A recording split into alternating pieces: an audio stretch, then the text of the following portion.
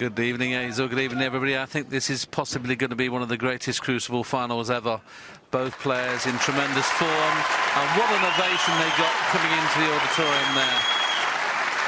I mean, I've not played for some 20-odd years, but that Thank you. brought the Frame hairs on the back of my 26. neck Shaun Murphy to to a break. standstill. Absolutely incredible. Yeah, I'm pretty sure Stuart Bingham hasn't experienced an entry into an arena like that in his career before. That's what happens when you've experienced this once, you want it again. Such a special night in your career.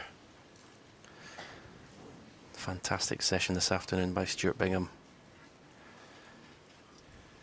Do you recall how nervous you were, Stephen, on the final session in all your championships?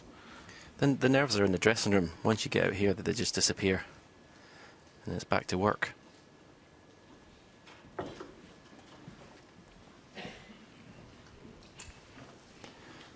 Little tap on the table by Stuart there, appreciating a decent break-off from Shaun Murphy. The standard of break-offs has not been great. There's been a lot of frames won in the semi-final as well from the break-off. Be very interested to see how Shaun goes about tonight, having led 3-0, 8-4. And now he's having to play catch-up.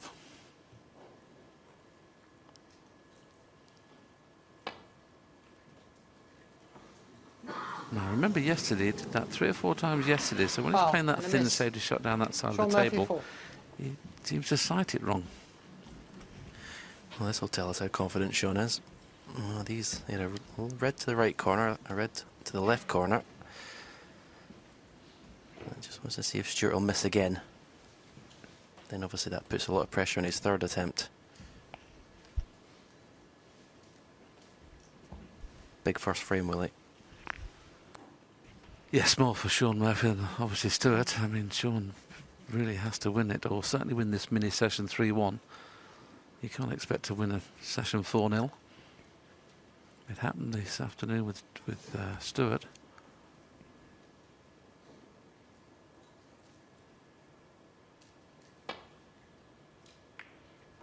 This time just right. Might flew a little bit off the cushion, but he'll be happy with that.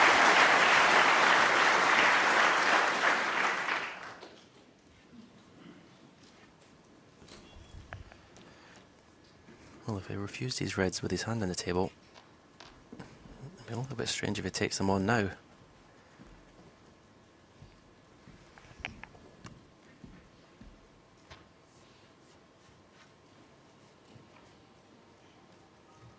Switch that off, please.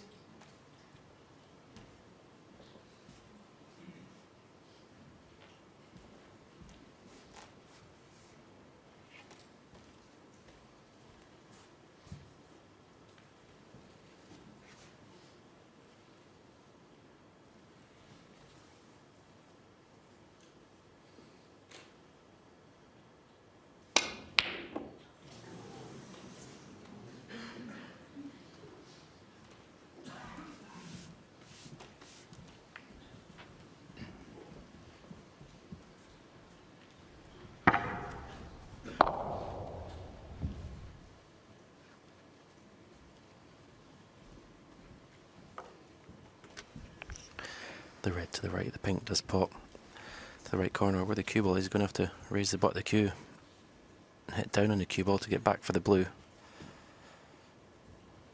A lot of times you miss these thick in doing this.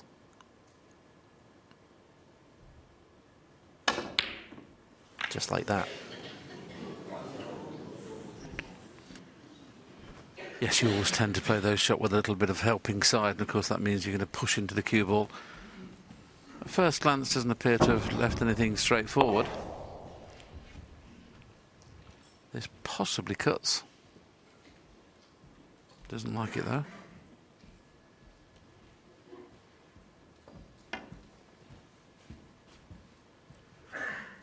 This looks like he's made his mind up to take this red on. He'll be playing for the blue in the middle pocket again, and once again you can push into the cue ball, let it thick. He doesn't fancy it.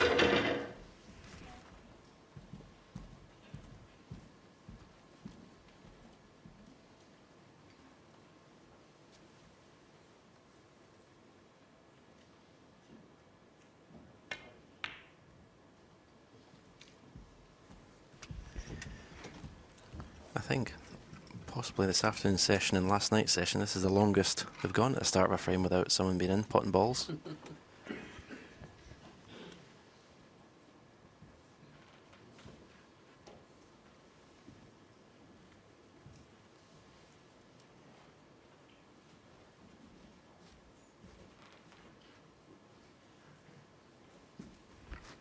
Just coming up to 5 minutes of play, and only 4 points on the border from a foul. Who's going to win the safety exchange? The red that's nearest the right-hand corner pots.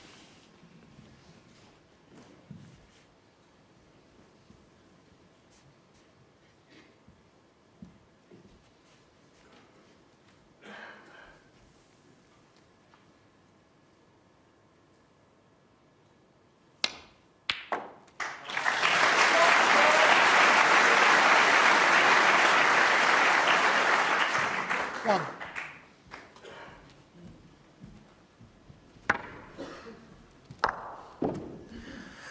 Well, the way the reds are, whoever got in first was always going to have a great chance to score heavily in this first frame.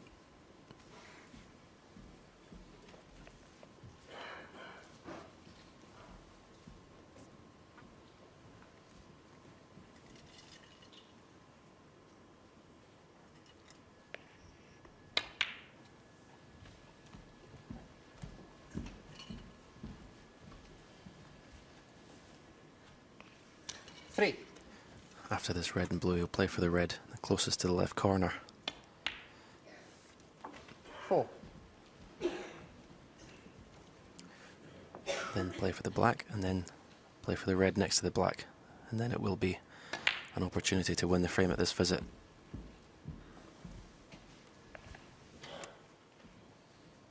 Nine.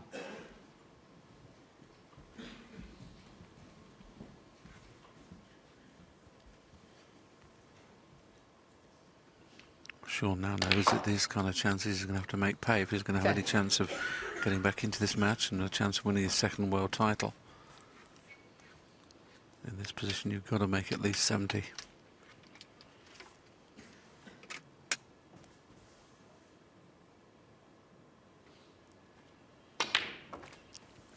A new innovation we have, of course, is the sidebar there you see there.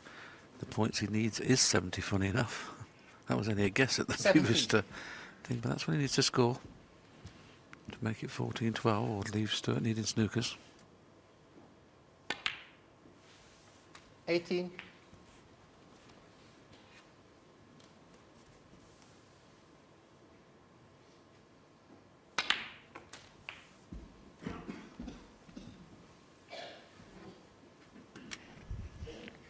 Important to win in one 25. visit, though, just to send a message to Stuart that, well, before he even finished 26. that sentence, he's played a bad shot. He just got a little bit high in the red. He was playing just to brush that black. He got almost a full ball contact.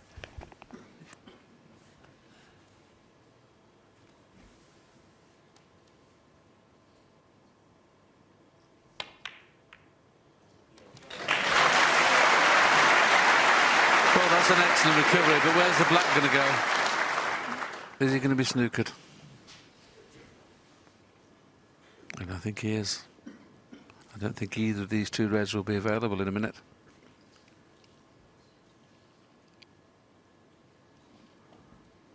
I've got to give credit to Olivier Martil. This is his first World Championship final, and he's, like the players, have been virtually flawless 33. throughout this match. Can he get through to it? Doesn't look like it. So unlucky, because it was a great black, that was.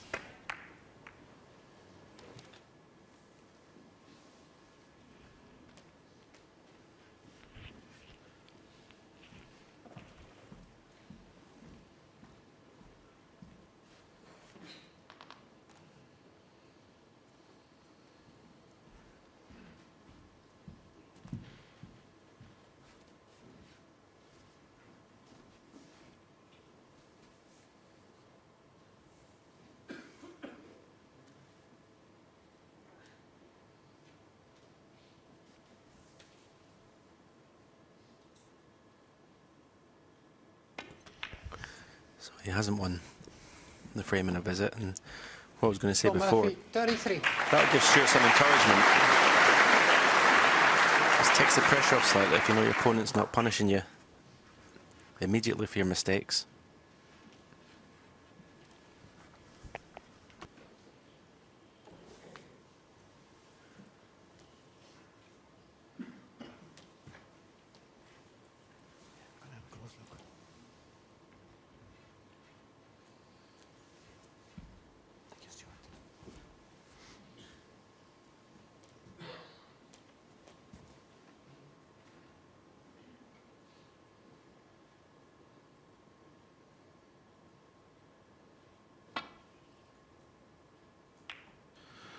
It's amazing how good he sights them down the right-hand side.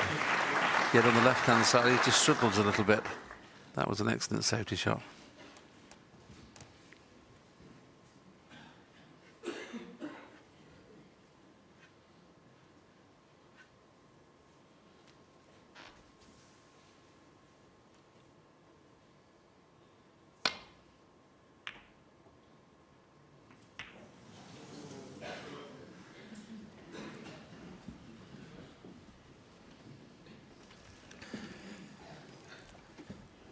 Poor safety. The blue's always there. And the chance of a red down the cushion for the right corner. The positive way is to play follow through of two cushions for the black to get closer to the black. He may, if he has to plays a stun shot, he's going to have to hit it a lot harder to get the cue ball away from the cushion. It's just, what way would you favour playing this, Willie? Stunner? Definitely run through. Yeah, definitely run through. Gives the pocket a bit more chance as well at the pace you're playing. And also, if it was 38 in front, I don't think he'd have took that on, or 37 in front, but the fact that it was 37 behind, definitely value in taking that on. And the way he's played it, he may have got away with it. Be a little bit worried how far he missed that by. Maybe he's not settled yet.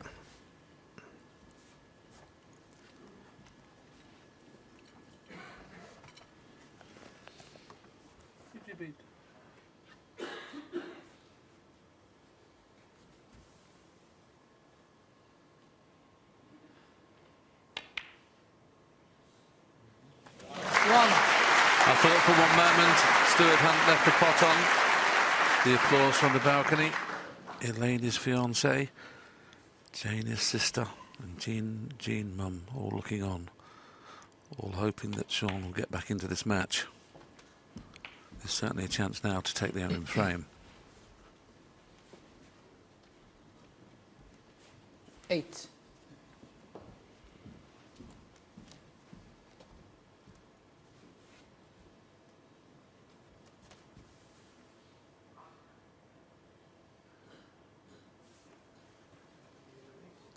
Can you lower the sound of some of your radios, please? They're a bit loud, thank you. Well, nobody was talking there, so I don't know how they've heard any sound. I think it must have been a mobile phone or something.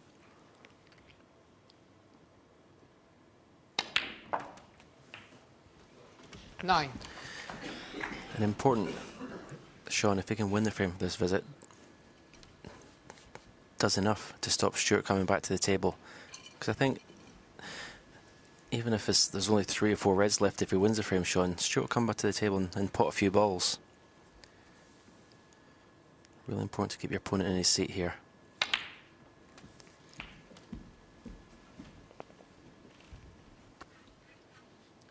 $16.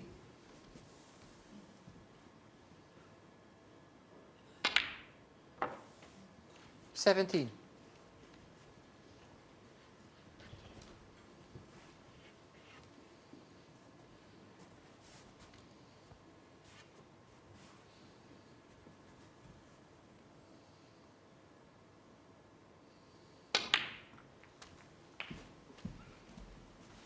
Getting over close to the winning line, didn't quite get into that. It was just like, the only reason I say that, he'd have preferred to be 24. playing the screw in the middle pocket to get back to the black. The angle he has is going to have to go for possibly the yellow. The brown and blue are not in favourable positions, really.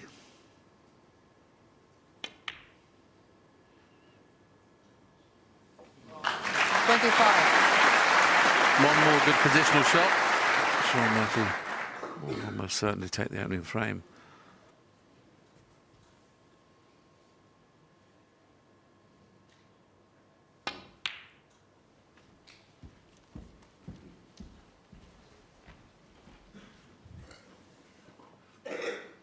27.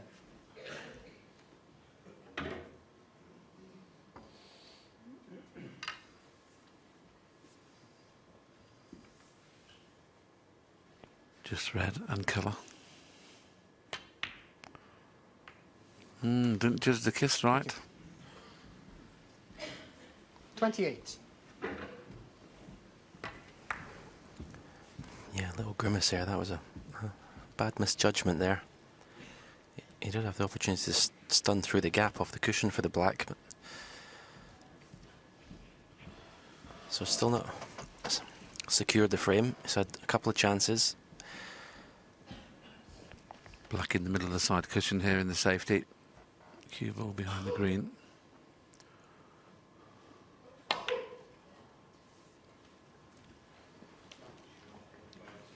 Shaun Murphy, 28. The key thing was to get the black safe there, and he's done that.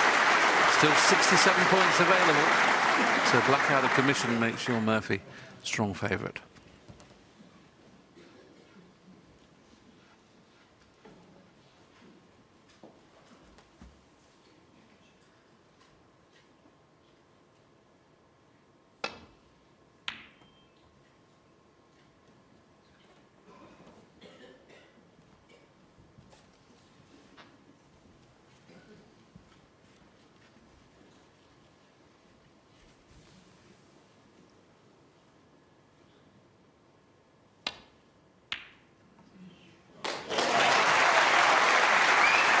That's the one he was looking for. 1.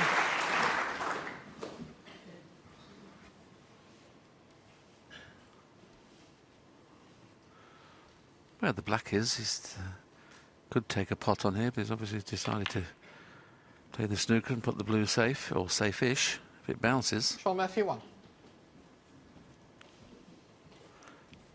This is only the second frame in the whole match, Stephen, where there's not been a break of 50 or above. Yeah, it's been awesome to watch.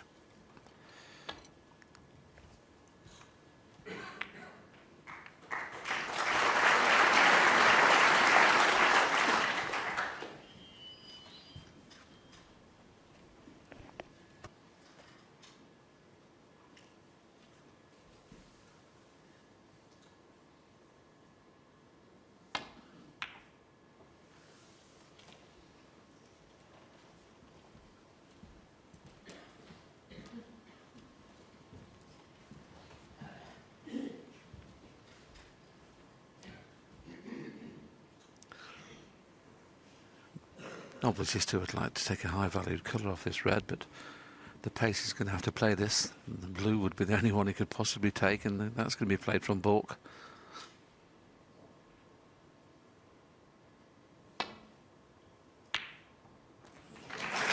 In goes the white. In goes the red, I should say. Be careful where the white's going. He needs to be able to see this colour, and he can.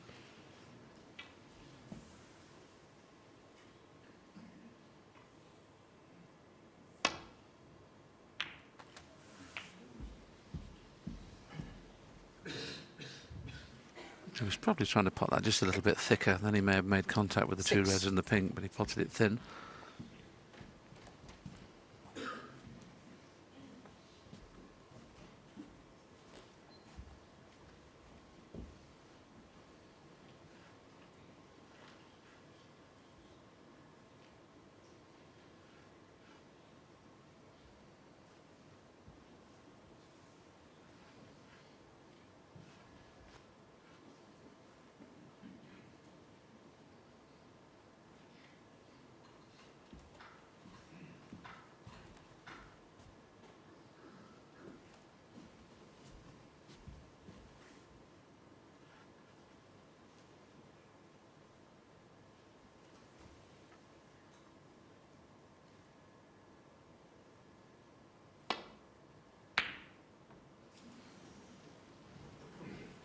Stuart Bingham, 6.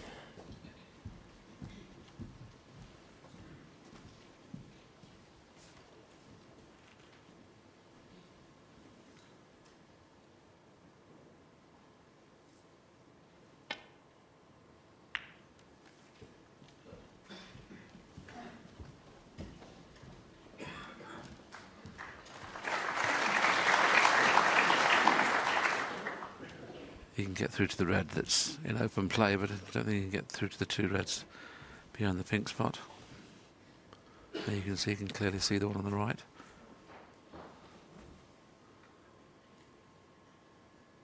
It's going to hit this good to get back through the gap of the pink and blue on the way back. Got the jaws, that was one way. The bottom red of these 2 will be potable.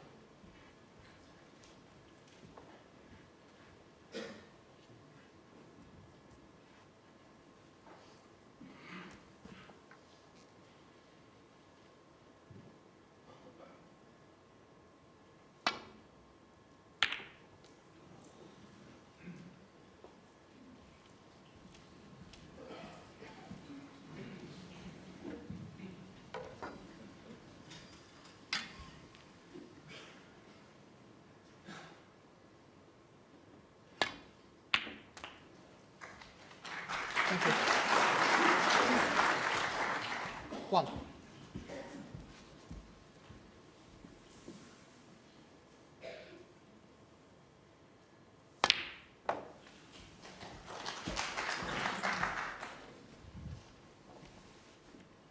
Six.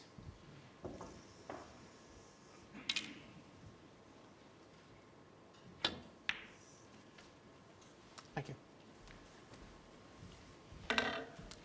7.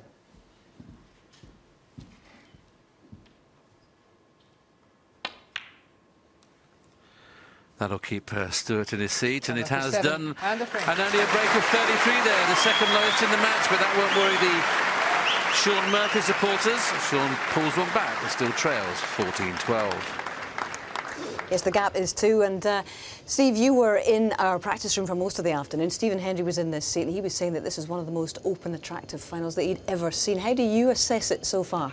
Well, I think the players, when they've reached this standard and this far in the tournament, usually get more and more accurate, the ones that are left. But I think what we've seen here are 2 players who just don't really want to get bogged down in any type of safety play whatsoever.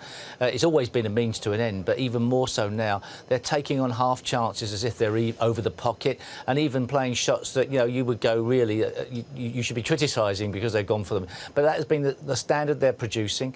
And I think Shaun Murphy had a bombardment of breaks in the second session, but didn't completely close that session out. Then Stuart was just awesome in the third session. And whilst it started off a bit slow here tonight, it will reach a crescendo, that's for certain. I'm sure it will. And it's worth reminding you, if you are just joining us for this final session, and you are most welcome, that Stuart is actually 6 years older than Shaun, but he is the rookie in this situation. He's only been past the second round in this crucible twice in 15 years, in fact 20 years as a professional. It's remarkable, and he started this tournament as a 50-to-1 shot.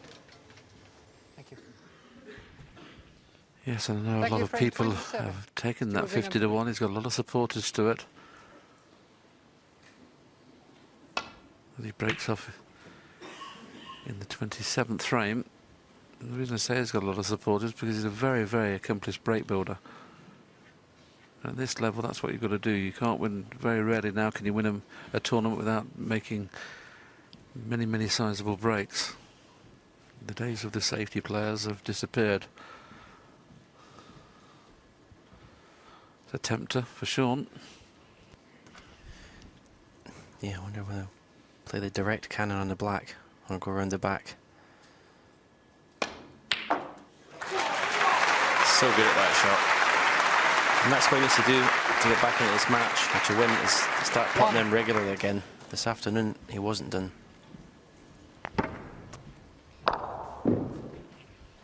Yes, for the first time in the tournament, he missed a few this afternoon. He's potted 2 out of 2, that kind of shot this evening.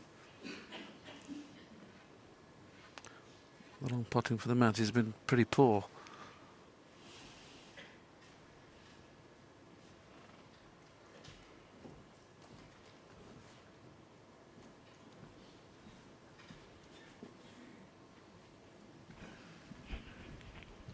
There you see the tournament success is a lot better. You need to be around 60% really, but over this length of match you can expect the numbers to be a little lower.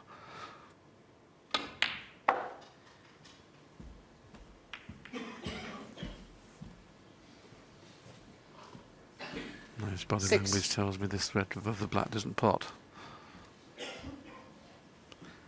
And there you can see it doesn't.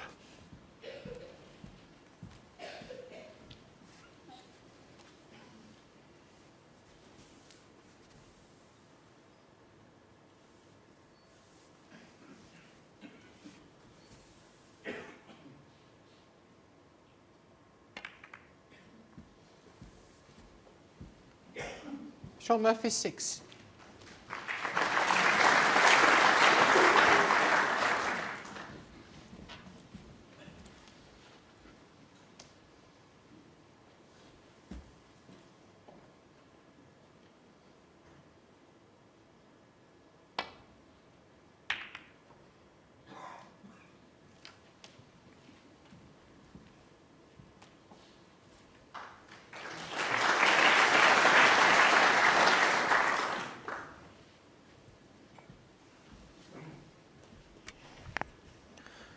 Better safety shot by Stuart Bingham. And this needs to be a thin contact.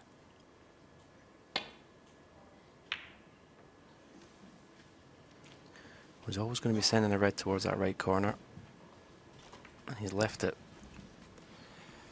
Stuart does have slight angle to play for the black into the same pocket, but the pink's also available to the left centre, or he can just take the cue ball back up towards the blue, of course. But this chance has come from Stuart's excellent safety shot, so he's forced the opening.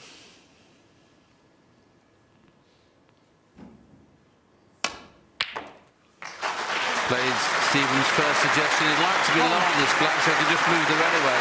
I think he's virtually straight. The red might pot when it goes back onto its own spot. You can see there it's available into the same pocket as the black.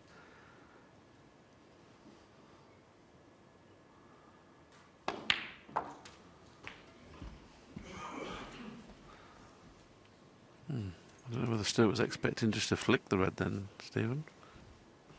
I think he was. It looks like the black's gone up towards, it's going in the brown spot. 8.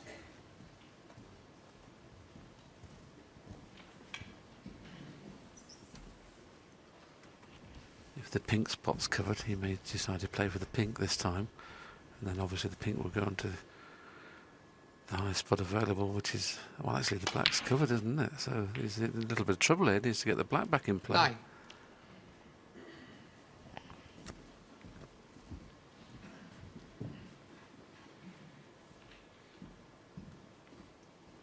Yeah, this is not straightforward now. He needs to get rid of that red on the black spot very quickly.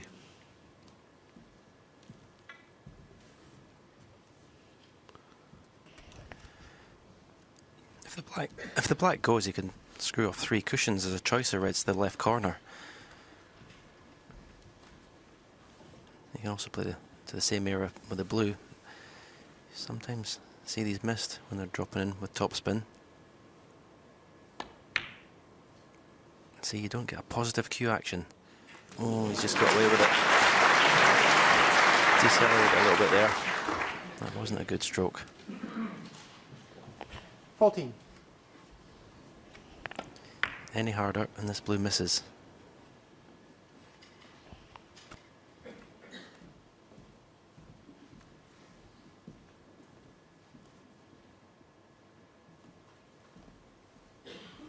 Depending on what angle he's got, he may be able to, well, the pink may be available through that little gap there. Will he risk doing that, or is he going to play the power screw and screw off the red to go off a blue or bought colour? It's got to be so precise to, if he decides to play for the pink. That's why he's playing the other one. That's a clever little shot. Well done. 15.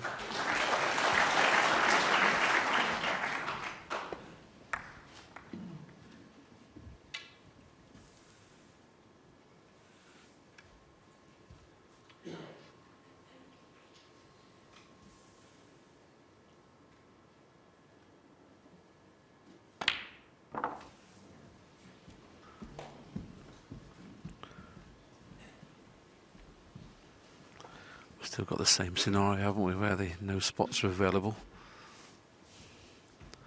So the pink's now going to be tied up.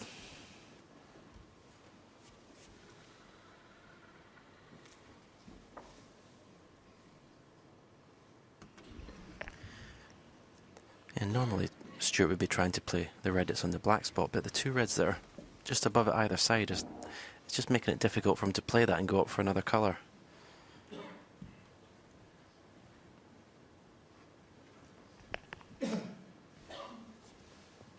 Thank you.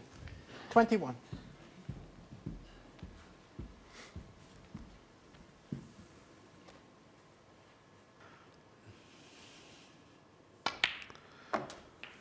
No, this is 22. perfect. Now I bring the pink into play.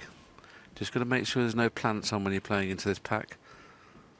It's one of those packs, Steve, where you don't have to play it particularly hard. It's, you know, normally they play into these really hard, but reds would be pushed to either corner, playing it softly.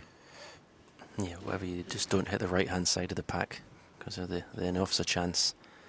If anything, favour going into the left-hand side as we look at it.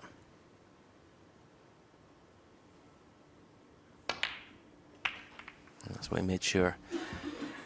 And he's got a red, but 27.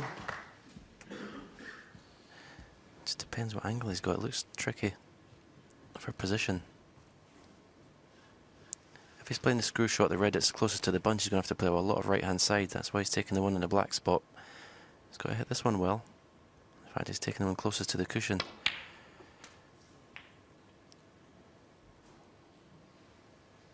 $28. The pink may be available into the corner, but he's going to have to get directly straight behind it. So he'll play the blue now, and then he'd have to decide whether he's going to play any sort of cannon, but still that red on the black spot is causing all the problems in this frame.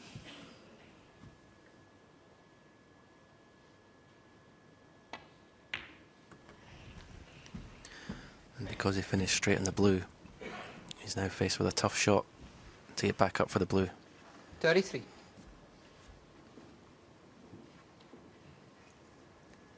These really need good cueing.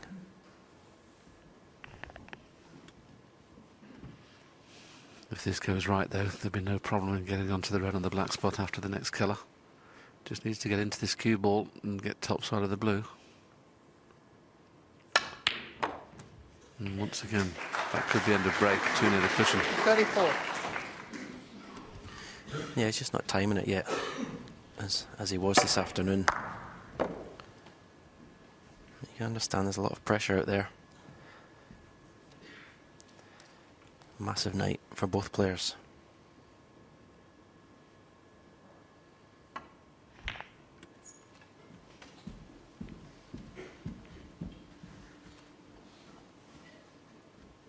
$39.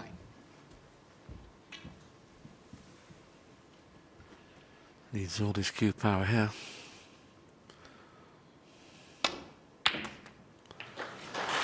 This time, nicely hit it actually too well. Yellow the ball, but just going to miss the kiss on the blue. That's all you have to do here if you're going to play twice across with the red on the black spot. A lot of cue power showed here and actually timed it to perfection. He's just looked to see if the two reds below the pink pots. If it does, he could play this yellow one cushion and play for those two just below the pink.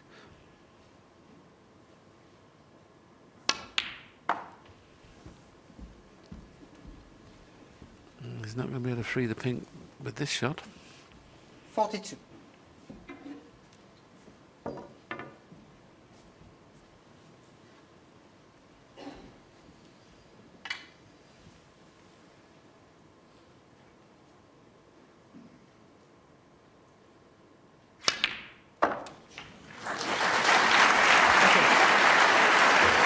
Well, he's not a complete 43. control of the cue ball in this break, but good concentration because he just keeps potting.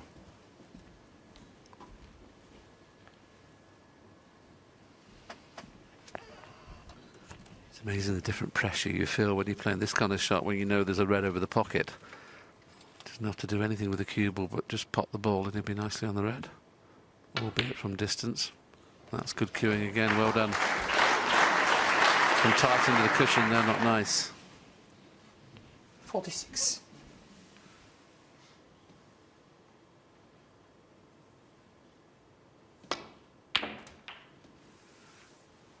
47.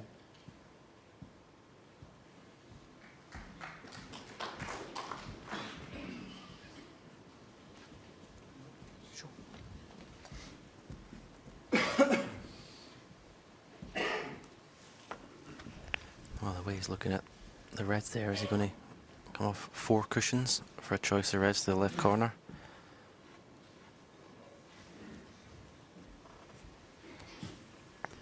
If he is, it's all about missing the yellow, isn't it?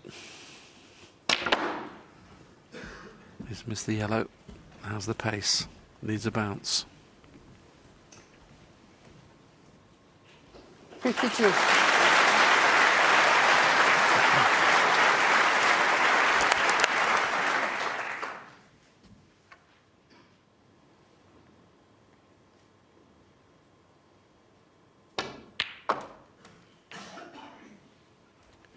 $53.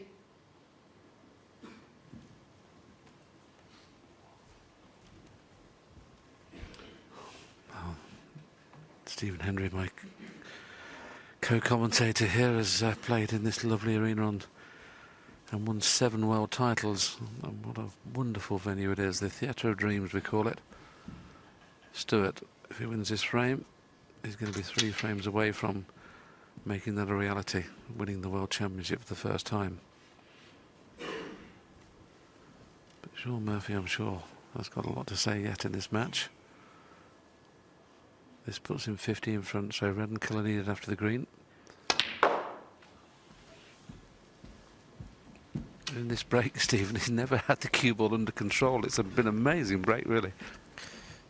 Yeah, as I was saying, that 56. tremendous focus and concentration just to keep it going.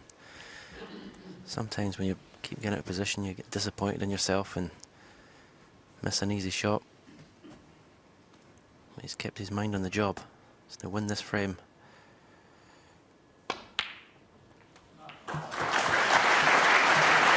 57. Yeah, it's perfect. That's a great shot. Just at the right time. The first time he's played the cue ball exactly where it finished, and it's winning the frame. Yeah, Stuart's job tonight is to get to 18. 62. He's played fantastic snooker through this match. But tonight, it's just all about the result. He doesn't care how he gets there. 63.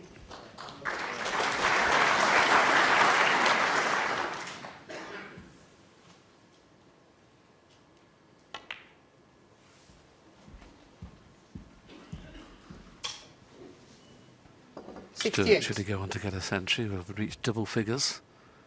This will be his 10th, should he get that far.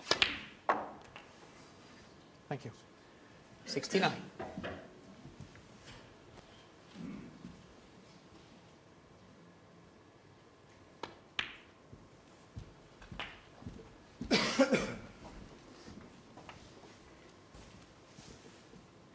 $75.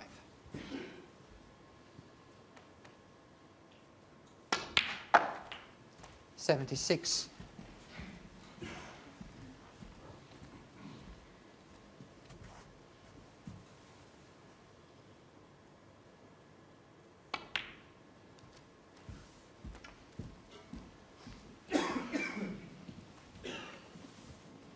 82.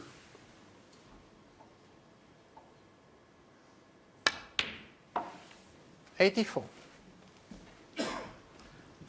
Just a little bit of check side on the green, just to finish closer to the brown. There's the white squaring up. 87. That's the check side.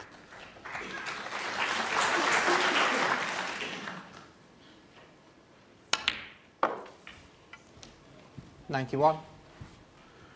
Just one black played in this break, and he's been all round the table. First 50 points were hard work, and he 96. just kept knocking them in.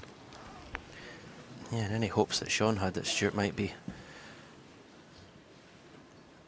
He might feel the pressure tonight. Being quickly evaporate. There's the 10 up signs. 10 centres for Bingham. 86 in total, and just when he had to do it, lost the previous frame. He's won the next one. He goes 3 clear again at 15-12. And I think this just underlines the fantastic quality that we are experiencing here in this final. John, for you, how would you rate that particular century and indeed that break? Best break of the match. Best break of the match by a mile. If you see the black goes up on the brown spot, the balls are awkward.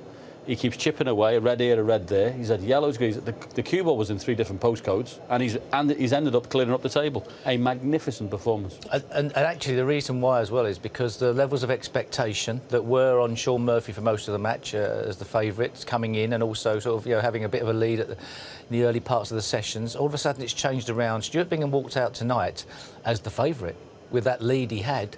And therefore, that break was such an important break to maintain his distance away from him. And it sends a very powerful message once again to Shaun Murphy. Absolutely, sends it right back. I'm here to play this evening. You're going to have to be very special. But I hark back at the way the balls were and it was just so awkward, wasn't it? I mean, if someone had said to you they're taking 30 or 40, then OK, you can play the safety shot, but to clear up from there.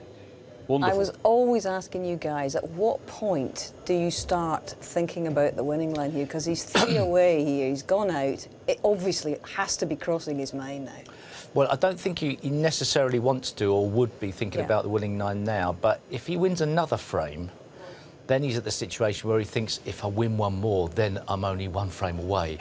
So there is this level that builds up of pressure that, if I could just please just hit one more. I'd love to have a crack at just winning the last frame to get to that to 17 and then to get to the 18. So. And is that what you have to carefully guard against? Yeah, well, we've all been there, just getting over the winning line and staying in the present. Yeah, playing every single ball and every frame as it is. It's boring as anything, but it works. It does, and it's certainly working for Stuart Bingham now. Back he comes. What a story unfolding here. Thank you. Frame 28. Shaun Murphy to break. You can just feel the atmosphere. That's Shaun Murphy breaking off. They want it to go the distance. The neutrals want it to go to the distance. Shaun Murphy really has to win the 2 remaining frames of this mini session.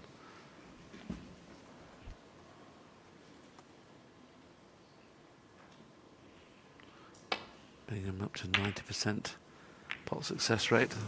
Not the best safety shot, but not left anything easy.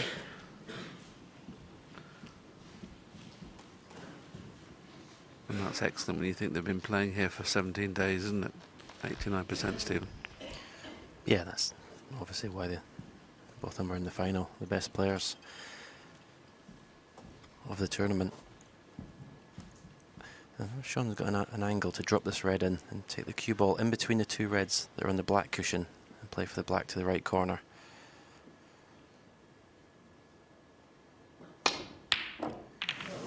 Well, that shows to me a little bit of confidence has left Shaun Murphy because he played that cue ball to safety rather than play the positive shot for the black. Thank you. Settle down, please. That would please me if I'm Stuart Bingham.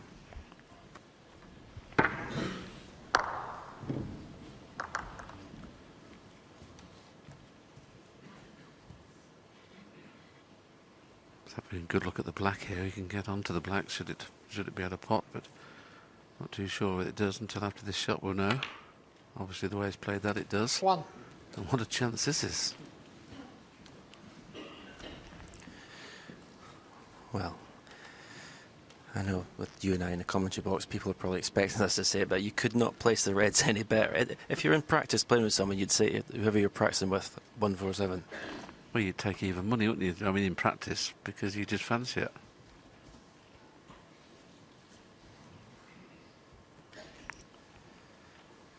He's had 2 chances in this championship, one this afternoon, one against O'Sullivan. This afternoon's break was superb, wasn't it, Stephen? A little unlucky not to get one.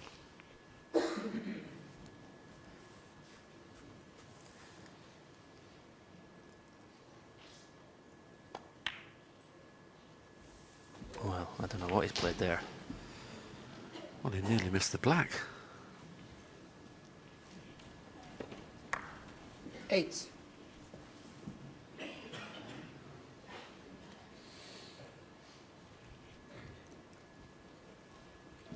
That's the first sign of nerves there, because they just looked to be able to just stun the black in and be on the red. I didn't know what he was thinking there.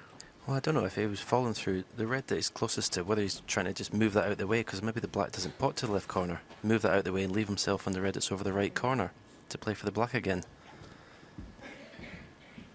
But if he was thinking that, Stephen, you've got to be a lot harder than he played it, but any Stuart knows what he played there. He's just really having a good look. I mean, why not just stun it in, Stephen? The black pots. I think he just wants to get a small half ball contact on that red, just to nudge it out the way. And it'd be a simple positional shot. Well, what a result he's had there. Stuart Bingham 8. He's not got away with it, has he?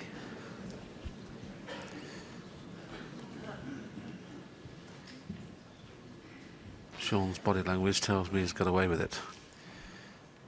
Well, in that shot, is he destined?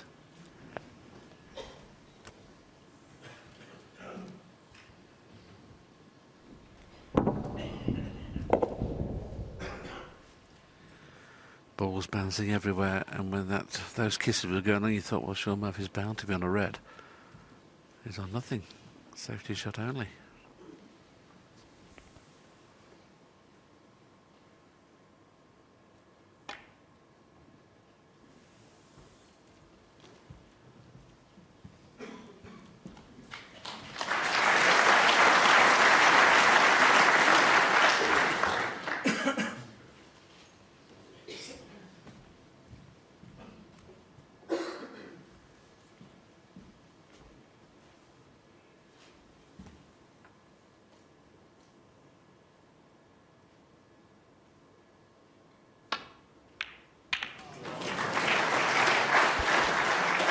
Well, that's when you know your luck is in. This could be Stuart's destiny, really.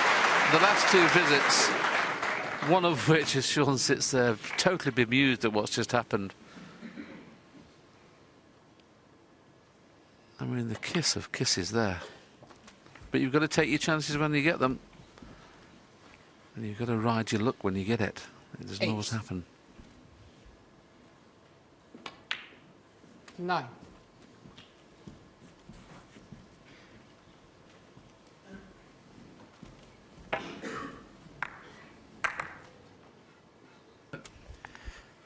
Ball run Bingham. That is best.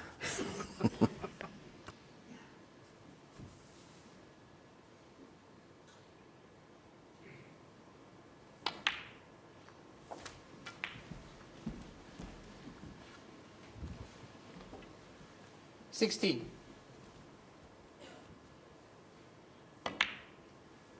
$17.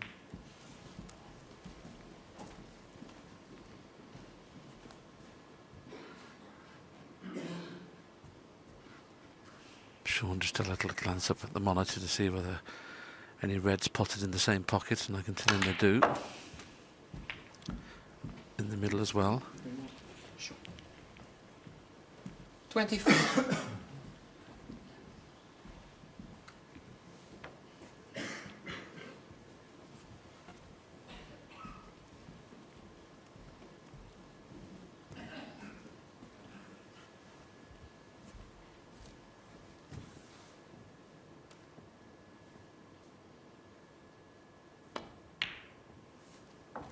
$25. Usually when the balls are in open play like this, Stuart has scored more than enough to win most of the frames.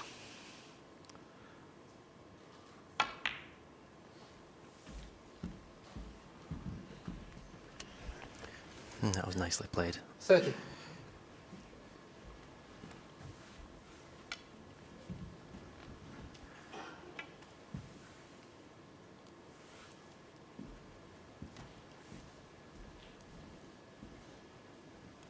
This stage, it's just got to play one shot at a time. Just concentrate on that as hard as you can. 31.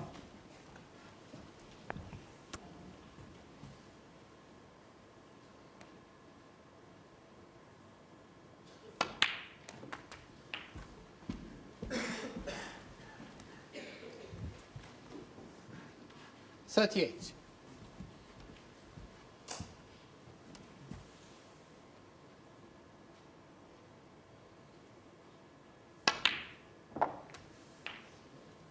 $39.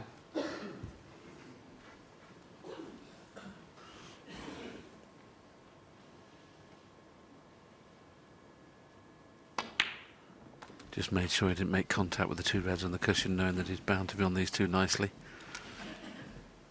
54 points in front, 3 reds, 3 colours. We go to 16-12.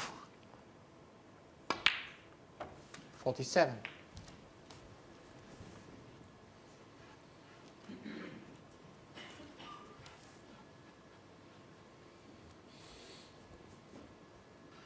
He's overrun that. He may have to play the cannon into the red and pink now.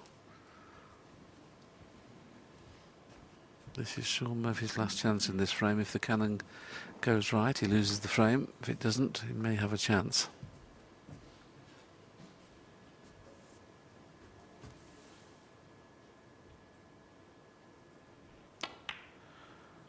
Well, to play the cannon into the red was an easier shot than playing the whole shot there, Stephen, wasn't it?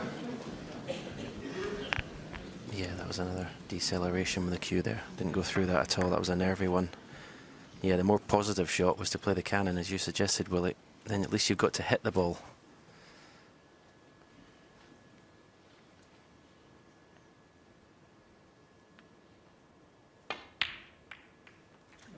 One.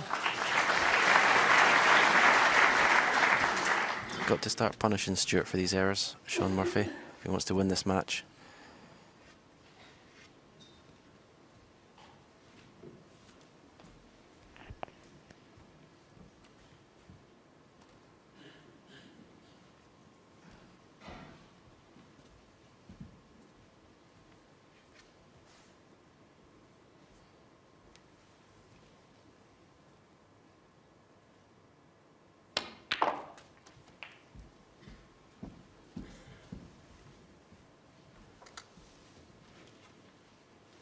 Eight.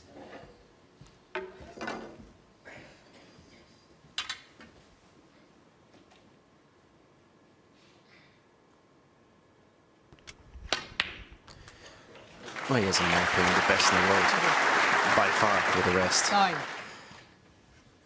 He strikes it exactly the same way as he does with his hand on the table. Same cue action.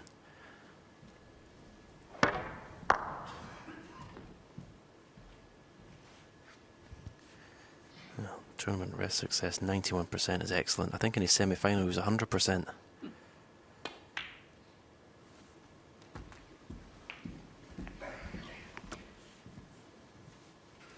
This will hurt Stuart Bingham. 15.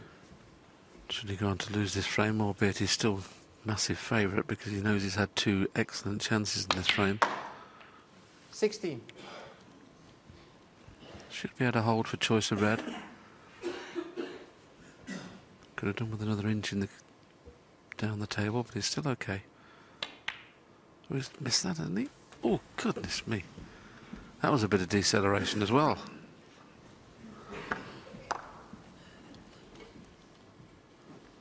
$23. And Shaun took his time getting up off the cue there when he saw that black head into the jaws. And where the whites finished, you can tell he didn't get onto it nicely. But he's still okay.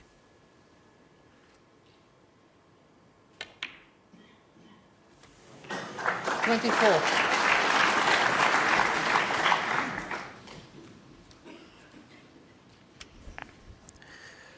May choose to play a cannon on the red. That's to the left of the cushion.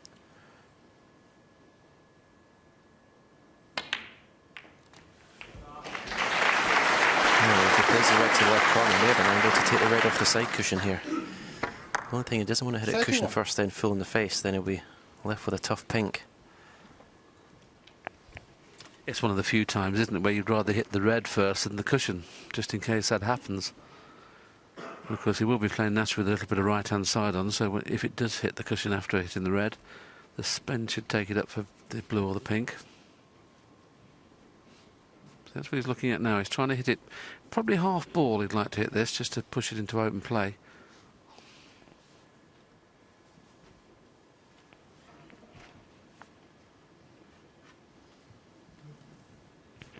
This is a massive moment for Shaun Murphy.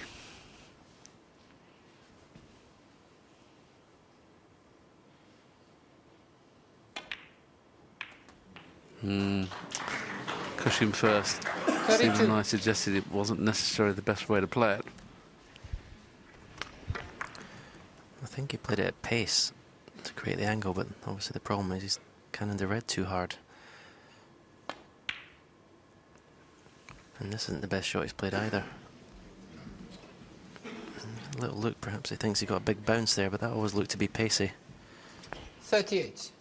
Well, he'd love to get onto the yellow as he plays his shot. I'm not sure it was a big bounce. I think he just hit it, overhit it. Can he get onto the yellow? If he gets on the yellow half ball, he can move the red or the brown. That's an excellent pot on the red. It really was. That was a pressure shot. Brilliant. There's an angle on the yellow. I don't think he's got it on the brown. So if he plays cushion first or red first, half ball contact, either way will be good.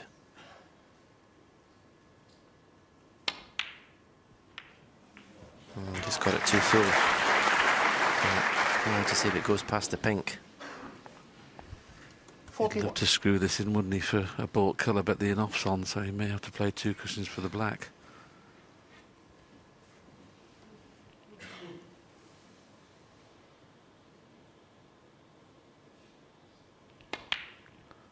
It's there. Brilliant shot. Brilliant shot. What a clearance this would be. One of the best of the match should it happen.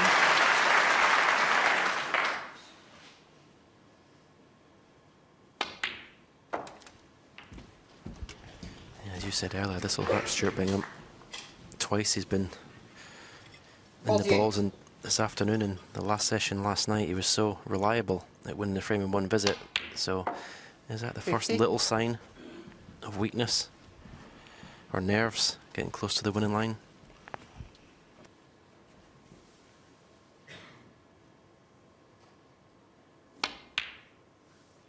$53.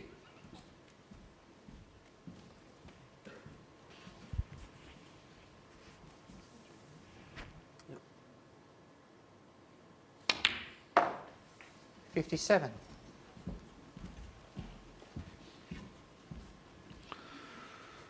Shaun Murphy has made 13 centuries in this match. This break will be better than any of the centuries he's made. 62. The clearance looked highly unlikely. The clearance looked highly unlikely, but Shaun Murphy, what a tremendous break that was. What a pinch that could be in context of the match. A fabulous clearance. Shaun Murphy closes within 2, but still trails 15-13.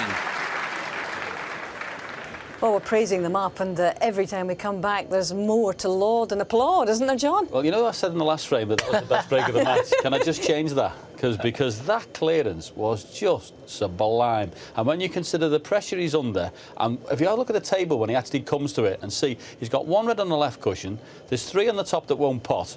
I mean, he's got and actually the first shot's just a little bit smelly where it's finished. I mean, to clear up from there is a magnificent effort. Now, how much does experience count in all of this, Steve? Because we've been talking about Shaun Murphy. It's his 3rd appearance in the final. He knows exactly what is happening in the closing stages here. Is that playing a part, or is he just on instinct out there now? I think by this situation, by this time, it's autopilot, and really, from my perspective, it's about who can just about hold themselves together. We know full well that both these players have produced so much good snooker in the build-up to the final. There is the possibility that a player can just crack. It does happen. You'd think, judging by last year's performances of Mark Selby and Ronnie O'Sullivan, you'd think that it won't happen. It's going to be a slugfest, as it's been all the match. So I think we sit here sometimes and we're just gasping with the standard, you know. And the standard has got so much better. The shots they pull out, that's just a normal clearance, a normal everyday superhero clearance. You do take it for granted, actually, don't you? I was talking to Gary Wilkinson before, who works obviously with the association. I was a real good player, world match play champion, and he went, they've made this table look like a pool table all day. He said, I cannot believe the standard and how they've played. And this is a real top-class player, Gary was as well. He said, it's incredible, the standard they've produced. Yeah, 86 century breaks so far. I mean, like, you know, the people at home watching think the pockets are easy peasy. OK, so it's new. You know, there's the cloth on the cushions are, you know, like brand new, so the balls slide in a bit off the cushions. So that's why sometimes it looks like it goes off the foul jaw. But they're not easy. I mean, when we had this problem back in the 90s, we decided that perhaps people thought it was getting too easy. Do we tighten them up? Do you start tightening them up even more than the club tables by a long way? Well, they are making it look easy, and as you guys keep telling us, it certainly is not in this pressure and this cauldron at the Crucible. And that's the key thing, Hazel, isn't it? The pressure. We've got a change in the guard after the interval. New commentary coming in, but I'd just like to say this has been the best World Championship I've ever had the pleasure of commentating on. The standard all through the tournament has been out of this world.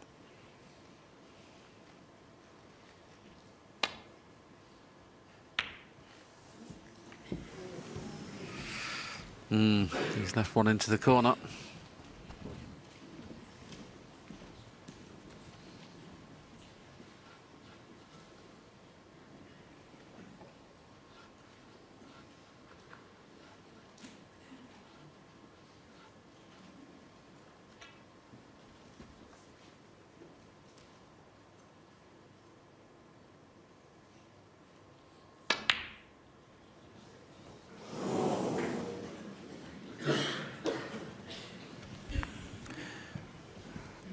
Well, this will be interesting to see what Shaun plays. He has got a red to the right corner here.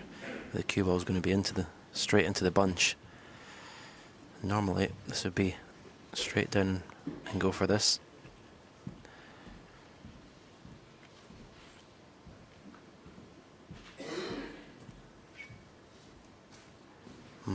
Interesting. A little bit surprised. But I suppose at this stage of the match, Willie, as I says, the important thing is getting to 18, and maybe he's got back to 15-13. He doesn't want to gift Stuart another chance. Yeah, coming into this little first mini session, he'd been praying to win 3-1. He's got a chance of doing just that. Maybe he thought putting all his eggs in one basket for that red would have been a problem. The audience laughed there because both players were crouching down at the same time. Olivia's not the tallest. He'd have had to get a stepladder to look over Bingham, wouldn't he?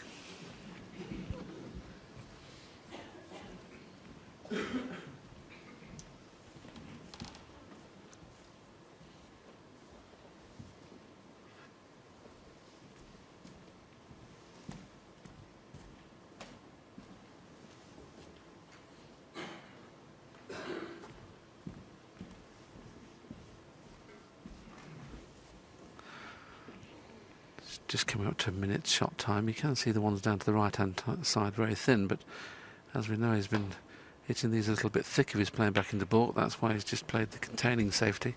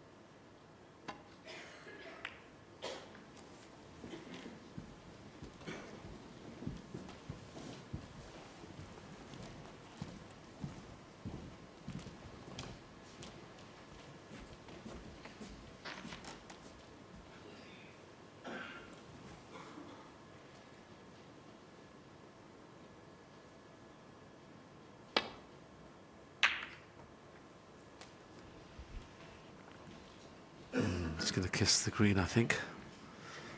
The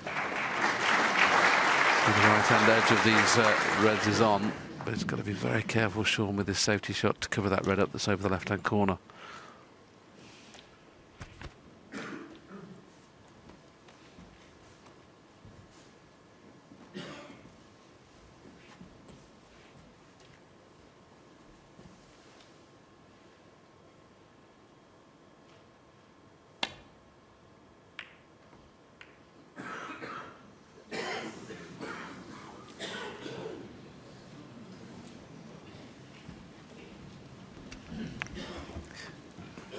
Well, the red to the left corner is definitely on, but the cue ball is going to be careering into the reds. So it'll be a big shot to take on. But I think you've got to play your natural game as much as possible. If you start refusing shots, it can turn your game too negative. So he's taking this on. It's the right shot.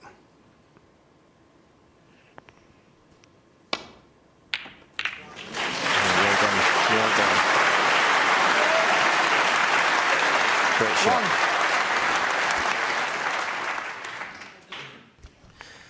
So earlier on, Shaun Murphy turned down what I thought was a pretty comfortable red, opening the reds up. Stuart Bingham didn't turn down the opportunity.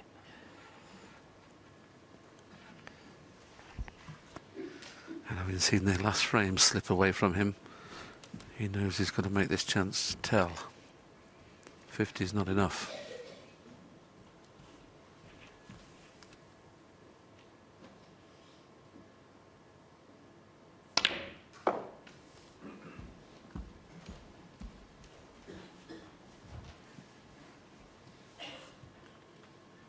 Three.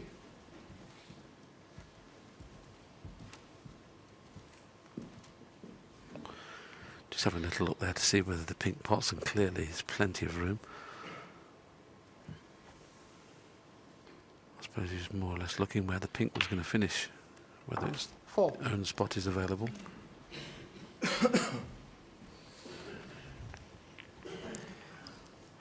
You look at this position, it's hard to see where it could go wrong. Apart from the pressure. Well, that's the word, isn't it? The P word. That's what tonight's all about.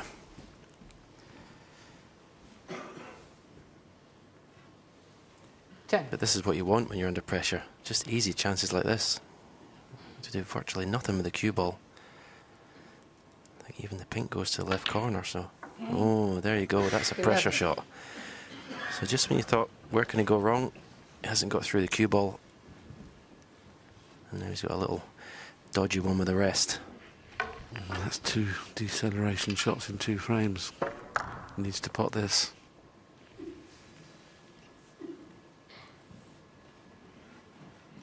He can do with kissing the red that's almost parallel with the pink here to hold the cue ball, because he could screw and come a little bit too low on the 2 reds above the black that pot.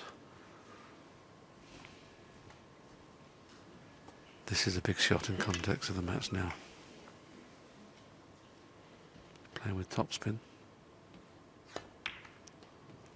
Lost the white. That's what I thought he'd Stuart. Yeah, I'm afraid that's what always looked like happening there. 17.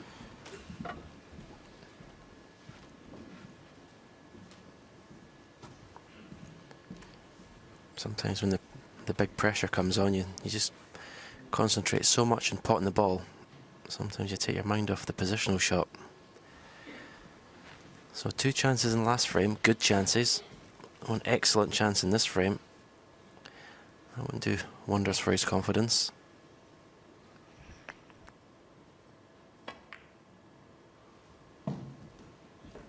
Stuart Bingham, 17.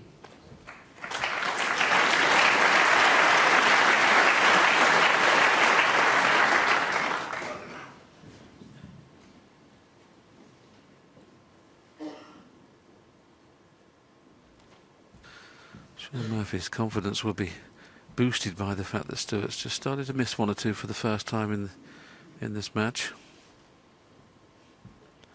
But Stuart's played a telling safety shot there, as you can see from our virtual picture there. I think he's easy to get back into baulk. If he plays the thin one, The off's on.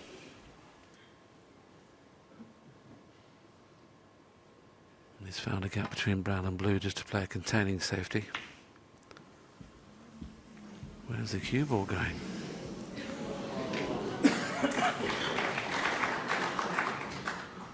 That was a silent John Virgo, wasn't it?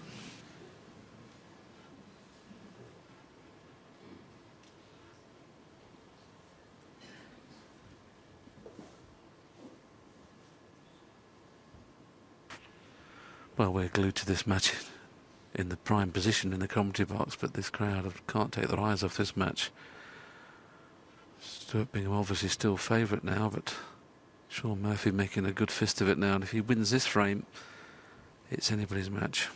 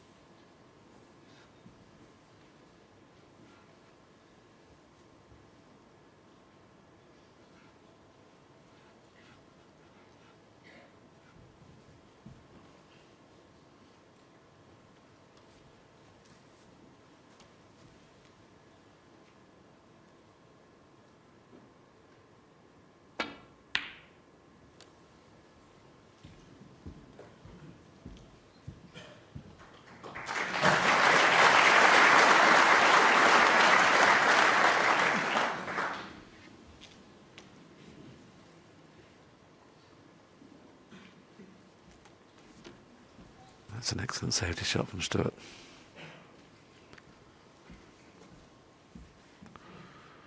The winner of this safety battle, who will it be?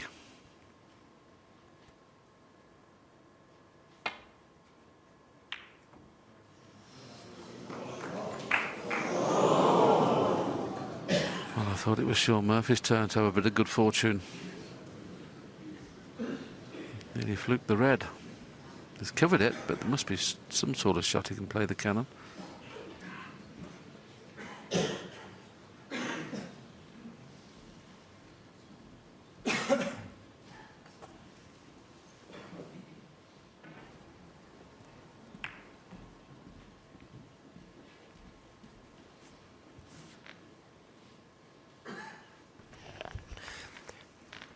Stuart becoming off left cushion first, and hopefully getting through the gap to go back up for blue or bot colour.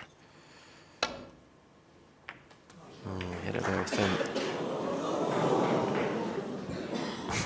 He's almost finished on the pink, I think. One.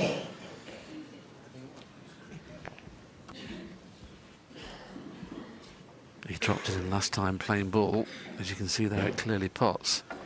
This time, surely he'll screw it in. Because he may flick off that red again and end up in the same place he was before when he flicked off the red.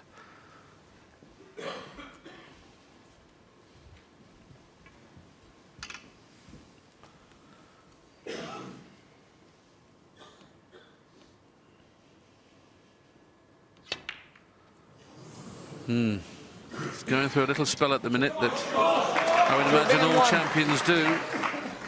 Where you just see the winning post and you're just trying to be ultra careful. Yeah, worrying times for Stuart in these last couple of frames. He's just played some shots that, to me, look like someone who's feeling it, getting to the winning line.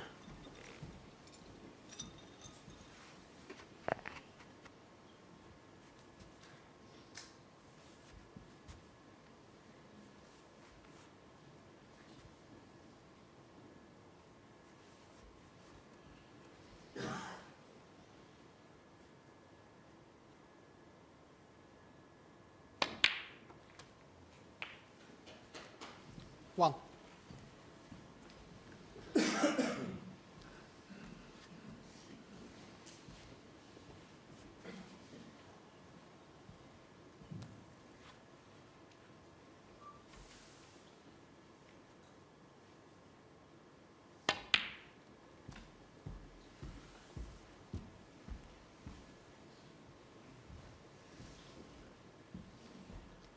4.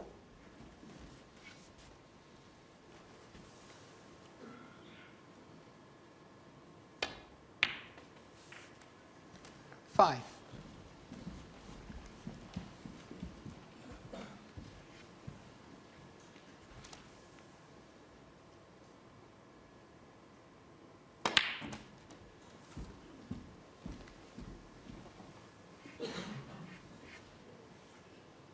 12.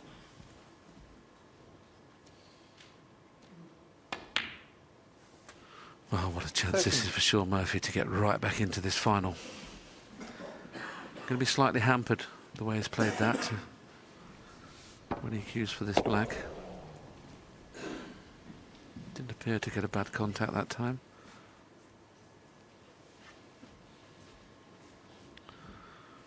Certainly a little bit more hampered than he would like, because he's going to be queuing over these reds.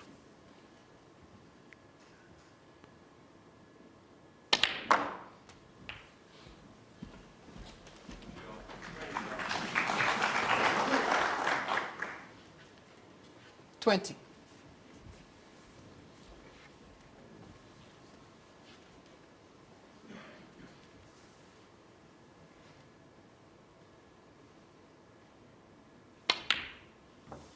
21.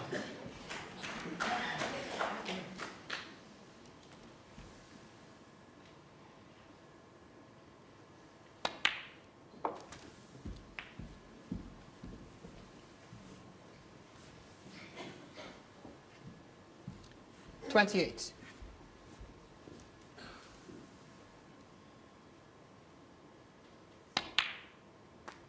29.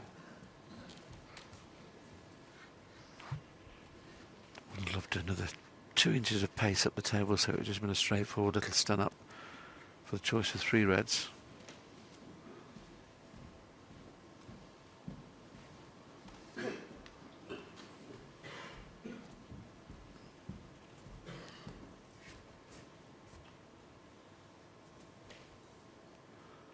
Playing with top spin, so that tells us that the 2 reds around the pink spot pot and the one on the outside obviously does. Hit that a little bit too hard though. 36. Tension out there is now at its highest.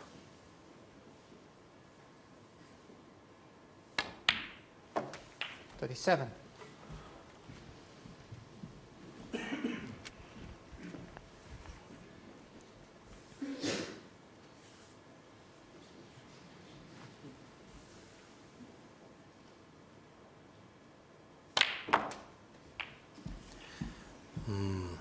Well, that's one of the worst shots he's played in the World Championship, position-wise. 44. He's looking bemused like he got a bad bounce, but he just got into this too much. Well, he played it plain ball and put side on Stephen, didn't he? That just shows you what tension can do for you. He's not played 2 cushions, he's played 1 cushion. What a big shot this is.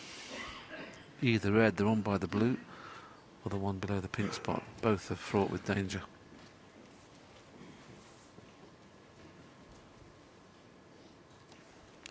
Well, this will be comfortable enough, as long as he's avoiding the cannon on the green. Which he has done. That's a good recovery. 45. Just wants that cue ball to stop. I think it's just stopped in time. Can follow through for one of these reds.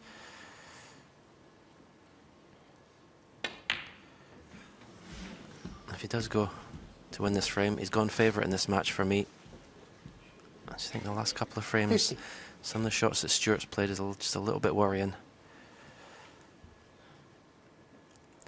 But he's proved me wrong before this competition, will he? 51. Yes, every time his back's against the wall, Stuart, he's come out fighting. He may have to do that again after the interval, even though he's leading by 1 frame.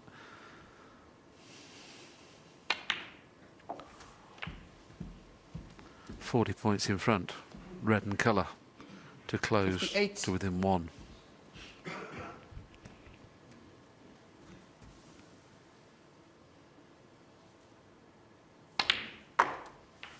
$59.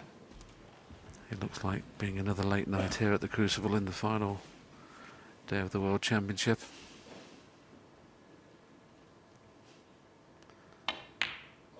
In goes the blue. Not too sure whether they can see the red directly. 64.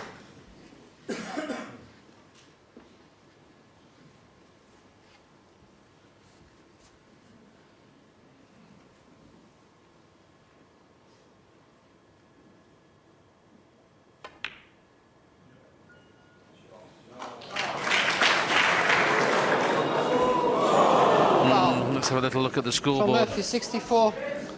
Stuart Bingham Obviously 4. may carry on now. So there's 42 in front. Yes, he'll have to carry on.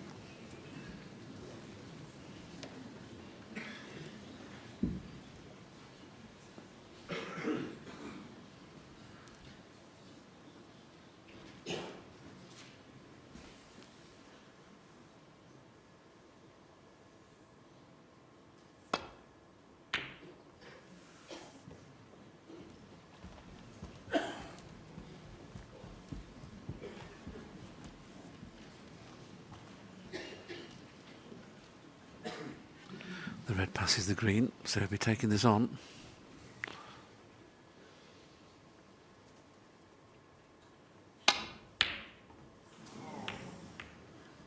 Wasn't missing any of those earlier on in the tournament, but obviously he'd just be a little bit relieved at the minute, thinking he's going to go into all trailing by just the one frame.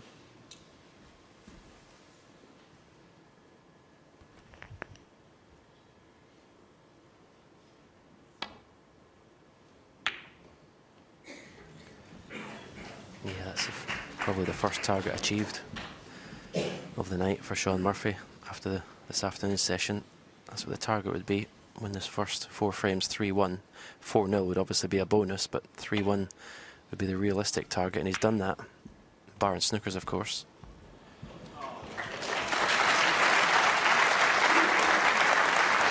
Tough to lay a snooker from here, though.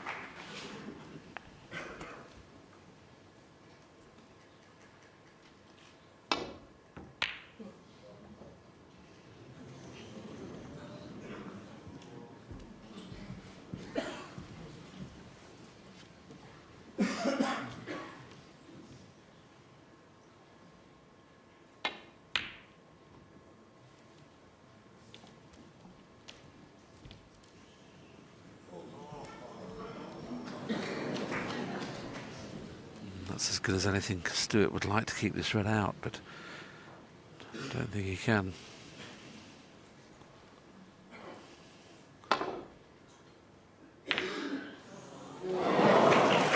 One. Just looking at the scoreboard, it would tell him he's 41 behind. If he pots the blue, he's 36 behind. Pots the pink, he's 35 behind, so it doesn't really make an awful lot of difference.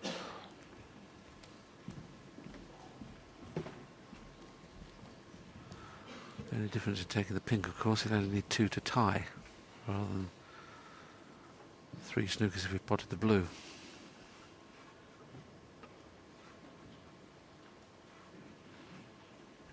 I think it's key here to make sure the pot, this pink, is not straightforward.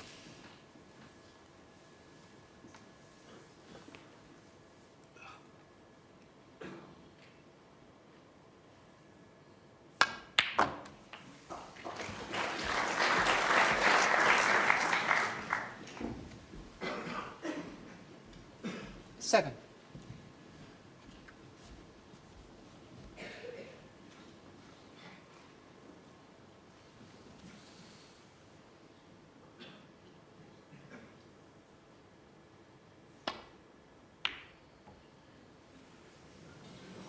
Wow. He's looked at Shaun Murphy. Bingham Shaun 7. Murphy takes that, and Stuart Bingham missed a couple in the last couple of frames. Shaun Murphy getting right back into this match now, goes into the interval, trailing by 15 frames to 14. Well, Stephen Hendry's put his cards on the table. He reckons that it'll be Murphy who looks the stronger and could go on here. And when we look back on this game, guys, I wonder how important that clearance of 75 in the 28th frame is going to be for Shaun Murphy. John? It could be the turning point. The trouble with this game is the two of them keep coming back at each other so much. We keep having turning points every other frame. But It could be. I mean, it was a monster clearance, and Stuart must have been thinking, oh, well, he's not going to clear up from here. These are awkward. He's in a world final. There's a lot of pressure on it. He'll do well to clear up here. And then when you see one ball go and another one, you sit there thinking, he's going to make it. It was a fantastic clearance, and it's just given him a bit of momentum. And worryingly, Stuart's missed 1 or 2 chances. Are you detecting a few signs of mistakes under pressure? Well, yes, obviously, you know, it looks like, I think it'd be fair to say he's seen the winning line and he's got 15 frames on the board and he needs 18. It happens to loads of players. He's not the first player it's happened to, and he won't be the last. I think both players got what they deserved in that session, that mini session.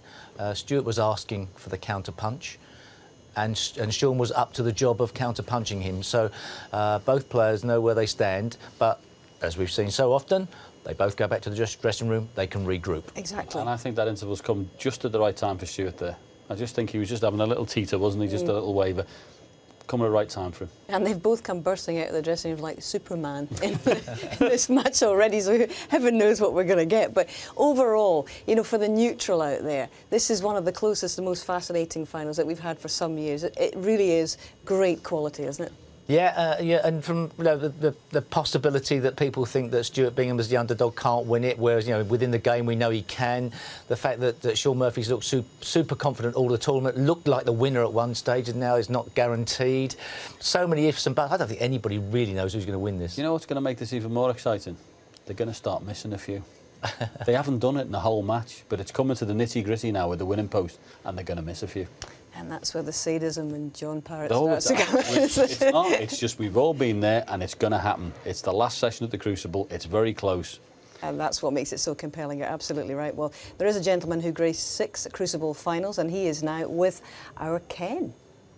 Yes, we're here in the practice room with a man who knows all about the pressures of world finals, of course, Jimmy White. Jimmy, fantastic finals so far, but those last couple of frames for Shaun Murphy, how important will they be?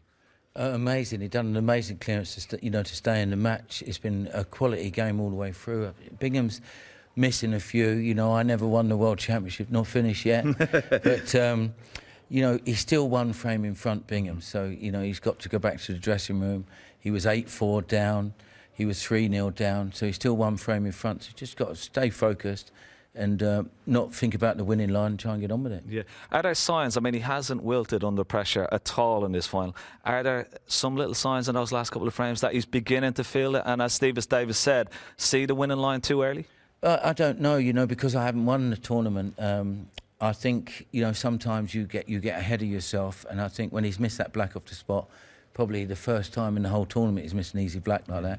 Then Shaun's gone on and done a great clearance. So it'd be a little bit on Bingham at the moment, but he's still 1 frame in front. So for me, it's still even money. Yeah. If you were in his dressing room now, what would you say to him? Well, just play ball by ball. As you know yourself, you just he's got to go for his shots, play his same game, and just realise that he needs like 3 more frames. And what about on the other side of the fence? Shaun Murphy, how will he be feeling in the dressing room? He'll be delighted because he's missed quite a few shots and he's only 1 frame behind, so he will fancy the job. So I think it's going to go all the way. Very exciting. Possible black ball finish, 18-17? Yeah, it would be appropriate for Dennis Taylor, wouldn't it? 30 years on? Yeah. OK, well, enjoy the rest of the final, Jim. Thanks for taking time.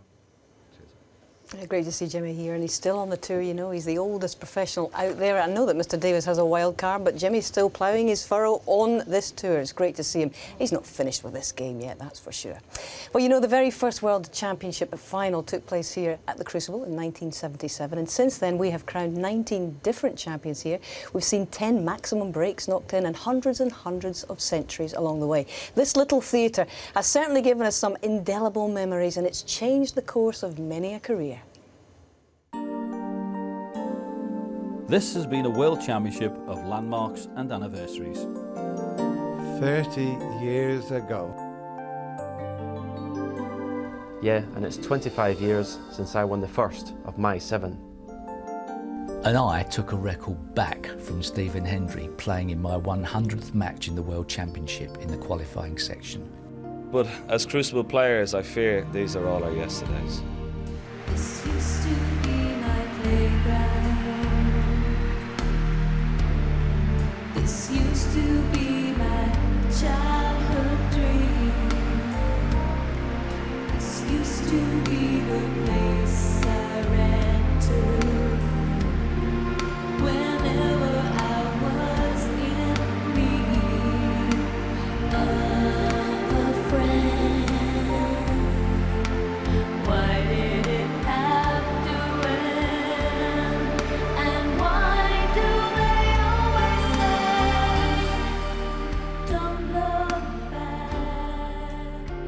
Back in the day, it was a bit more drab.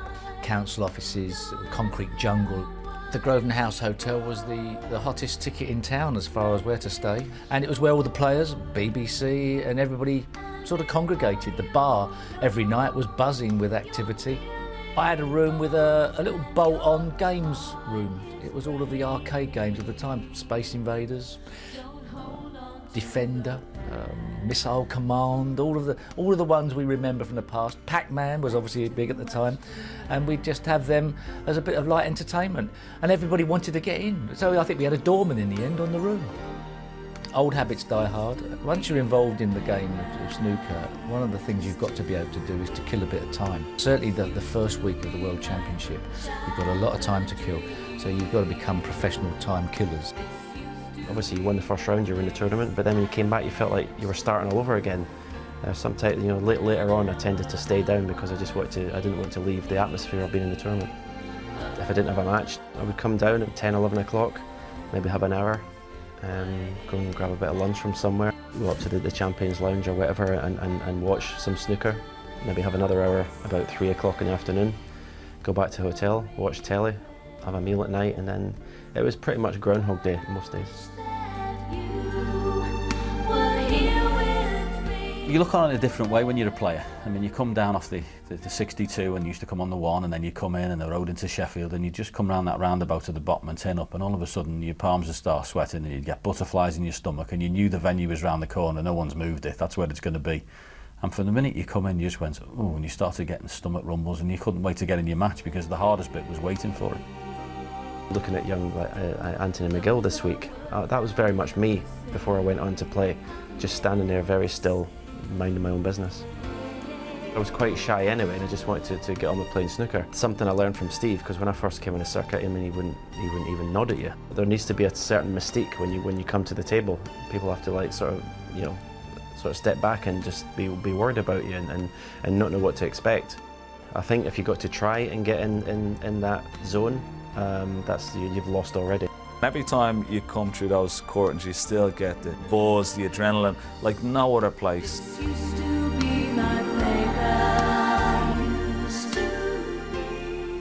When that dividing wall comes down and the 2 tables are on for the first 3 rounds there that you play, it's fantastic. And then all of a sudden the wall goes up and it's like playing in a totally different venue. To walk out there with just that one table in the middle, you were like 2 gladiators battling out in this beautiful Crucible Theatre. Every player's dream to this day is to get to the one table situation. And I mean, we've seen the emotion that Stuart Bingham showed. Just completely. You'd bounce in the place if you'd won. I've been in there when I've been, devastated. The worst one for me was probably the match that finished me when I led 12-8 against Joe Swale and lost 13-12. He was played unbelievable for 5 frames where he chucked his cue at everything and everything went in. I've played on numerous occasions and he can be playing desperate, but as soon as he sees me, he plays great. It was a devastating loss, and you have to go in and speak to the press and come and do your things, which you should do. You have to take the rough with the smooth, but it can be taxing. To eventually lift that trophy and kiss that little lady was just the most incredible feeling. Since I got a snooker table from Santa when I was 8 years of age, I wanted to be a professional, I wanted to be a world champion.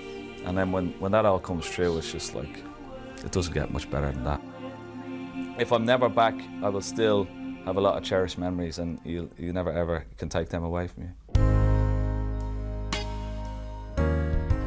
So now, a new challenge for all of us old has-beens, the ones who are talking about the game but can't play it.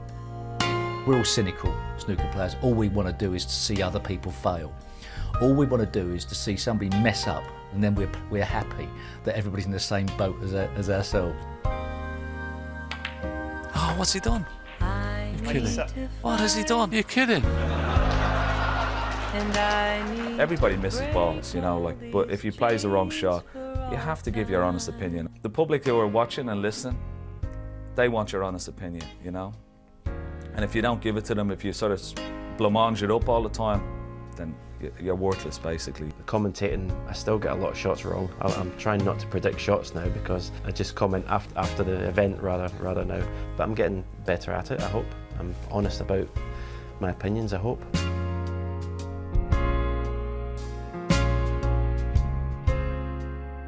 It's totally different, and it's something that, you know, another part of the chapter of your life that I thoroughly enjoy doing. And it's interesting listening to the younger players. You have a oneness with them because you've been there, you've seen it, you've done it, you know what they're fretting with, you know what they're going through, you know the pressures and stresses on the table. I'd much prefer to be walking out there with a cue in my hand than walking into the commentary box and have a microphone in my hand. But it's enjoyable, you know, being around the same people that I was obviously playing against. So there's good camaraderie behind the scenes. And some matches you've got the best seat in the house in the commentary box. I'm not so sure that I'm the competitive animal that I used to be at all. But obviously I've still got those memories and I still know what it takes. You don't need to tell me I am blessed. I am blessed. I am blessed. You don't need to tell me. I know that hope and love can be found in this world. I actually carried on for a couple of years too long. I was cajoled because there was only 7 tournaments to play, and so I was just sort of playing part-time. But you can't play this game part-time. You know, you've got to be putting your 6 hours in every day. I did 25 years of that. I had my fill of doing it. I was more interested in being well ranked in the top 10 as a father. I've got absolutely no regret to do exactly the same again. It's like Groundhog Day every year coming up here. It's effectively you thinking your life is just forever in the same building. And I think I've probably spent over a year of my life, certainly over a year of my life in Sheffield. And I don't know how many days at the Crucible. I've been here every year since 1977, and the very first year they came to the Crucible. I've seen all the changes. It's as nice a city centre as any city in the UK, and I don't think the people in Sheffield would like to lose the World Championship from the Crucible Theatre. Sky meets the dawn. It's amazing. You can come sort of April, and the weather gets better, everything, and you just, I don't know, I think every snooker player that's been there, their body clock just turns to Sheffield for some reason. It would be criminal if it ever moved from here, in my opinion. But I love it. I love it. I love the sport. I love snooker, and that's why I still want to be involved, whether it's playing or being involved with the BBC. Because if I didn't, I'd be watching it every day at home, sitting on the couch. And anyway, so you know, I might as well be here and enjoying it. And I love the guys that I work with. You know, it's not work, is it? Can be found. Love can be found in this world. Ah, Groundhog Day, but don't we love it? And it's just fascinating to hear some of your memories. And I've been very fortunate over the last 15 years or so to share some of those memories with you. But one of the things that struck me, Steve, was the way you were so solitary. You kept yourself so apart when you were in your pomp. You didn't socialise with people. In fact, he was barely civil at times, wasn't he? He was only programmed to speak at press conferences after he won, which happened to happen quite a lot. I've seen such a different side of you. Why were you so alone in those days? I think it was the only way to do it. As Stephen Hendry mentioned, you in a way, even though you weren't, it wasn't necessarily, you know, consciously, you wanted to keep your distance from the other players to make them fear you a bit more, and you didn't want to socialise unless you lost the grip of it all. So you're playing your friends. You don't want to play your friends out there. You want to play your enemies out there. You've been through it as players, you've been through it as pundits and commentators. What about now? What about the now for this championship? How does it compare with those good old days that we all look back on? Well, the standard is overall much higher. That is absolute certain. There's more top quality players than there was then. You could probably come to Sheffield and think there was maybe 3 or 4 players, maybe a touch more that would win. There's a lot more than that now. We're seeing that with Stuart Bingham being in the final. So I still think the likes of Steve and Jimmy White and Stephen Hendry playing now at 22 or 23 years of age would be more than capable of holding their own at the level, because they'd be dragged up as well. So I don't think the great champions of the past would be flooded by these players. It's just that there's more of them. Okay, well, it's been great to look back, and of course it's great to look forward to the end of this championship. But before we do, we asked for your help in deciding the shot of the championship this year, and you've been coming to our aid in droves. Thank you.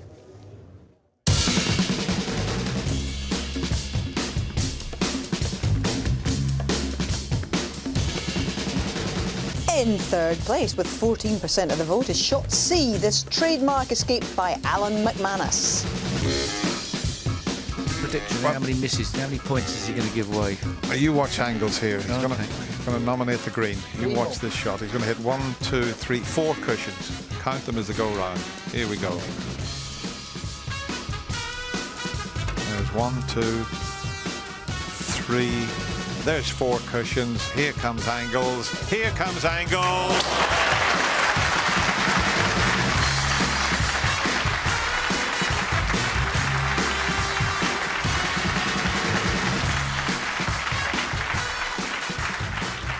I think we'll give him that title for another 20 years.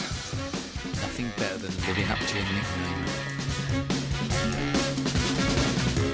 In second place with 14.4% of your vote is shot A, Joe Perry's Brilliant Blue. Attempted potted one as he gets the angle on the pink to move the black into play. What a shot this would be. And he's got the angle absolutely perfect. He couldn't have played that better if he played it 100 times. And the winner with 17.6% of the vote is shot J, the Juddernaut's remarkable positional shot off the blue. There's no easy path to that difficult red. If he pots the blue, the black slightly in the way. That's why, look at the way he's gone around the table, because the black was in the way. Oh!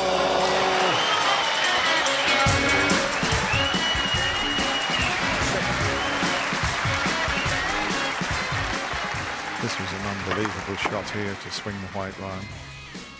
But look what happens. He flicks the black and then gets the red out.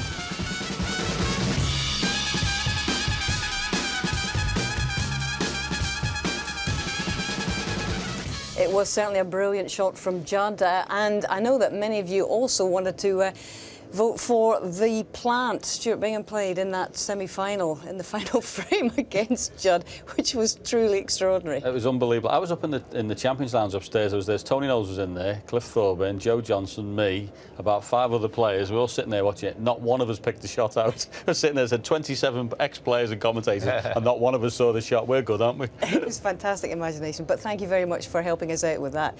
Now, we are crowning a world champion here later tonight, but we are surrounded by world champions everywhere, not just here, but in the practice room. Ken, who have you found? I think you are treating him with kid gloves, are you not? Absolutely, Hazel. He's the current IBF World Welterweight Champion, and of course, he is Sheffield's very own Kell Brook.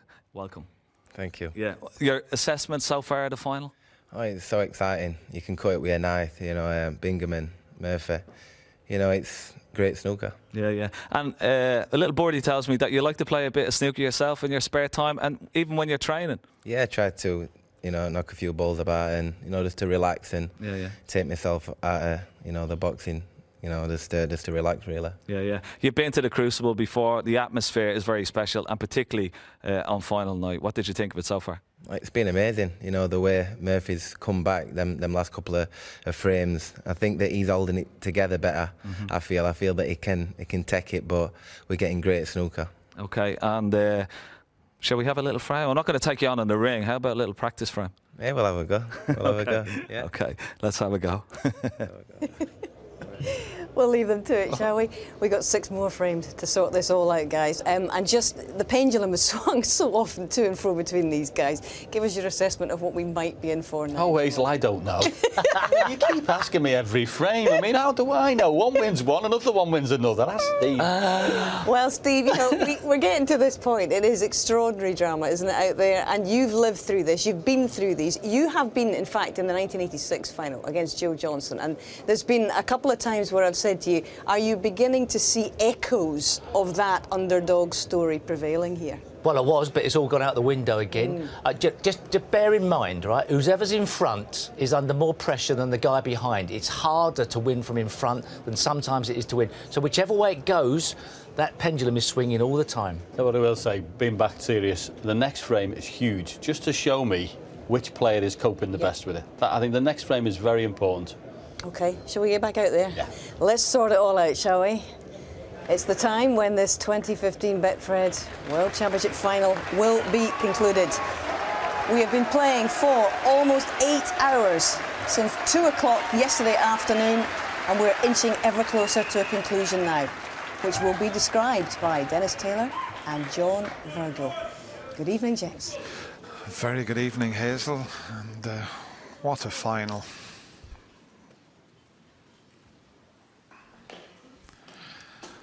Thank you. The 30th frame. Shaun Murphy to break.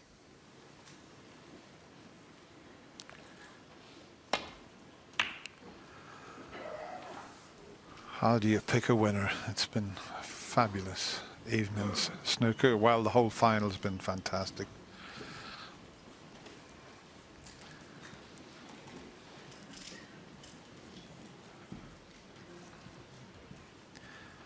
There's the highest break. 1, 2, 3 for Stuart. 1, 2, 1 for Shaun.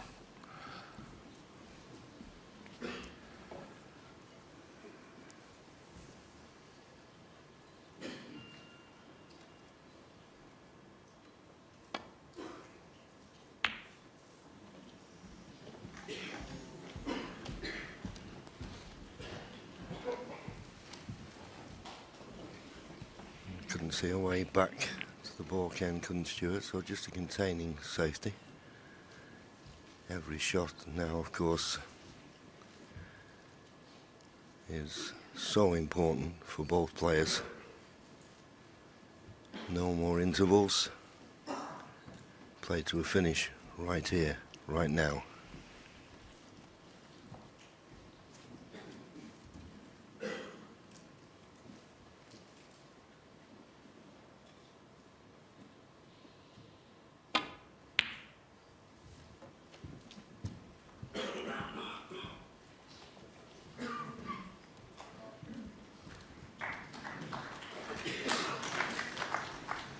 There hasn't been too much tactical play in this final, because as a player gets a chance, he's winning the frame with one visit virtually, but we might see a little bit more tactical play as we get closer to that winning post.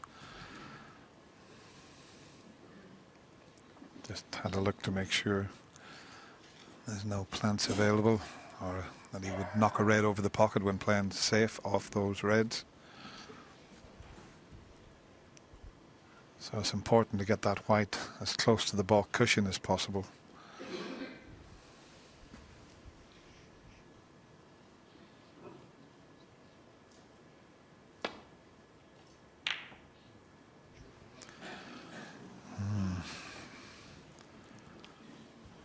He would have been a little anxious there. He thought he was going to catch the jaw of the middle pocket and go back towards the reds.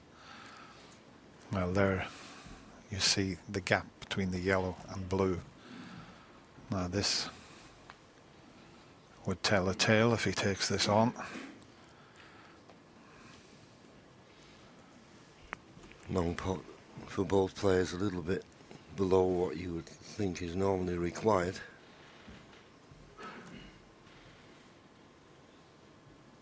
You'd be amazed if he refused it, but looks as though he is.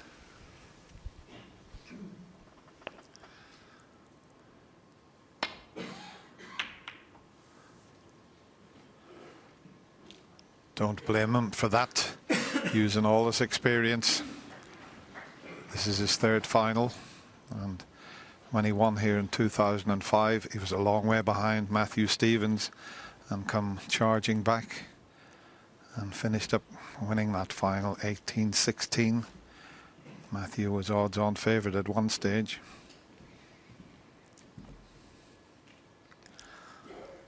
I think Stuart can just get past the pink to glance off the reds.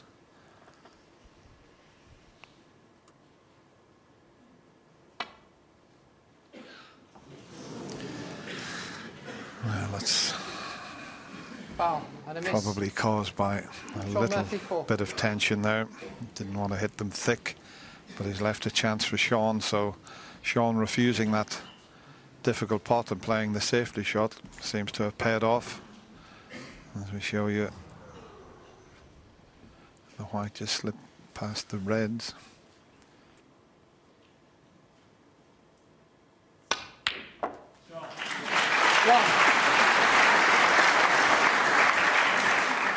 Good clean pot, but didn't really get into the cue ball as you would have liked. Not a good angle on the blue. Well, there was a jump. Maybe that took the pace out of the white.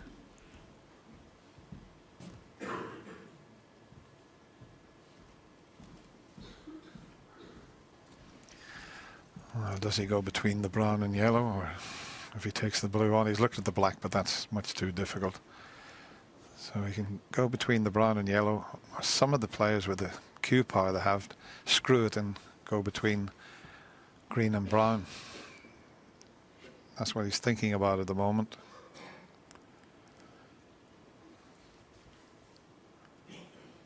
Can't make his mind up. Yeah, I think it's one of them. He's a little bit straight. He could play the run round, but he's got to be careful that he doesn't run into the green here. And that was the problem. 6. Well, this red cuts in. The one that's near the pocket. The one that's near the side cushion. There's not a lot of use because the black won't pot. Pink tied up. So you'll have to take the cut.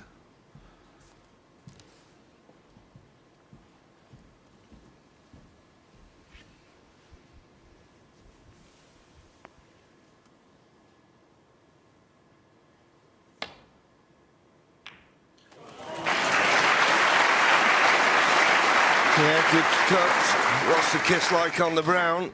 It's very good. 7. He just flicked past it nicely on the yellow. And he'd love to get that red that seems to be occupying the black spot at the moment. Good shot. Straight in the cue ball with, you think, just a trace aside, but as I say, if you could get on that red that's occupying the black spot, then this could be the key to a sizable contribution here.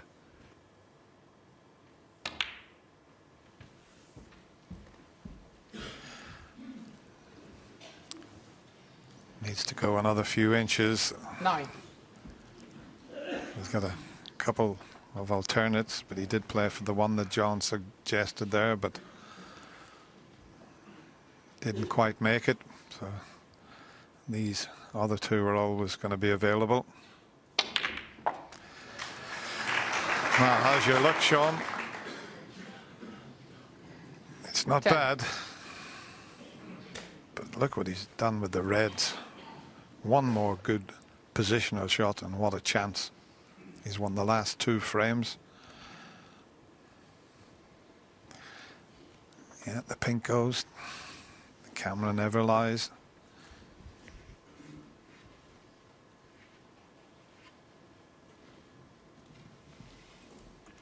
Yeah, I think if he was straight on the pink, he'd have no hesitation in playing it. But when you're playing it in what we call a blind pocket, you can see the cue ball, the object ball, but not the pocket.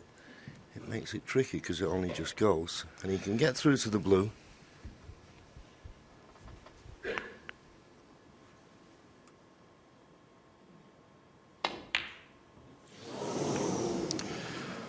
Well,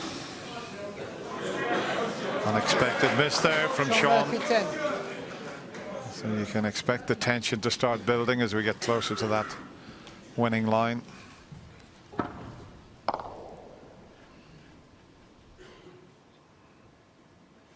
You've got to be right in the center of these pockets.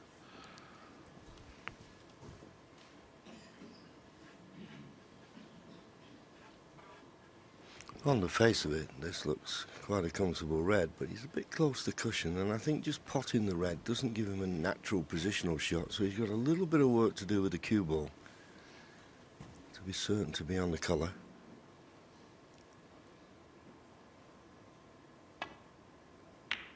Decided to roll it, and we've seen it so many times. There's not much nap on these tables, but when you're rolling across the table slowly, it can go just offline.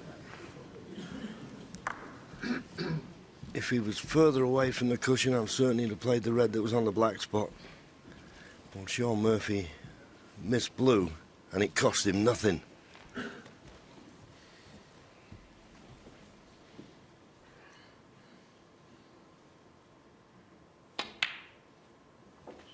One. But how many is that missed red from Stuart going to cost him? He knows that Shaun's right in amongst them here. He could be sitting there for a while.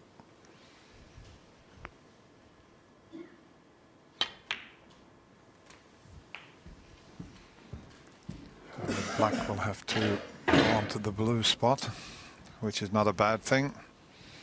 That's the highest available, and that's the number of points that Shaun's looking for there. 68. To leave Stuart needing a snooker. 9.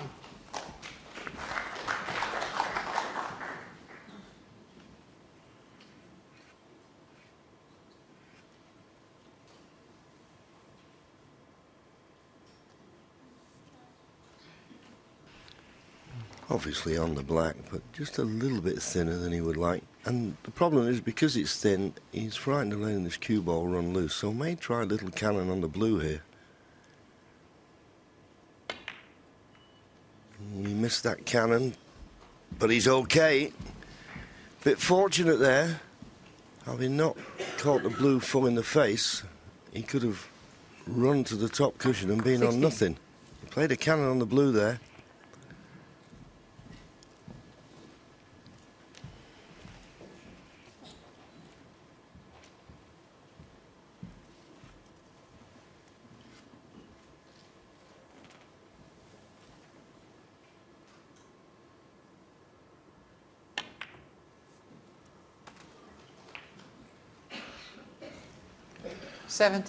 Well, he hit that a little thinner than he intended. That's why the whites ran near the cushion. He potted it in the left side of the pocket as we look at it.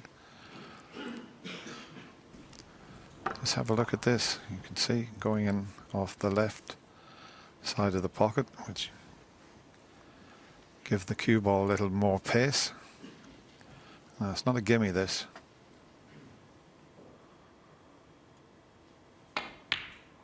I cued that nicely.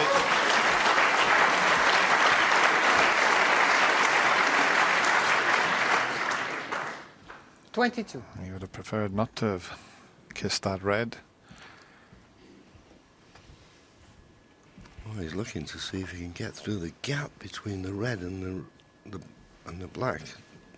Can he get through the gap to the red, just the left of the black? What a bonus that would be if he could.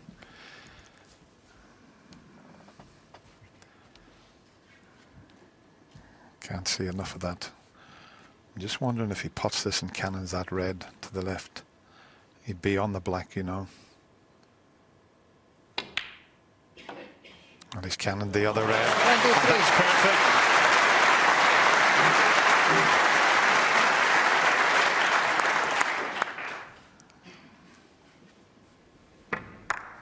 Very well judged there.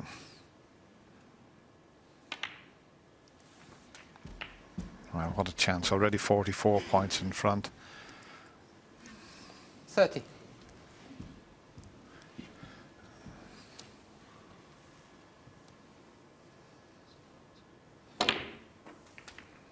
$31.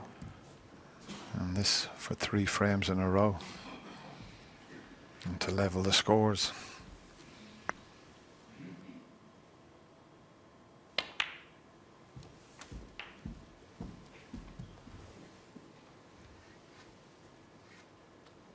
So there you see it, 52 ahead, 83 remaining. 3 more of these remaining reds would be enough. Oh! Well, would you believe it? But it's not surprising. We've seen it so many times over the years. When you get to this stage of a match, anything is missable.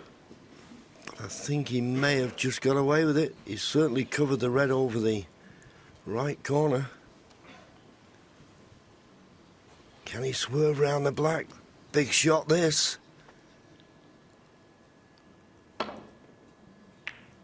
Couldn't swerve it enough. Well, once again a mistake from Shaun Murphy, and it's cost him nothing. That was a tough shot. He had to get quite a lot of swerve on that. But look at the table. If he had to pull this off, just needed a little touch more. It's much more difficult to play that swerve shot on these very fine cloths. 1.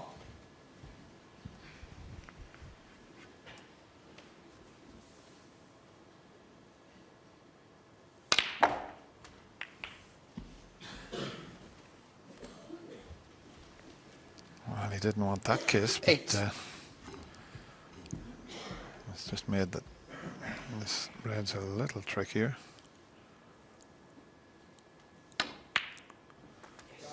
Nine. Just the black to leave Stuart needing a snooker.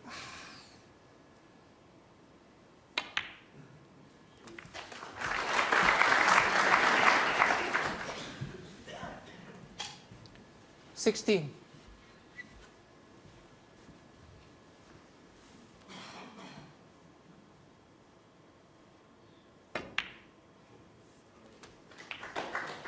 $17.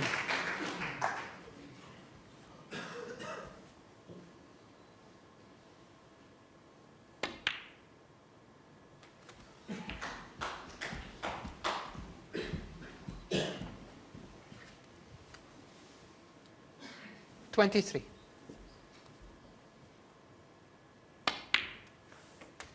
$24.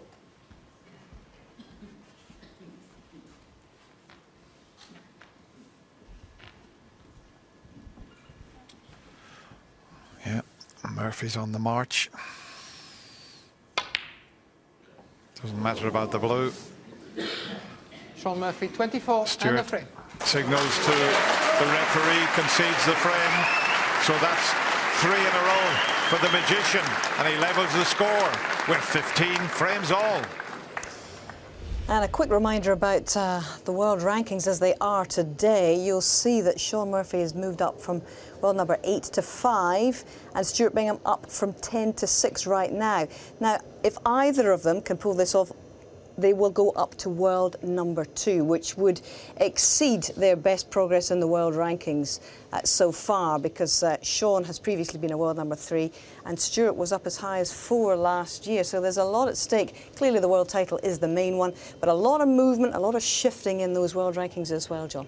Yeah, and as I say, I mean, the big prize, of course, is the World Championship. Winning that, the ranking list sort of takes care of itself, the rest of it. But I tell you what, I was really impressed with Murphy's cue in there. I mean, there was some horrible shots in that. A blue, he ran around the angles, and I mean, the shot to move the cannon out. I know he missed one near the top of the table, but he seems to be cueing still under the most extreme pressure quite fluently. Can you describe what it's like, Steve, when you were out in there and it's the most intense pressure, and physically what starts to happen to your cue action the more the pressure starts to descend upon you? Well, there's times when you're out there and you feel like everything's working normally and you feel like you wouldn't want to be anywhere else. But there are times when somebody's coming back at you, when you do feel like your arm's very heavy. And that tends to, firstly, mess up your positional play. Yeah. And of course, the ultimate, it messes up the pots as well. But you can start double thinking yourself, and the game becomes a lot more complicated. The positional shots take on more importance, and you've got to try and just play on your natural instincts. But you know, there's a guy that's going to be coming to the table who's probably going to clean them up if you don't. 15 frames all. 5 more to sort this out. Yeah, summed up perfectly, Hazel. We started off this final best of 35 frames. It's now best of 5. Didn't think Stuart did a lot wrong in that last frame, so he's nothing to reproach himself for. And that's the main thing, Dennis, isn't it? If you lose a frame and you think, well, I should have done this, I should have done that, but he was a little unlucky when Shaun missed the red, that he was covered and he couldn't swerve around it. So, but it's getting to the nitty-gritty now. Who's going to stand up to it the best? He's just got to carry on doing what he's done throughout this year's championship.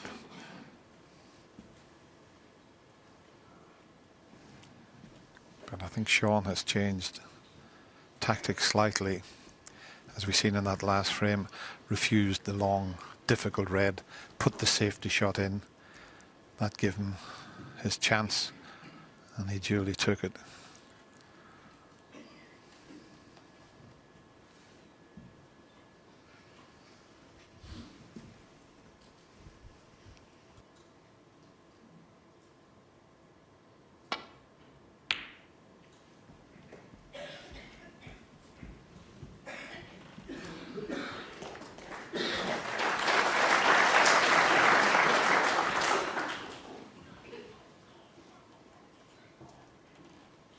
Please switch that off.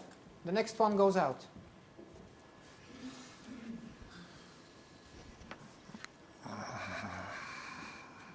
Olivia Martel telling them to make sure the phones are switched off or you're going out.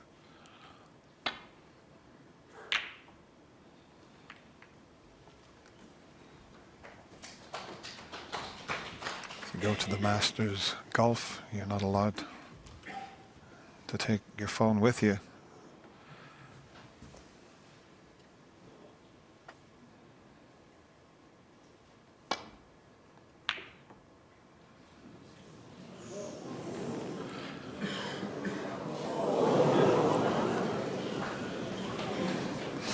Oohs and ahs of the Crucible crowd as the white goes towards the pocket, but it wouldn't have really mattered. It would have cost him 4 points, but he wouldn't have left Shaun on.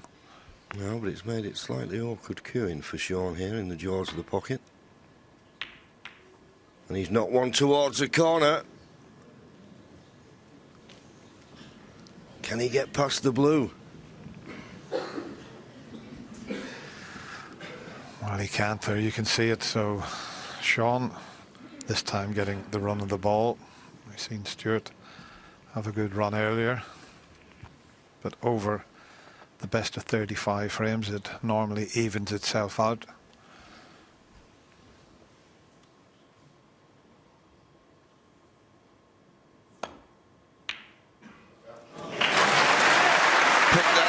He needs a kiss here or run a little bit further, leaving the brown in the middle. He's got the brown to the middle.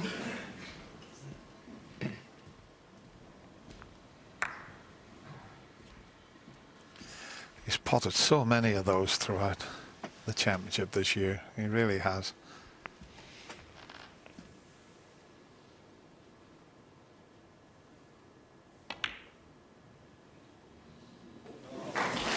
Used on the pocket, but it went in. Wanted to be a little straighter on this red, but might work to his advantage.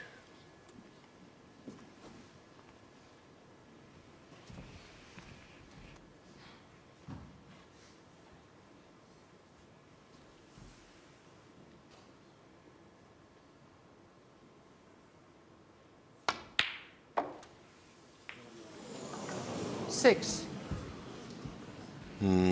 That's not the red he played to cannon into. If he'd have thought he was going to cannon into those two, he'd have played it a bit firmer. He's just missed. He wanted to just hit that red. He just glanced by.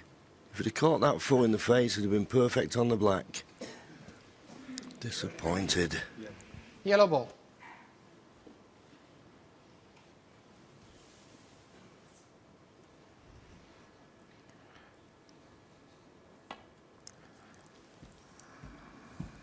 Could be a snooker back if he reaches. Is he going to reach? Is it going to reach? Oh! Foul and a miss. Free ball. Foul, it's a miss, it's a free ball. Now does he put him back from where it's finished, or does he have it replaced? Well, I'm certain he'll have it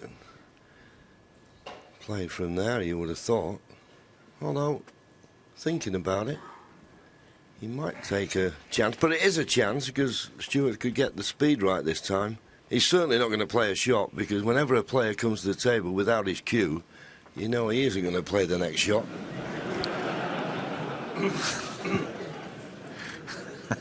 Thank you. The cues at the seat. Never seen that before. But I remember Steve Davis in 1979 coming to the table like this with a glass of water and then realised he had to put it back again before he played the shot.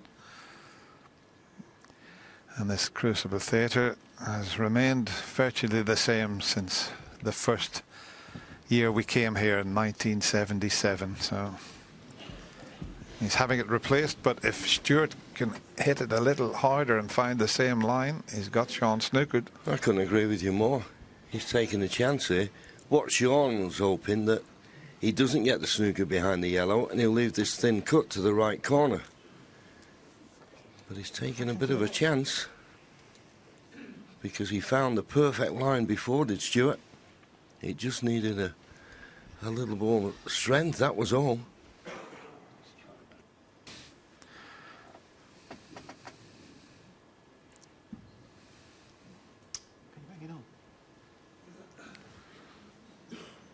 Can't be too far away from where it was.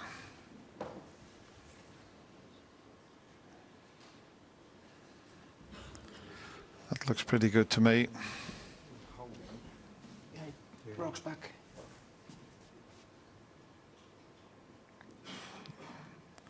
That's better. Yeah. Okay. Shaun. Thank you. Can he find Yellow the ball. same line again? And a little bit more pace. I think that's the line he was looking for.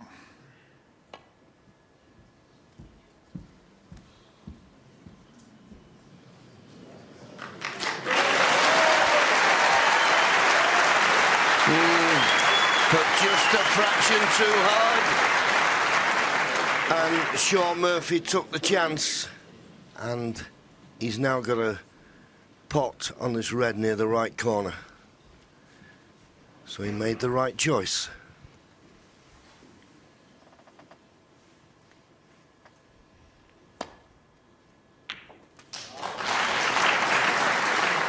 Oh, he didn't want the kiss on the green.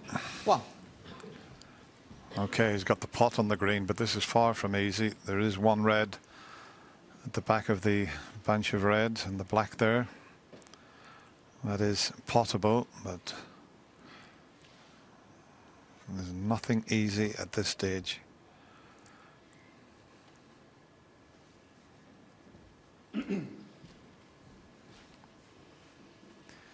He's won 3 frames in a row. Does he keep it tight? Or is it time to take the risk? Green ball.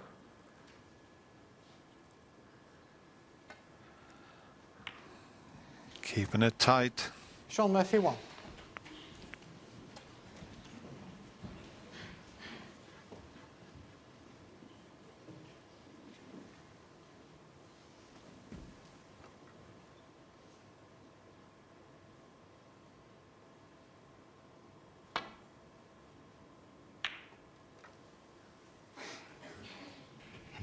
Much too thick. Nowhere near the baulk line, never mind the baulk cushion. Okay, he's not left anything on, but certainly left Shaun an easy opportunity to play a lot better safety shot than that.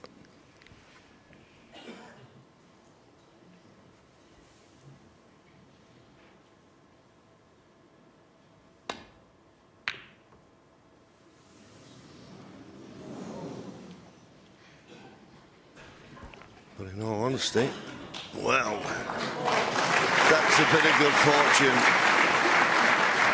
You don't play to bounce off the baulk cushion. Okay, there's a big target to the right side of the pink that he can roll into, but just at the moment, that run of the ball just favouring Shaun.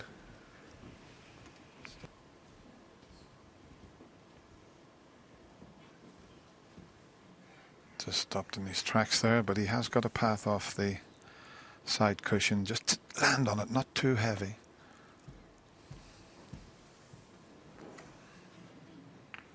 Just missed the pink. Yes, and more importantly for Stuart, he's not left a touching ball. So we might have a little bit of tip-tapping. Shaun deciding to come off here, but he could well leave a touching ball here.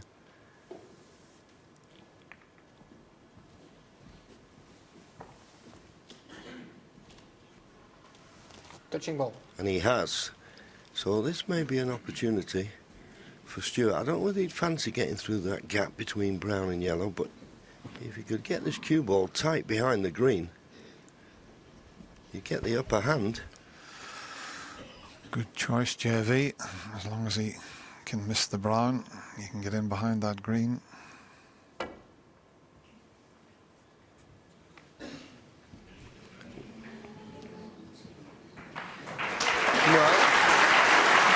Not a bad effort. He's only left one red for Shaun to hit.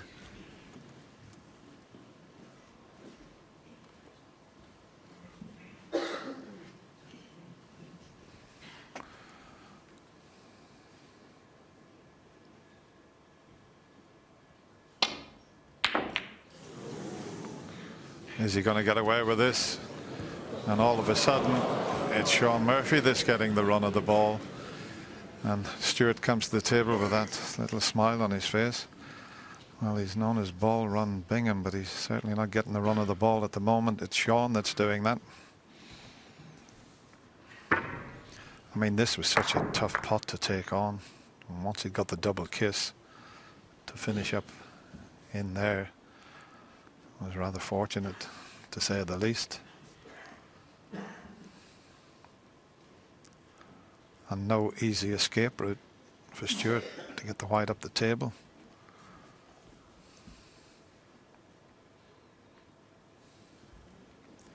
Same applies to Shaun.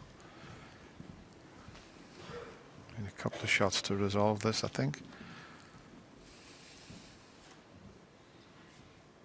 Don't know if he can hit this thin enough with lots of side to come across the table, past the blue. It's risky. Same applies the right side of the table, but he's swerving it, hitting it thin to try and create the angle. And that's pretty good. That's well played.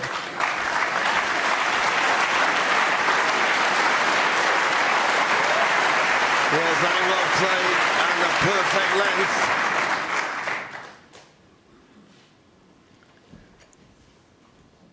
Now, if Stuart has not got an escape route down the left-hand side of the table as we look, he's got a problem here. It's not an easy just come off one cushion, nestle into the cluster. Yeah, it's going to be two cushions just to land on the two reds that are above the black spot.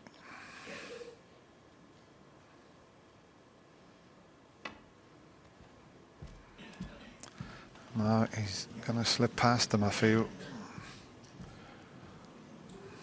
Foul, and a miss. Shaun Murphy 4.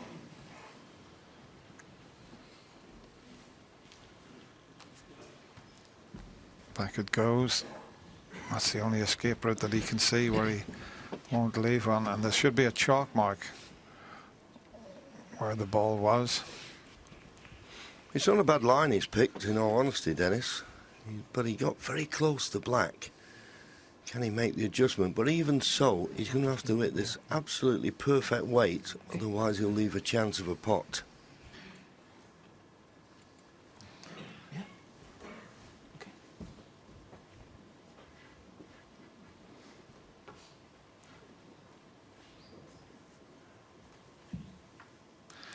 Yeah, this is what he was looking for. Can he get it right this time?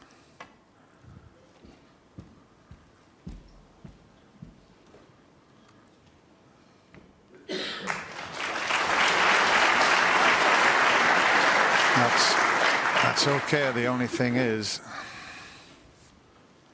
well, Shaun's looking. Can he see enough of this to cut it in?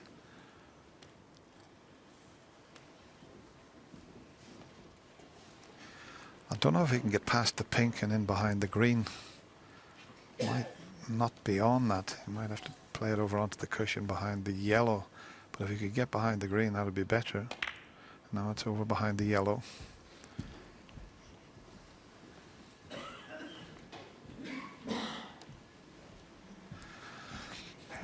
Well, Shaun at the moment is not giving Stuart much to look at, is he? He's tightened the game right up.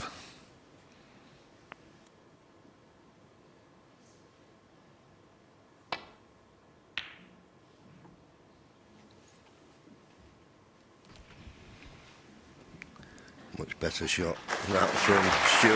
Okay, just a bit short of pace for being the ideal safety, but at least he's back in this tactical battle. And there you have a bird's eye view.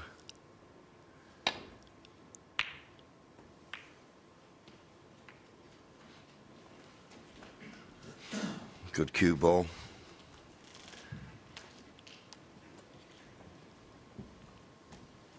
And that's the beauty of the Crucible Theatre. It just holds over 900 people and you're never too far away from the action.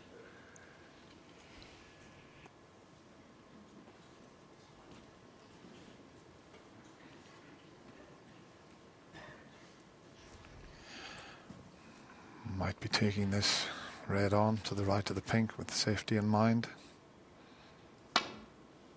What a shot!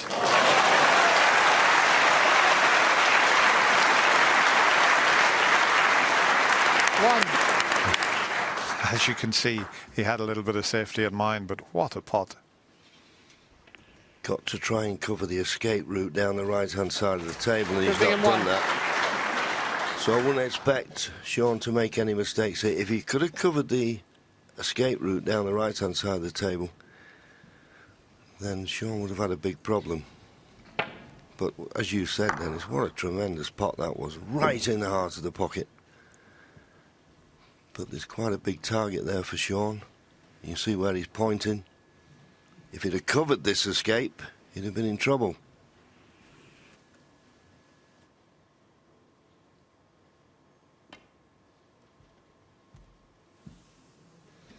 Oh, he's misjudged this.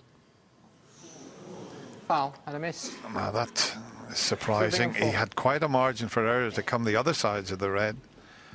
On the other side of the reds, rather. That was the worst possible side to slip past him. Yeah, and in a way, Stuart would have liked him just to clip one of those reds. It'd have made this pot easier. But he's caught with it. Now he needs to stop short of the ball line. One. Just about on the brown.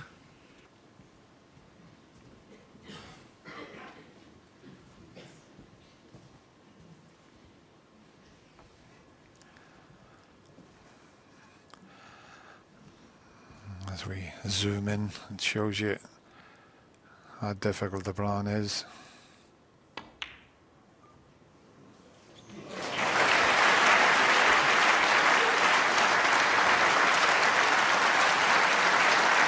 Five. Still needs plenty of action in this to get out for the pink or black.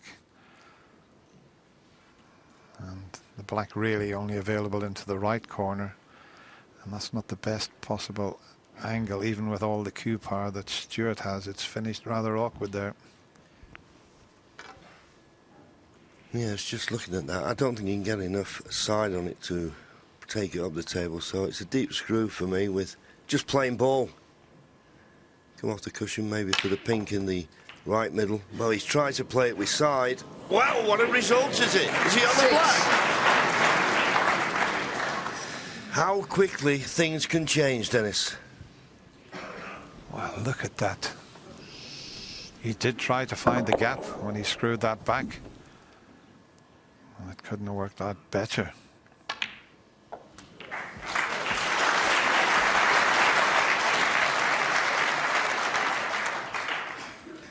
Amazing the things that can happen on a snooker table.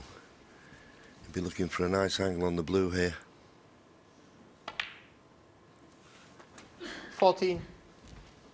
We'll be disappointed with that. Okay, he can play for the red along the top cushion, but if it had a nice angle, he could have played the cannon into the main bunch and really opened this frame up. Will he risk playing it off the one cushion, the cannon into the reds? But he should have had a better angle than this. I think he has the angle to pot the blue and run through off the cushion with a little touch aside. That's what he could do, I think. But he's a little bit unlucky there. Yeah, the problem is when you're coming off the side cushion, by the time the cue ball gets to the reds, which were pretty well packed, not really enough pace in the cue ball. Whereas if he'd have had the good angle on the blue, going directly into them, they'd have opened a lot easier. I'll tell you what though, JV, he was still very unlucky, wasn't he? Because he's opened all those 6 reds. Just he didn't drop on one of them. And can he find a path to get somewhere in behind that green? Brown slightly in the way if he comes off the side cushion again.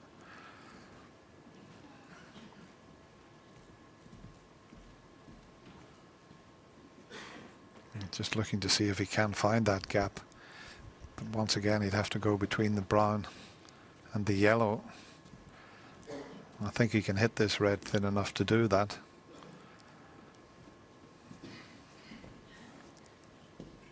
Certainly giving it plenty of thought, but it's on. Yeah, the problem is if he plays a thin contact on the red, he could possibly leave the red potable to this right corner. So, playing it off the side cushion, good choice. Stuart Bingham, And 19. this looks like a very good white, but just a fraction short. He knew he snookered Shaun on all balls, but not quite. Thank you, Shaun.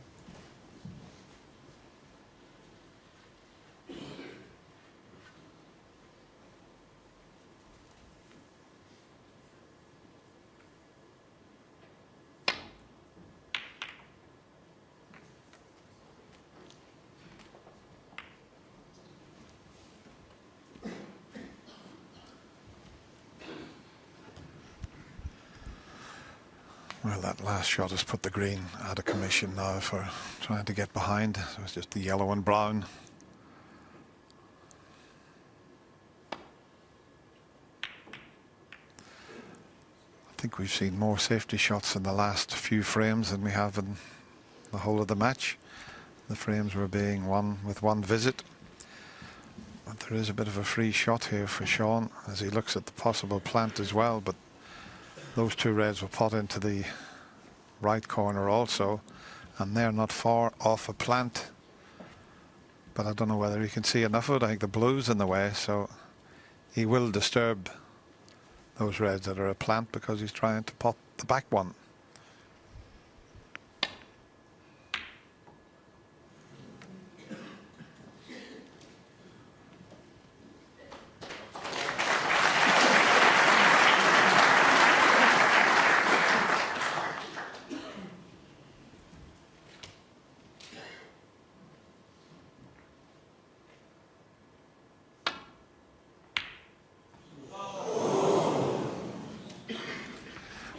That close was that. Okay, he wasn't on a colour, but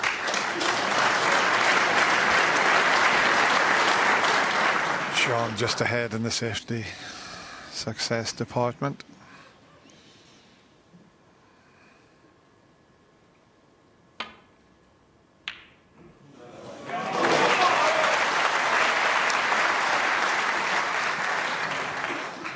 One. Well, look where the white was, even if he didn't pot the red. It's going to be quite a tactical frame because of the way the reds are gathering on the cushion behind the black. But they do pick these out. It's amazing. Both players have picked this type of shot out and knocked quite a few of them in over the last 17 days. I think Shaun Bravo. simply has got to get this cue ball as tight as possible to the brown Shaun Murphy, 1. to cover the one cushion escape, and he may have done that, but this line of 4 reds near the top cushion. The problem is when you're playing this type of shot, the blue looks massive in the middle of the table. You've got to avoid the blue.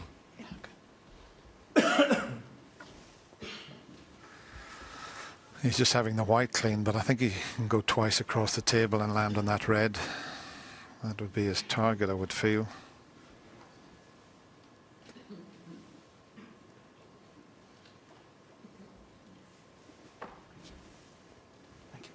I think he can find that line.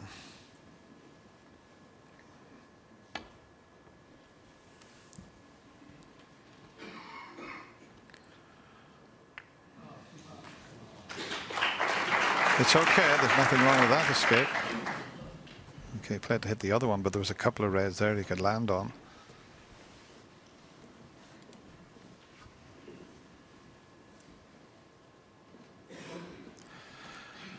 We're already into the longest frame of the match, just coming up to, well, it'll be 27 minutes shortly, but fascinating stuff as well.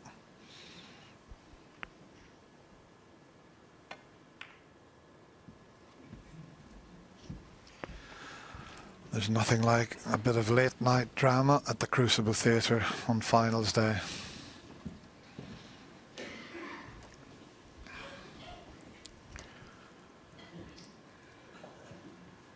everyone here enthralled with this final.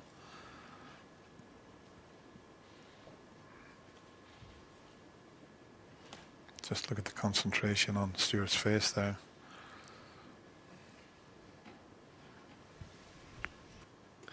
Let's take your pick here. The problem is, when a ball is close to a cushion, if you don't hit it thin enough, even quarter ball, chances are it'll come back up the table. I'd play the second one in from the right-hand side. I won't play the red on the right-hand side. I'd play the second one in, and then if you hit it thin enough, chance it would run into the other red and not bring it up. But he's playing the end red, and you've got to catch this just right. Caught it too thick, and that's the problem.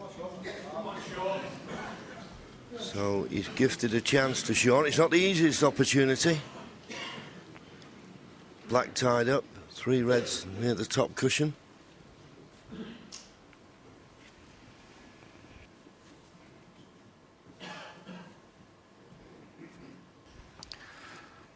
Three easy reds, 4 difficult ones.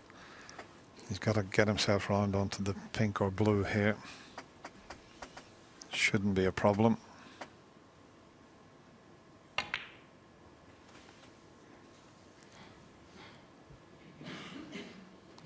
That'll do nicely.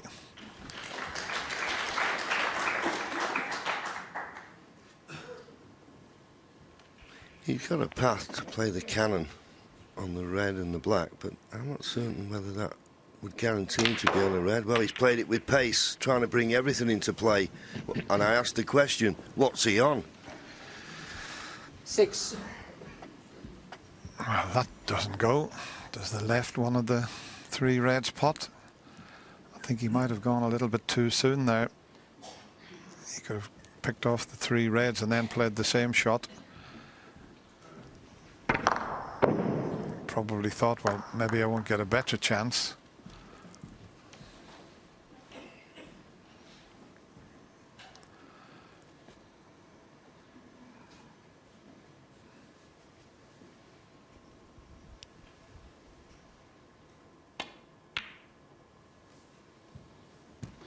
Well, this is not the best shot Shaun he's Murphy, ever 6. played. Bit careless there. Yeah, to even leave Stuart a chance of a pot.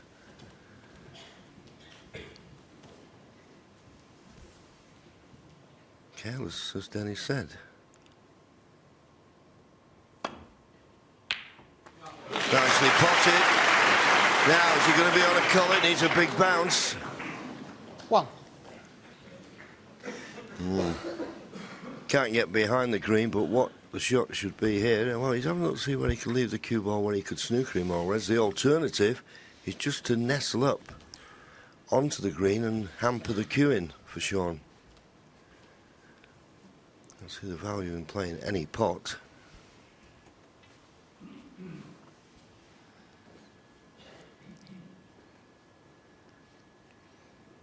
Yeah, I mean, he'd love to roll in behind the yellow, but you can't risk that at this stage. The white could drift off and you'd miss it. Much better to get the cue ball tight on the cushion, but your shot, Shaun, just to roll to the green and leave it awkward cueing is a pretty good one. And I think that's what he's going to play now. Oh, that's drifted a little. Stuart Bingham, 1. Played to land right on the green, but it seemed to just drift slightly. Let's have a look at this. Oh, the way Stuart was acknowledging with his cue there was telling us it did drift a little.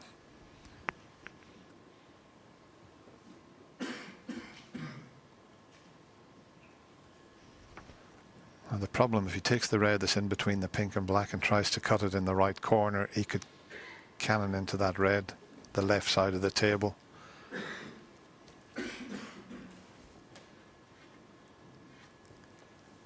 And that's why he's thinking about this. If that red wasn't there, he'd be down and he would clip that red and try and pot it in the right corner.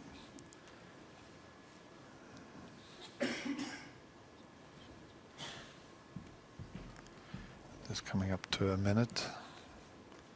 Thinking about this, but just keep your eye on that cue ball here.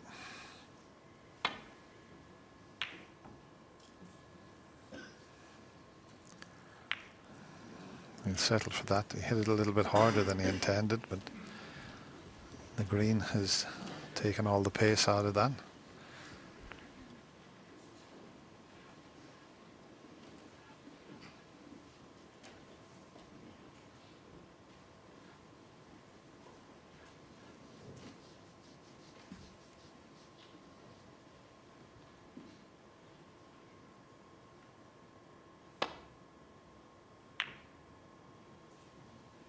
Much better, much better. Okay, he's not found the ball cushion, but well, will Shaun be tempted by this red on the left-hand side of the table? It's a tough pot to go for. And he's got the easy safety off the red that's just to the right of the black. But he's lining it up. I can only assume that the black goes. Well, even if he wasn't on the black, he could play for the pink in the right middle, but this is a big shot to take on if he's playing the pot. No, he's back playing the safety shot, and that has been his tactics over the last couple of frames. And they've paid off. He's won 3 frames in a row, and this is pretty good.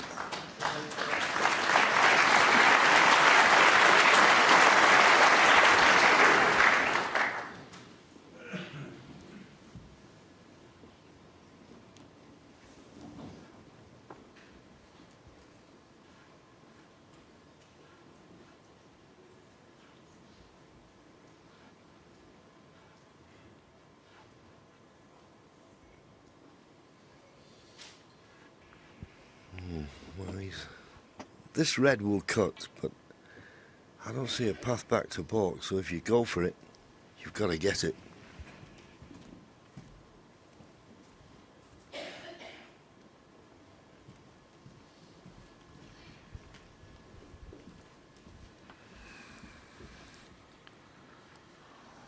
Well, it looks as if he wants to take this on, but if he hits the red thick, he can find the gap between the red on the black spot and the one near the cushion. But if he cut this in, he'd cannon into the red that's near the black spot. A lot for Stuart to think about here.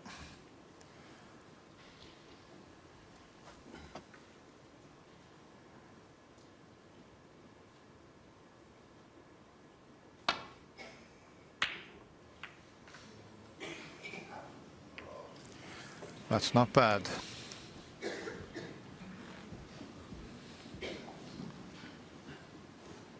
He'll take that.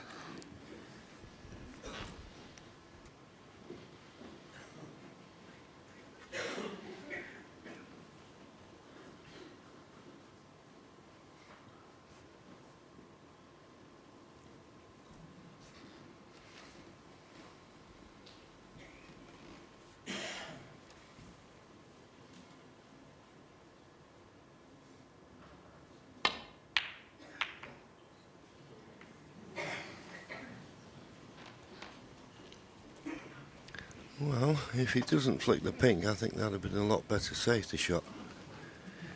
This now the 36th minute of this frame, and when you consider prior to that the average frame time was about 16 minutes, it just shows you now we're getting the business end. Every shot needs a little bit more care and attention, but there's a pot on here for Stuart.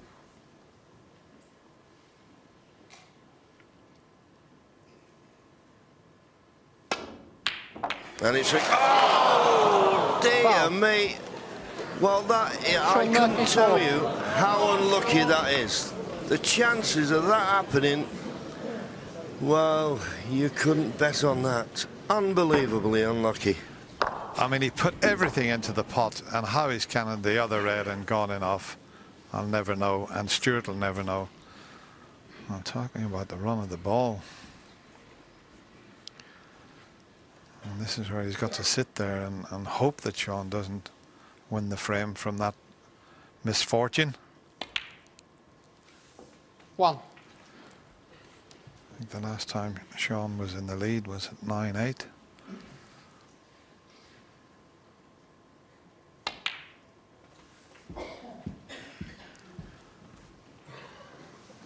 And really, 6. there's not a ball safe on the table. 7. And cued that beautifully there. Yeah, there's not a safe ball on the table, but of course you well know, Dennis, when you get to this stage of a World Championship final, anything can be missed. 14. But certainly while you're at the table, you can win it. And there's Shaun Murphy, regarded now as the best rest player in the game by most of the other players. He's at 91% success rate with the rest for the whole tournament. Thank you. Has he got 15. a nice angle? He could have done with the white further across the table. He wanted to just drop in behind this red. He'd be just slightly further away from it. Oh, he's okay. But once again, he's going to need the rest.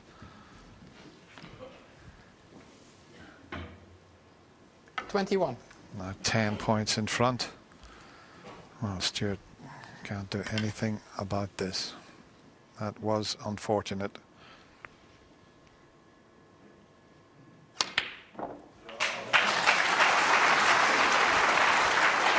Thank you. 22. Well, he used all the pocket, which is not reason he's not ideal position here on the colour. 11 points in front. He raised his eyes there because he overscrewed that. He played for the blue. There you can see the reaction. He just got into that too much. That was just pure adrenaline there. So now he's got to judge this all the way up the table and back down. He's missed it. Oh! I thought for a moment he'd missed it because, well, it's not perfect on the yellow. 27. I think he can come back across the table. Let's have a look at this. It was just going towards the left jaw and then safely went in the pocket. Yellow, green, brown needed. That's because he didn't land on the yellow. Shaun Murphy, 27. Played that with loads aside, and that is just pure pressure there that caused him to miss that. As I said, there's nothing easy now. Anything is missable. Stuart eyeing up the pot here. He could play the pot, play the screw, and use the blue to help get the cue ball back to the green.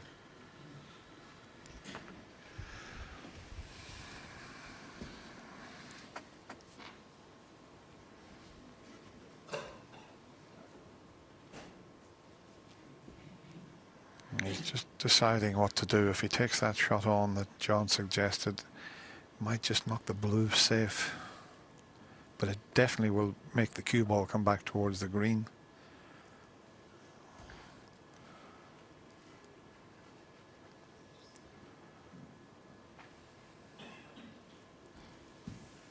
No, he's not taking it on into the right corner, that's for sure.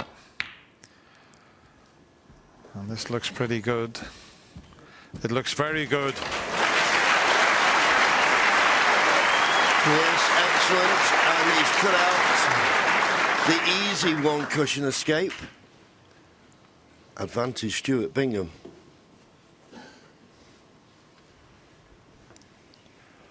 At first glance, as John said, the blue's preventing him from going across the table direct. The brown slightly in the way to come off a couple of cushions. You might be able to get a lot of side and avoid the brown, but this will take some shot. That's what he's trying there. Well, he's gone the other side of the pocket, but... Foul and a miss. Stuart Bingham 4. Well, Stuart coming to the table, but only to stretch his legs.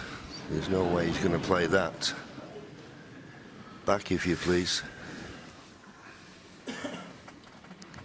Now, the angle he took there, I don't know whether it's on going below the middle pocket. I don't think he can get enough on that. He'd have to go very close to the middle pocket to create the angle. Well, try number 2. I got to get lots of side and just miss the pocket. Foul and a miss. That's twice Stuart he's Bingham tried 4. that. Well, there's that smile back again.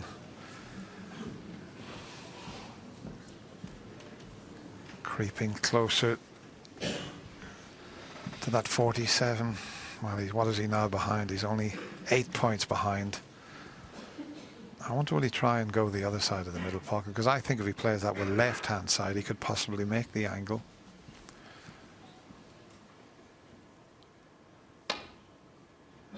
Try number 3.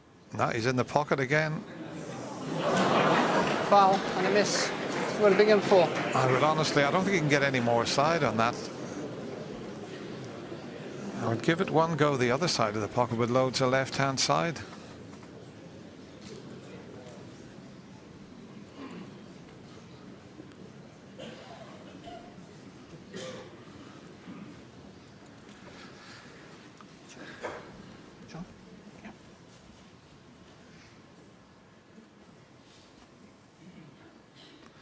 Now, is he going to try it this time? I think if he gets enough side on it, he could possibly pull it off that way. Well, he's gone in around the back of it and he's hit it. Oh! Foul and a miss. Well, Stuart it's Bingham the 4. longest frame of the final. It's 15 frames each. It's 47 points each. Yep. He was 16 points behind Stuart Bingham, who refused the pot on the yellow to play the snooker. And what a good decision it's turned out to be, because he's now level. 16 points he's got so far from this snooker. And of course, Shaun Murphy has still got the problem. Foul and a miss. If and when he hits it, Stuart Bingham 4. can he get the yellow safe?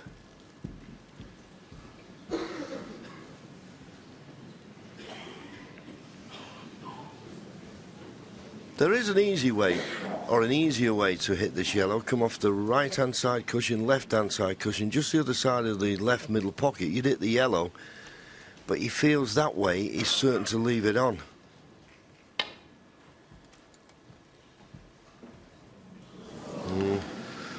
Foul and a miss. This miss rule has certainly changed the game, Dennis, hasn't it?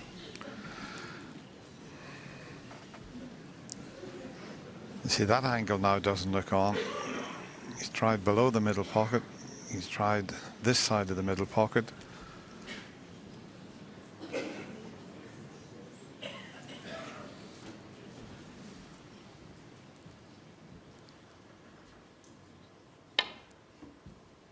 This is closer. Foul and a miss. Stuart Bingham 6. Well, the reason he has to keep calling a miss, as John said, there's an easier escape route, but he's a bit reluctant to play that, just twice across the table. But Shaun is a bit reluctant to try that.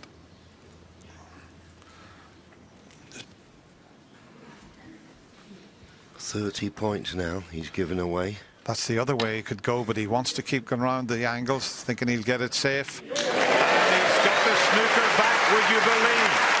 Not quite.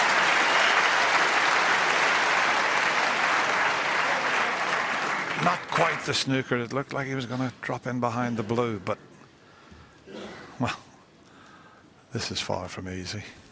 You wouldn't even dream of taking that on at this stage.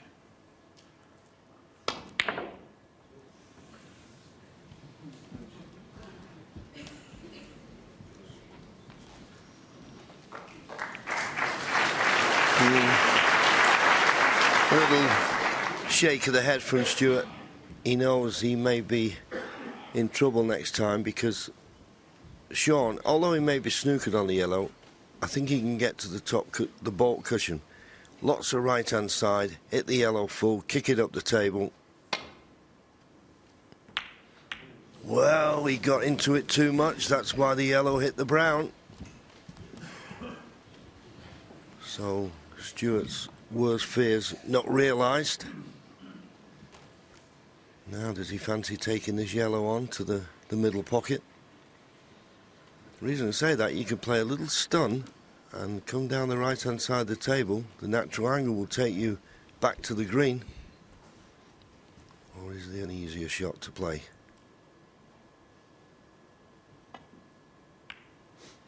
He doesn't want to kiss that. Well, he flicked the brown. And I think he's just about got the snooker. Or if he hasn't, it's not made it easier for Shaun. There's just a little bit. I'm right down the line of the shot, and there's a little bit of the yellow sticking out. The problem is he'll cut it towards that right corner pocket. Don't think he can catch much more of it.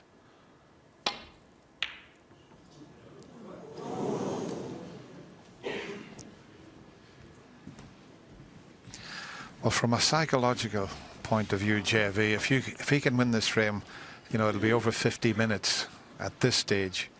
It could mean a great deal.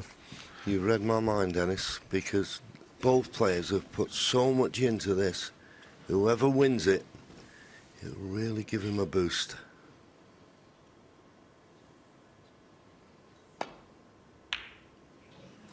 Didn't play the pot. Trying to get the snooker. Needs to run. Oh, and he's just crept past the black and he's got the snooker. He's got the snooker. Well, we were saying early on in the frame, Dennis, that the run of the balls was running against Stuart. They've turned now.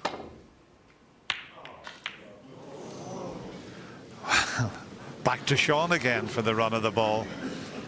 Now can he get back up behind the black again if he can avoid the blue and come twice across the table?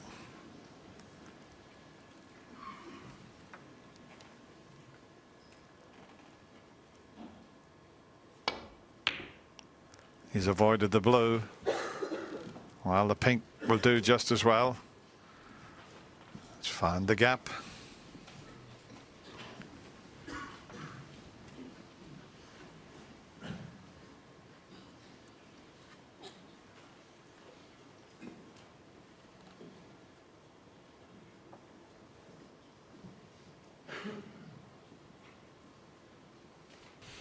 Well, Shaun, given this a lot of thought, you would think just hit the yellow thin on the right-hand side, off the side cushion to the baulk cushion. Looks a pretty straightforward shot. Played it well. Where's the cue ball going? It's going safe.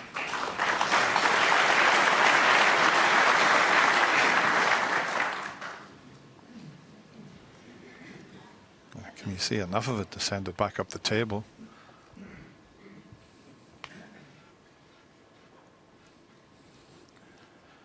I don't think he can hit it full ball. He's having to play it with a little swerve.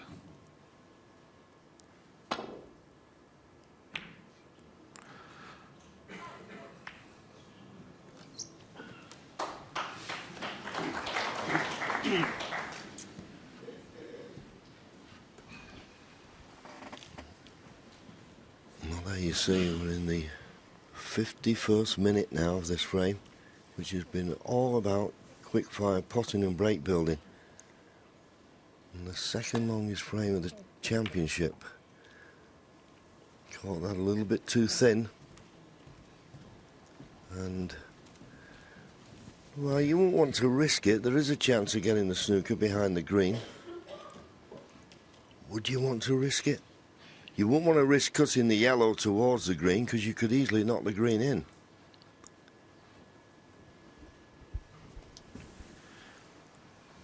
Got to try and keep the yellow safe as well, though. And he's done both.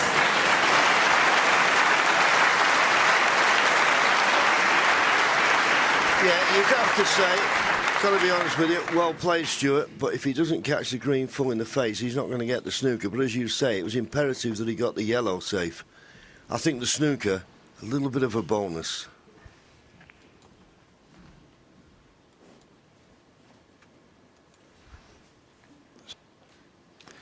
I think he can just go that way and try and land on it, at least give it one chance. I can't see any other way.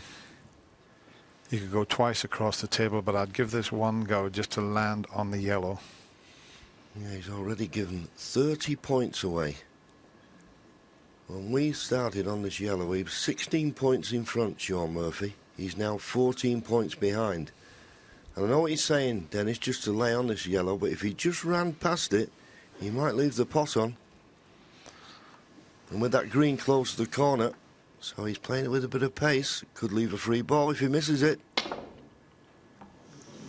Could leave a free ball. Well, he's fortunate the cue ball went in the pocket there. Stuart Bingham full. It'll be replaced.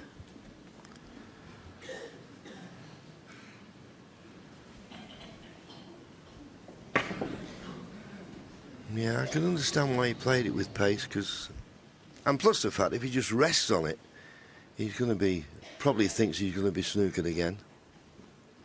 34 points he's given away on the yellow. This time too much now. This time, is it? Well, he's caught the knuckle. Is it going to be a free ball? Once again, it's not a free ball, so put it back.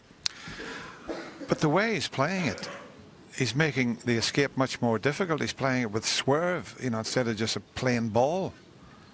You know, he keeps trying to create an angle, but there is an angle there. As you can see, he's digging down into it to try and create the angle, which makes it more difficult to get out of the snooker. So, well, he's going to persist with this. Now, where's the yellow? That's the problem. Where's the yellow going to finish? Wow. Stuart smiling. 6 inches either way there, and he would have had an easy yellow. And he's 22 ahead. He needs the yellow, and look where the green is. There wouldn't have been a problem.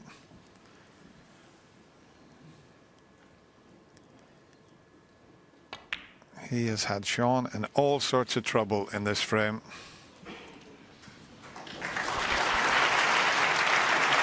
Yes, it just shows you the advantage of getting a snooker when they just got the colours on. 42 points, JV. I don't know what the record is, but that's an awful lot of points to give away in one frame.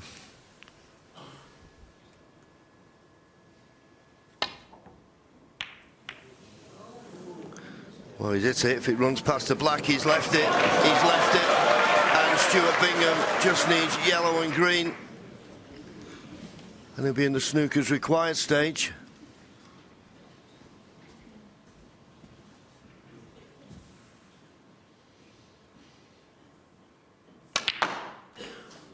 Two.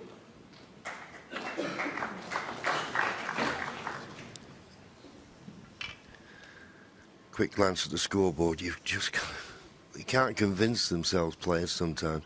The green puts you 27 in front with 22 remaining.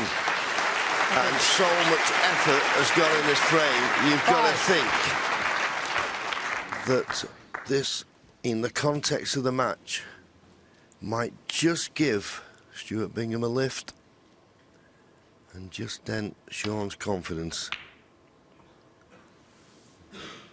We'll have to see how it plays out. So goes back to his seat and laid another snooker.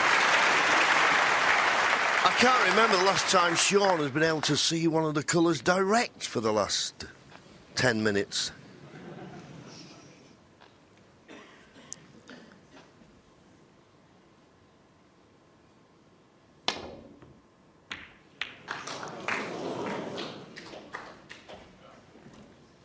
At the moment, Shaun needs one snooker, or two snookers. If he was to somehow be able to pot the brown, he'd need one snooker to tie.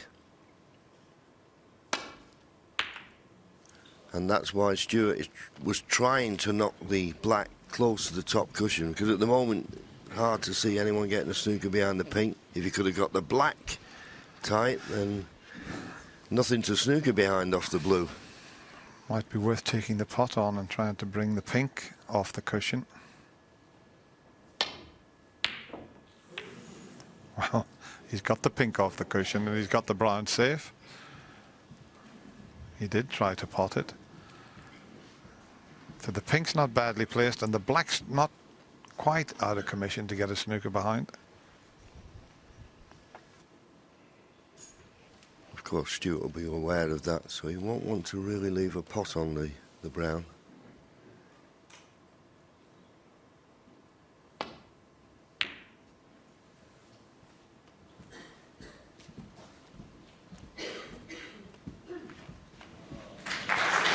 Not quite a snooker this time, and an opportunity for Shaun. Play the brown into the black. He's got it too thin, but has he got the snooker behind the pink? It's a good line, and it looks like a superb length. Tremendous shot, but remember, he needs 2 4-point snookers. And Stuart tapped the table in acknowledgement of that terrific snooker. It's not a bad effort. What a shot. Well done.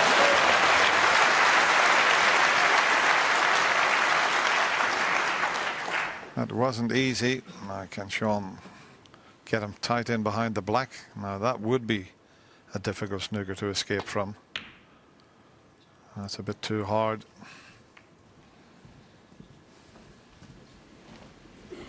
Looks like blue could be second prize here. And if Stuart can't get through to the brown, then you have to play it. He's just having a look. If I miss the brown, but 2 snookers required. It's one of them, if you can't see it direct and you got to come off the cushion, you got to play a little trace aside. You can put too much on, too little. Makes the brown missable.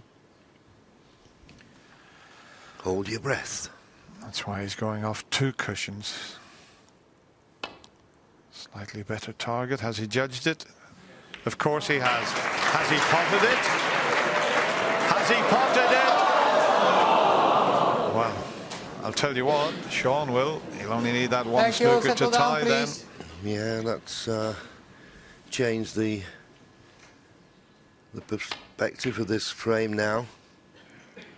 Shaun was always looking for the opportunity to pot the brown. And as we said, 1 snooker on the blue. And if it's successful, he'll be able to tie.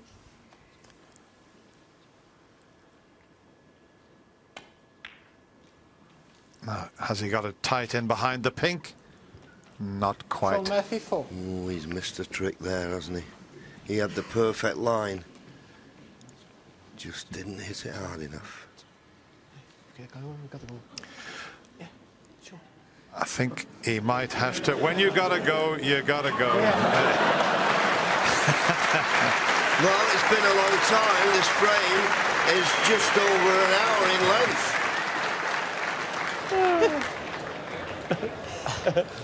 I tell you what, we've seen it all now in Crucible finals.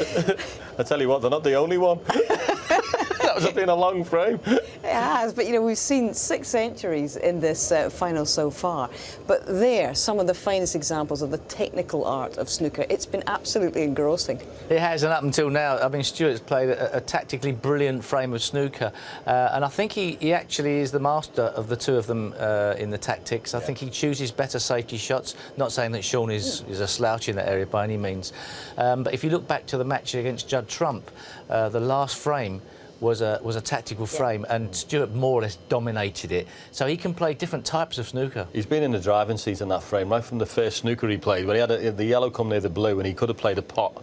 But he snookered him. It was lovely to see a snooker actually in this game, because all they've been doing is absolutely potting each other's brains out. But he played a fantastic safety shot, and since then he was always in the driving seat. Actually, I don't know why we're talking. because everybody else at home has gone out to the toilet as well. Not gone to put the kettle on, no doubt. But, you know, I was just thinking about this. We've sat here in many a final, and there's always been a kind of monster frame, a really long frame. And you think about Robertson against Graham Dott, and invariably it's the person who comes out on the top of these longer frames that seems to go on. This is a real deadlock breaker, this one. The thing is, and I've said it before, but it's worth repeating, a frame like this, there's nothing wrong with it as long as you win it. I mean, if you put an hour's effort into a frame and you come out of it, it is such a blow to you. To put that amount of effort and get nothing for it. Shaun Murphy, halfway through the frame, was very unlucky not to split all the reds open. It could have been a completely different frame, but for half a ball's roll. But then all of a sudden, once that happened, then obviously the tactics kicked in. It's just fractions, really. It is, and, you know, the frame time's elongating, evidently, in this one, but it's typical at this stage of a championship final that this tends to happen. The stakes rising, so too the tension out there. And we're still waiting for Shaun to come back. I just look back thinking that Stuart's going to break off, and he's not. He's on the blue. Here we go. 3 colours on the table. Who is going to win this one? This is a titanic frame. Well, Stuart having a look at this, and there's only one shot to play here. You roll the blue into the jaws of the pocket. And if you roll the blues in the jaws of the pocket and you force your opponent into pot the blue, then snooker on the pink, all right, you can win, but you only usually get one chance. I see every benefit in trying to roll this in a over. Well, he decided not to. He's gone for the snooker, not another one. Oh. Well, I suppose if he'd have got the snooker, we'd have said, good shot, but... Well, I've been trying to pot that blue myself, in all honesty.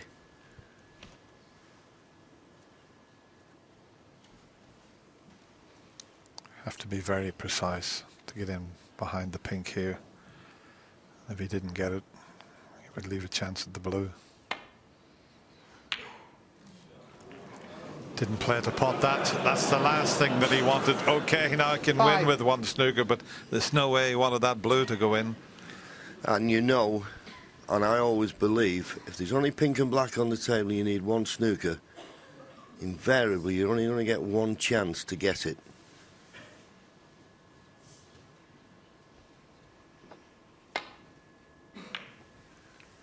Shorter pace.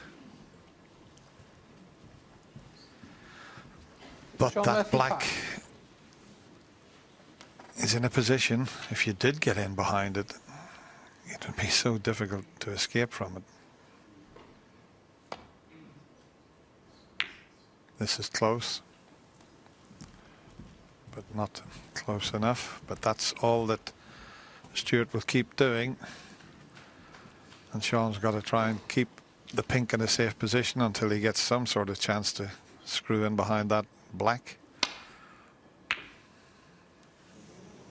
That's made it worse.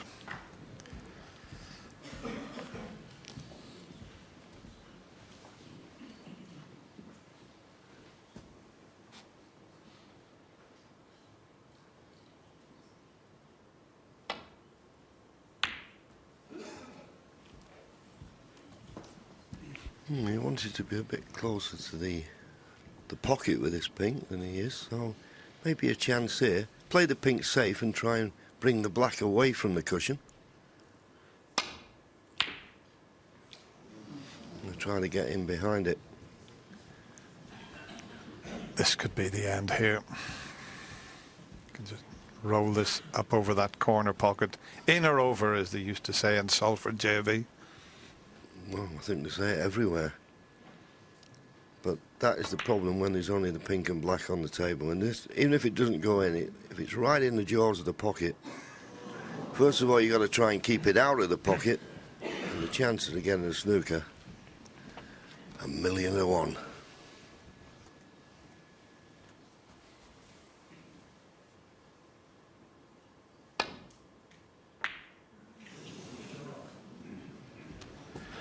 Well, this is the chance now that Stuart has been waiting for. A frame that is coming up to 64 minutes. You don't get many frames that long at the Crucible. Yeah, and he can play this with confidence. There's no risk of the enough. And that's the end of it. And what a big frame it was. Both players have put everything into that frame. But there was only one player could have won it in the end, and it's Stuart Bingham. And he's now back in front. 16-15. 18 the target. Well, quite an amazing frame. 64 minutes of high-powered tension for both players.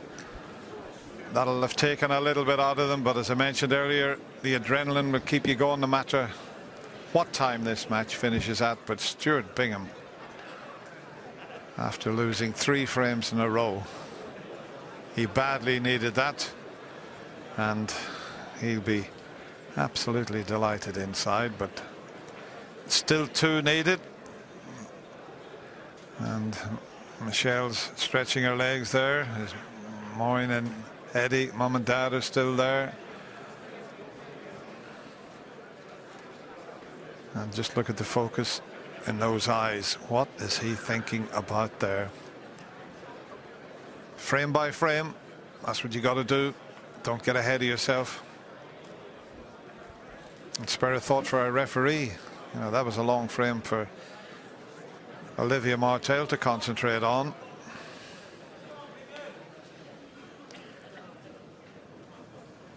Thank you. Settle down, please. Thank you, Shaun. Frame 32. Shaun Murphy to break.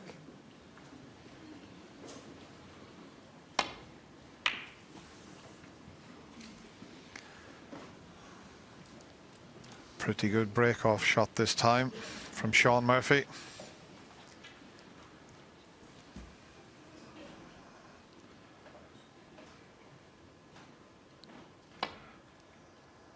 And the average frame time still under 18 minutes, even with that 64-minute frame. What do you think, JV? Deciding frame? Well, I think Shaun might settle for that now, being that frame behind. Who's got clarity of mind here for me. It's all about shot selection when you come down to this stage of a match. Do you take on a risky one?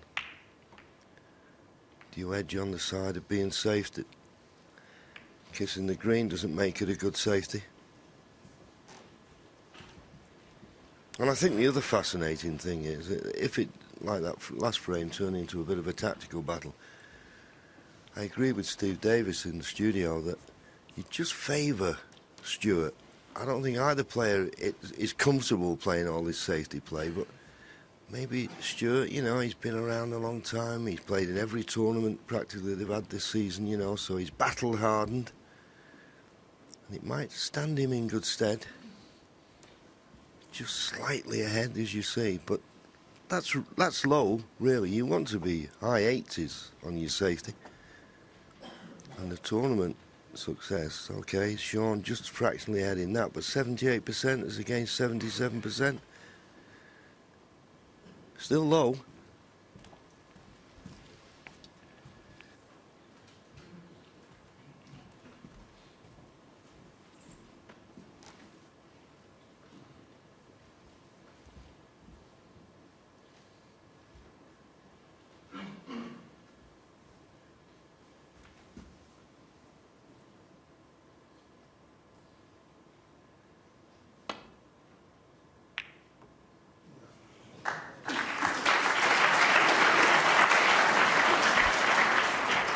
Had to play that with a lot of side and did well to avoid the double kiss.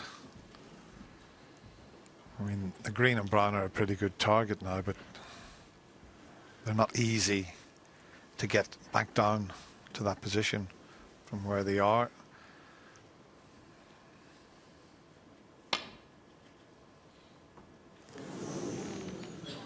Needed a thin Foul and a miss. contact. Stuart Bingham 4.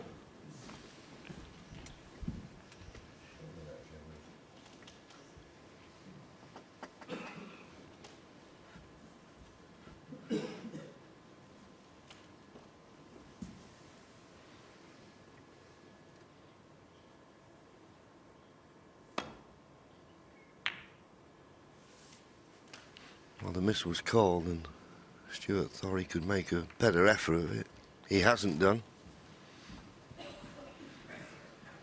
But I was just looking at this one, Dennis, when Shaun played it. Well, he missed that by quite a distance, really, didn't he? He must have been putting a bit of side on it. Yeah, he definitely had side on it. You can see the way the white come off the cushion.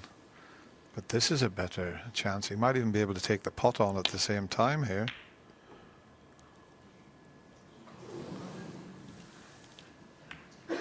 But once again, kissing the yellow doesn't make it a telling safety shot.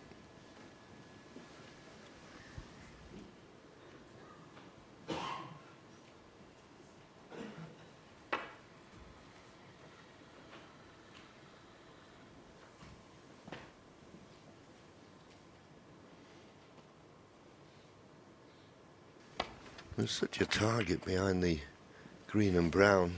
If any player could find it, they'd have the opponent in trouble, and that's not bad. Stuart has knocked to red towards the left corner, as you can see, but Shaun can't get through to it. So now the problem is, if he tries to get back to the balk end, he's got to cover the path to that red. So there's pressure on the safety here.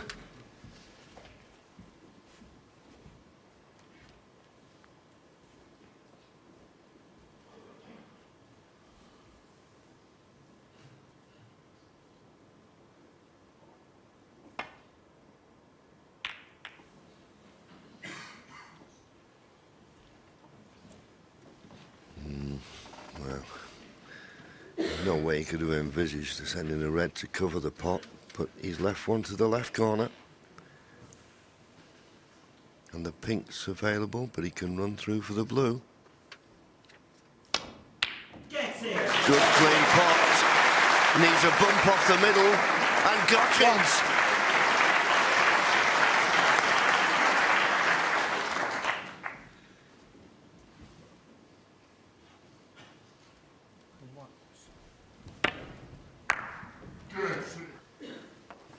Big cry of get in, and that bump off the middle pocket there certainly helped with the position. So we go on about a run of the ball and who gets it and who doesn't, and it's going one way then the other.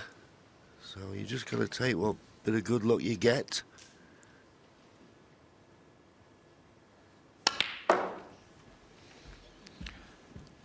Now, is he on that red that's behind the pink? Because he can bring the pink into play. I think he is on that, even if he plays a little cannon onto the red to the right of that. And he is on that red. I mean, the black is not tied up at the moment. It's available into the left corner, but with the way those reds are situated, you could get a few points from this chance. Yeah, I understand what you mean. It's simple to play on the pink. I'm just wondering whether if you play on the pink, you can get the nice angle on the pink. Would it be too risky to play for the black?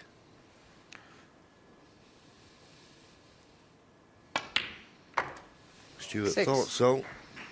Well, he's okay. Well, as I say, I was just a bit concerned. If you play for the pink, you're going to have the right angle. He's slightly hampered, so he can't do a lot with the cue ball.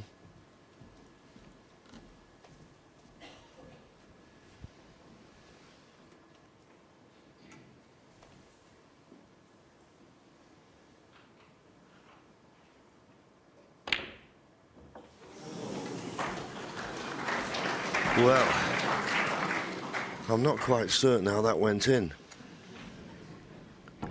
Catching the left-hand jaw first at that pace.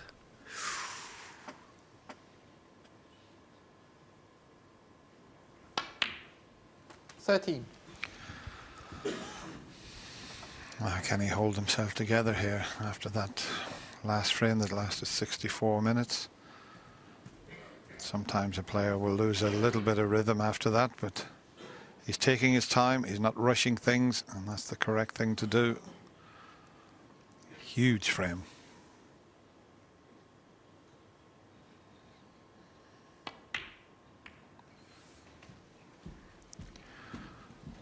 Just have a look at this again. You see the ball jumped there a little bit. And then the pink, as John said, just caught the near jaw, but 90. just accepted it. 20.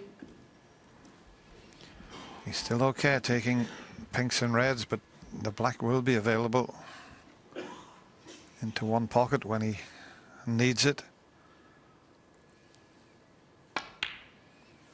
Just a series of little stun and screw shots. This is what the players practice. This is what they perfect. 26. It all looks so easy, but it's so difficult. 27. Well, I liked a little bit more angle. I'm looking at Stuart now, and he's left himself a little too straight on this pink, and there was no reason to leave him straight. He just had to screw back another inch or two to leave himself on a nice angle on the pink where he could play for a red to the left corner. A little bit careless, this.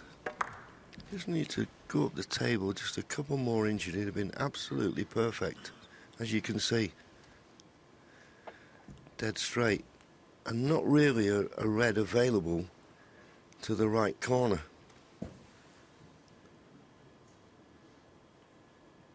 So trying to make an angle. It needs to slow down, otherwise he's on nothing. I think he's okay. He's played it well. He's absolutely perfect, John. And he can get on the pink again with another little screw shot.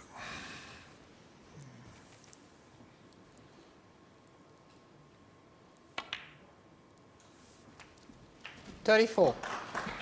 Wow. We've seen in the semi-final against Judd Trump how this player held himself together. He's doing it again here. Got a bit of a quick bounce off the cushion there. But I think he's just okay. That white certainly come off the cushion quicker than it went on. Let's have a look at this then. Well, maybe it did, but maybe there's a little bit of adrenaline there as well. But it'll be okay as long as he can get through to the middle of the cue ball. And looks as though he can. Or can he? It's just a slight distraction, the red that's next to the cue ball. You see how close he's having to cue to that. And that's just about in the pocket again. 41. As long as they keep going in, but they're not going in the center of the pocket at the moment.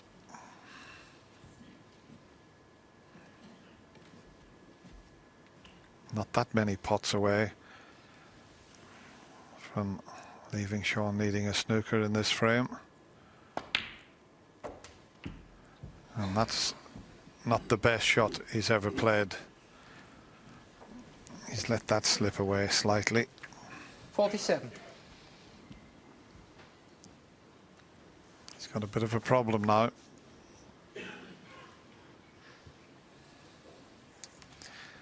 And that's Maureen, Stuart's mum there. Tense times for the family, even more tense than for the player.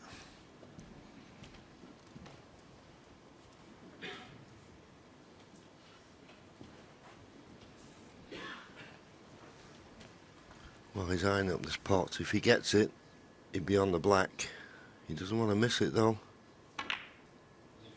Well, he played it well. It was a great shot to take on that. And every credit, fully committed. Just use the second red to manoeuvre the cue ball.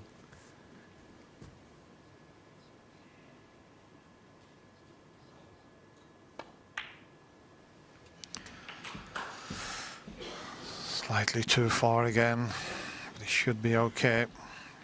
You're trying to make every pot as easy as possible.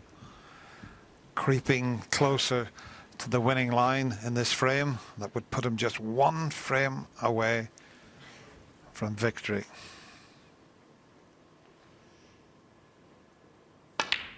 No. Stuart Bingham 55. And the red he's missed is possible. But it's a useful 59-point lead, but he didn't just get on that red as he would have liked. What a test for Shaun Murphy as Stuart spins away from the table. Now, if ever that Rolls-Royce cue action was asked a question, it's just here now. As he fluked it, ooh.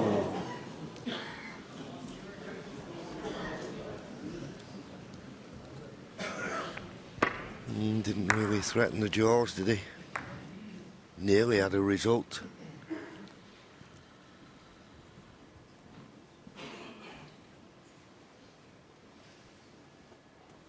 It's a nice lead to have, 59 points with the Reds as they are.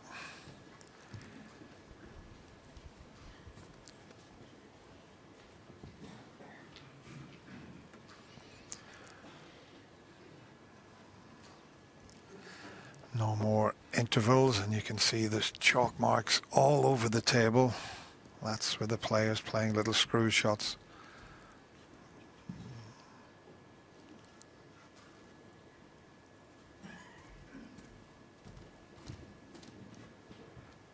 You can see them there all up around the balk area.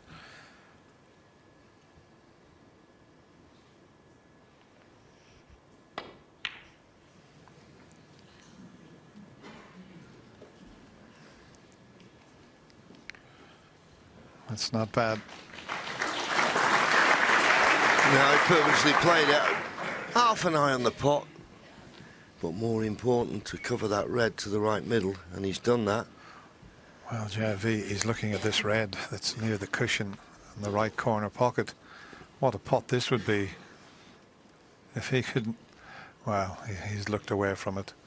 If it had been tight on the cushion, he may have taken that on. Well, in fact, looking at that, he was looking at it, but can he get past the brown? Doesn't look like he can see enough of it. But he did come down and have a look at that.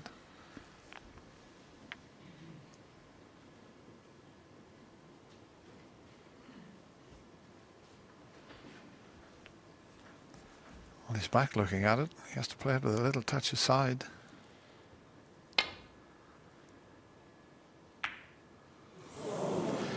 That was very, very risky. Yes. But that's the way this match has been played. So I'm not going to criticise any shot that they go for, but that could cost him the frame.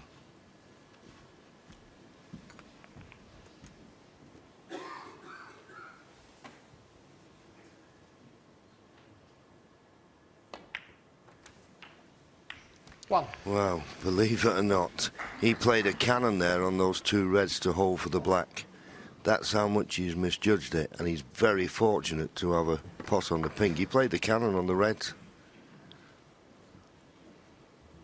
to kiss the pink and leave himself as a chance of a pot. This pink will put him 66 points in front with 75 remaining, so just a red and a colour after the pink. And it might be a double. He's checking the score. There's a lot of red safe. I think he's going to risk this double. Too much. Stuart Bingham 7. Definitely worth the risk there. You only need the colour, as John said.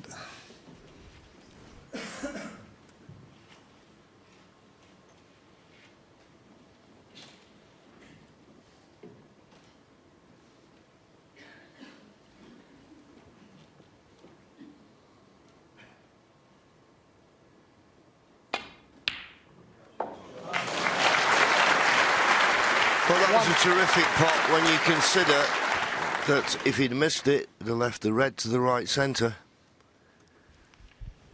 Well, you're right down his cue there, and he hit that absolutely perfect. Can he get a cannon? onto the reds. There's 2 reds to the left of the black, 2 to the right. He's coming towards the ones on the right. If it goes to the middle, it's a brilliant shot. If it passes the pink, 3. but he's not straight on it. I think it goes past the pink, but he can't hold for the black. The black's only available in the left corner.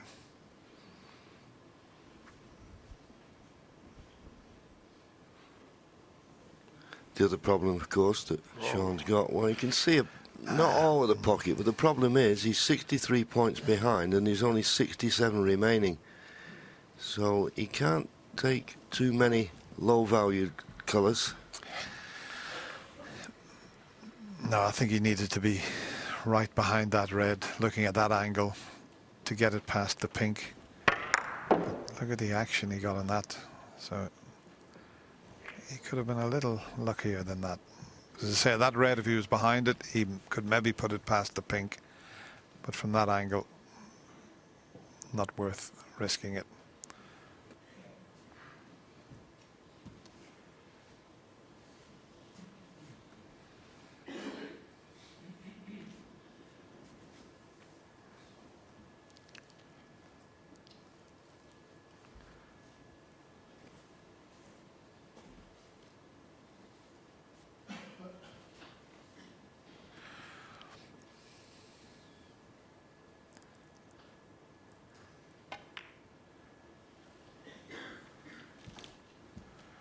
Shaun Murphy, 3. Well, he was desperate to cover the red to the right middle, which he's done. He's also covered the possible, there you see, he's also covered the possible cut to the right corner. So a little bit of pressure on this now for Stuart. He's not guaranteed to get this safe.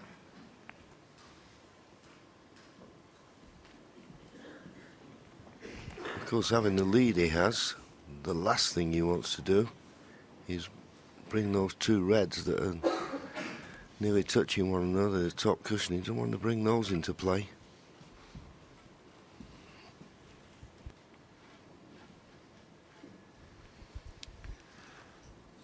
Interesting to see where the red goes, because he's having to hit cushion first and swerve it. Keep an eye on the red. Is the pink going to cover it? Is the blue going to cover it? Oh, he's covered it. It could have finished anywhere. Have a look at that.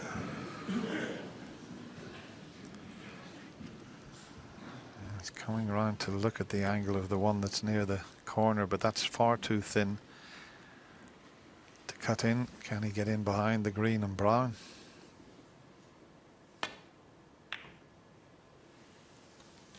It's not a bad line.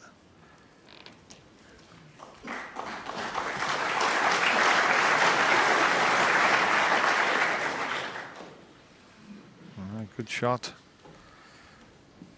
Might just be able to catch the edge of it. You could see the referee there having a long hard look. That's just in case he was to miss the red, he'd have to replace it. Well, we're right down the shot.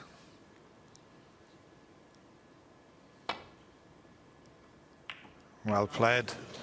Little beauty.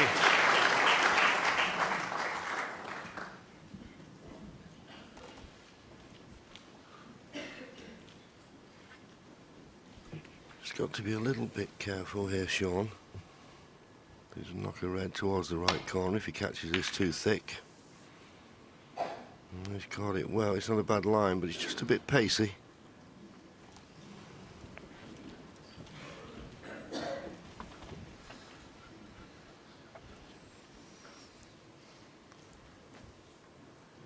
That's the target in behind the brown.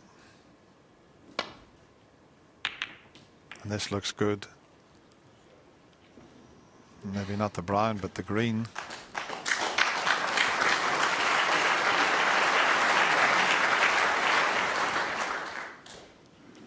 Well, we've had more safety in the last couple of frames than we've had in the whole match.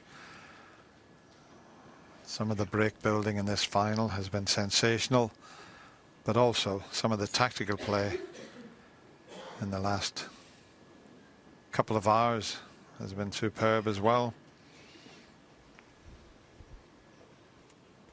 He's in a spot of bother here, is Shaun.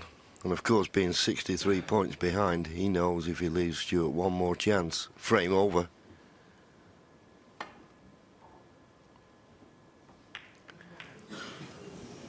And here's the chance. He can cut this red in. He's got a choice of reds. Pot the red. There's 64 points in front with just 59 remaining.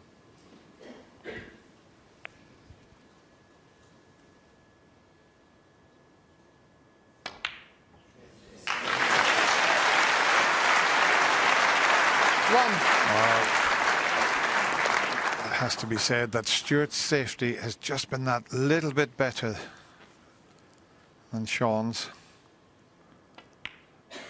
And Shaun may decide to stay in his seat. Now he's coming to the table, but what's the difference? 64, 59, one snooker.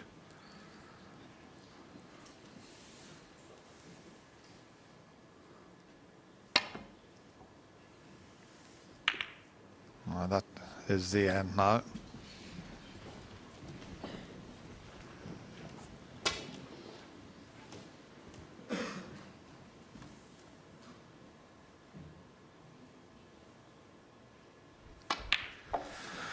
One.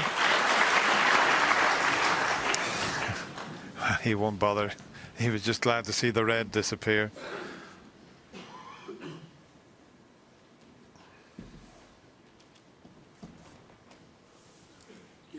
Yellow ball.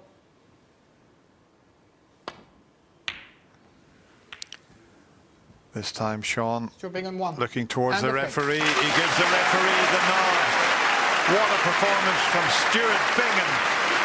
He only needs one more frame for a very, very famous victory. It's 17-15 to Stuart Bingham.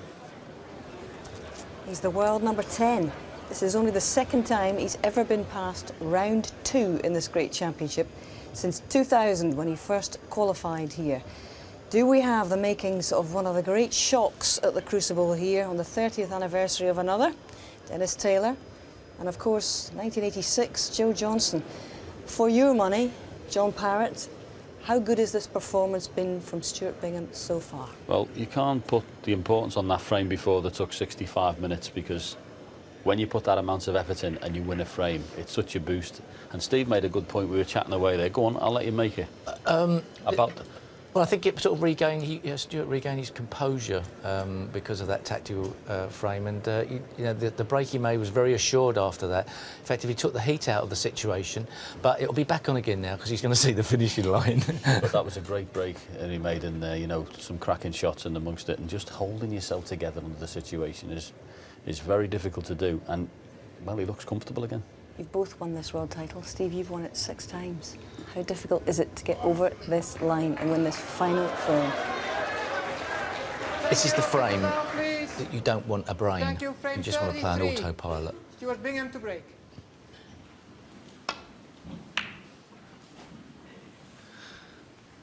So, Stuart Bingham breaks off. He's dreamt of this moment. If he wins this frame, he'll be crowned world champion. That is the trophy. There's the lovely lady on the top of it. Will he be getting his hands? He's going to have a chance, and right away. Hang on! Hang on. As John said, the red's in. One. Well, would you believe it? Thank you. Settle down, please. Thank you. Well, you said Stuart dreamt about lifting this title. He's dreamt for 20 years and he's still smiling. He's nearly there, but it's just not that easy. As we show you this shot, a long way off the pot. But JV and me knew when it missed the green, it was going to go close to the pocket.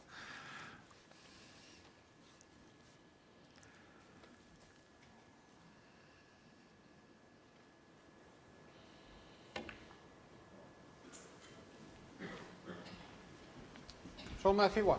Well, could that make the difference? Look, for all the world that Stuart was going to have a chance to build a lead with an easy starter, and then that red just went up and down the table and dropped in. And Shaun played a decent safety. Good cue ball.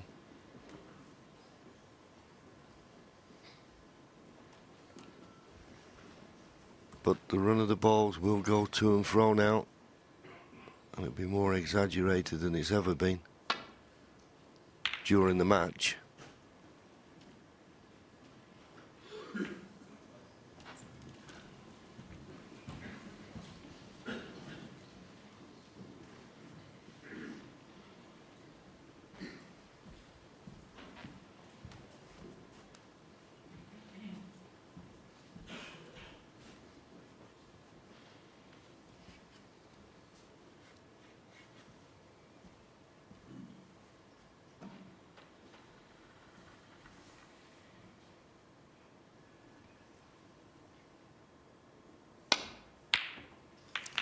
Well, he's still going all out for them now, and this is a chance. It's not a great chance, but the reds are open. They're all a little bit awkward and close together, but it is a chance to get a few points on the board.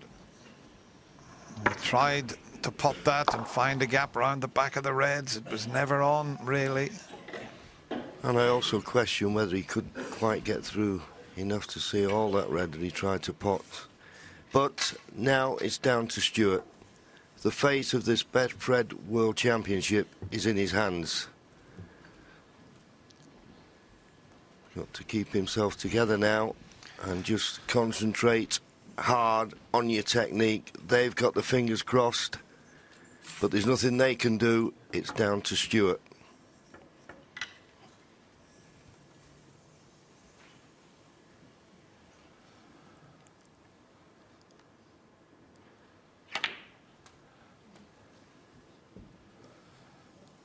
Making sure that he gets that rest out of those reds without fouling one of the reds. But as I say, they're open, but they're not ideally placed. You'll have to just work very hard here to keep good position.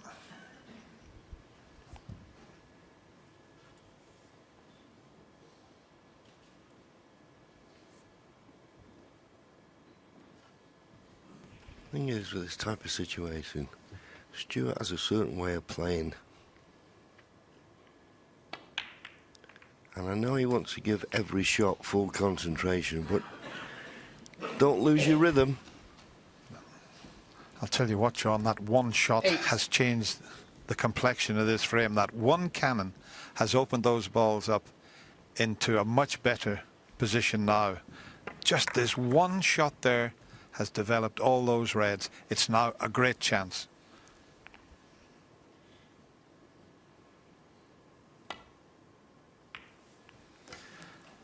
That's what he's looking for. If he can get to 69 points, you would think he'd be crowned world champion. Can he get to that target?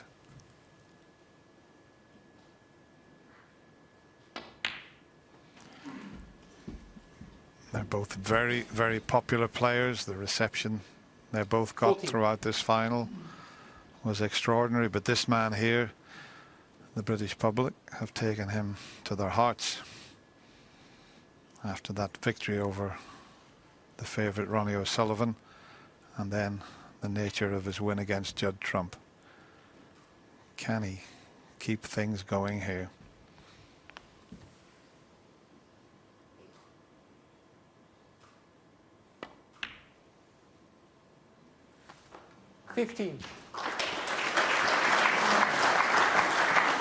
Rolled it in, just a fraction short of pace.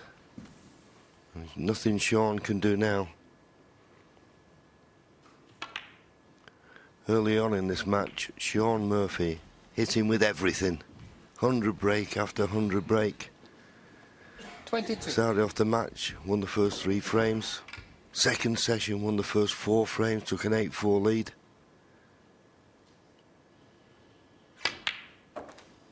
But Stuart Bingham never gave up, never lost his desire to stay in the match, and that's what's kept him there. And now this is the opportunity that he so rightly deserves, because he was always on the back foot. But this time, just overhit it slightly. He's overhitting, he's underhitting. He just needs good cue ball control now for the next few shots.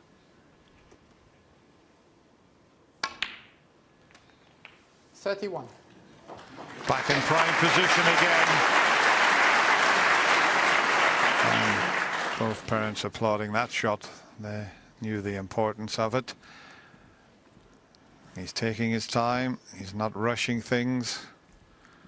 He's got a 30-point advantage. I can see another 4 comfortable reds.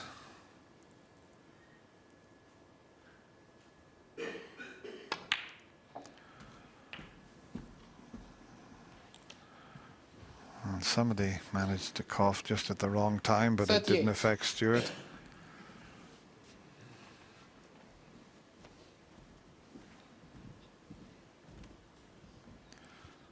Well, how is he feeling inside?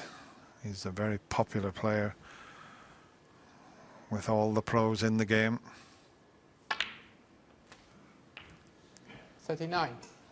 He's won ranking tournaments in Australia, and he's won ranking tournaments in Shanghai, and well, the family are so close, and he has a little intake of breath there.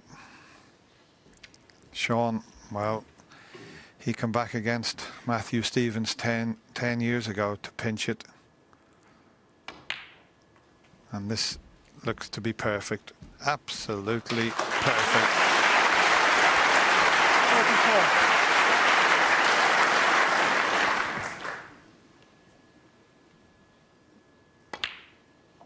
45.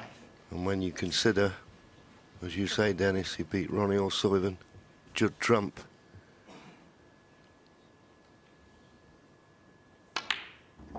And on the verge, although that black didn't go in the middle of the pocket, and that's why he's short of pace. I was going to say on the verge of beating, to me, Shaun Murphy, who's been one of the players of the season. He's not had it easy. But once again, he's just lost control of the cue ball. But he's recovered and he's perfect on the blue. This blue will put him 57 points in front, 75 remaining. Couple of reds, couple of colours. And you'll be the champion of the world, Stuart. Wow. Quick glance at the scoreboard. Shaun has a quick sip of the water. Will he get back to the table? Not if Stuart can keep knocking them in. It's hard to describe how he's feeling inside at the moment. It really is. Just needs a red colour red. Well, there's the red, 59. and he's straight on the blue. And there's one more easy red available. And it looks to be played to perfection again. And this is going to be very, very emotional. We've seen how he was after his win against Ronnie O'Sullivan. He rang his wife, Michelle. He was in tears. Almost there. And he's starting to fill up a little bit already, John. Yeah, but this game never gives it you easy, and he's slightly hampered by the blue. Only the red. Gotcha! Gotcha! Well, look at that smile on Stuart's face. Look at the smile on his family's face. He's up against one of the great gentlemen in the game of snooker. And make no mistake, Shaun Murphy will come and congratulate him. But what a performance from Stuart Bingham here. Unbelievable. 20 years trying to become world champion, and he's there.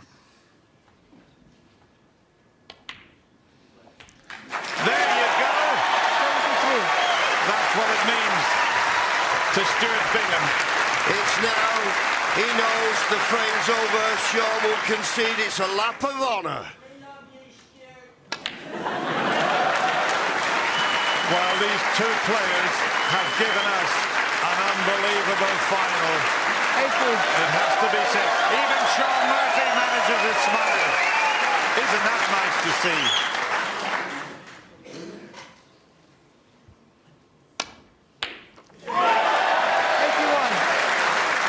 Well, as you said, JV, it's a lap of honour. And enjoy every minute of it, Stuart. You deserve this world title that you've waited so long for. 88. And what a way to finish, already on 88. Well, don't be surprised if this doesn't go in the corner, but it doesn't really matter.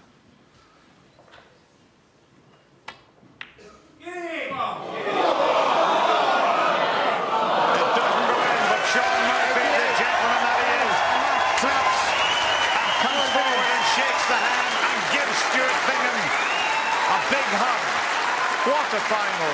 Stuart Bingham, after 20 years, realises ambition, and he's the 2015 Betfred World Champion. What a feeling.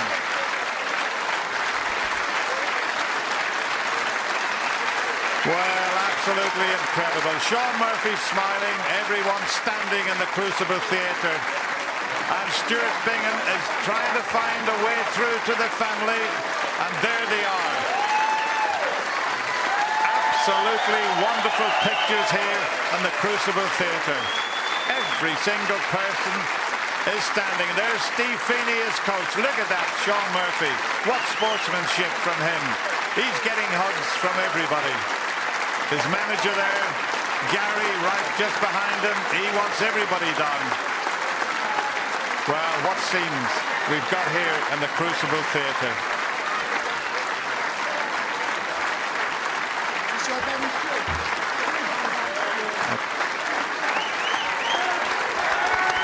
Well, this is absolutely incredible. What a reception for this very popular Betfred World Champion. And there's Shaun, his son. Well, he won't quite understand what's going on. He wants to cry, and Shaun is still smiling.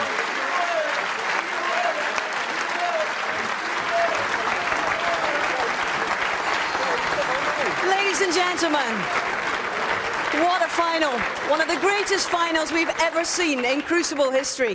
First of all, can I, Shaun Murphy, on behalf of everybody in this room and the millions watching, say thank you so much for playing a wonderful part in this final.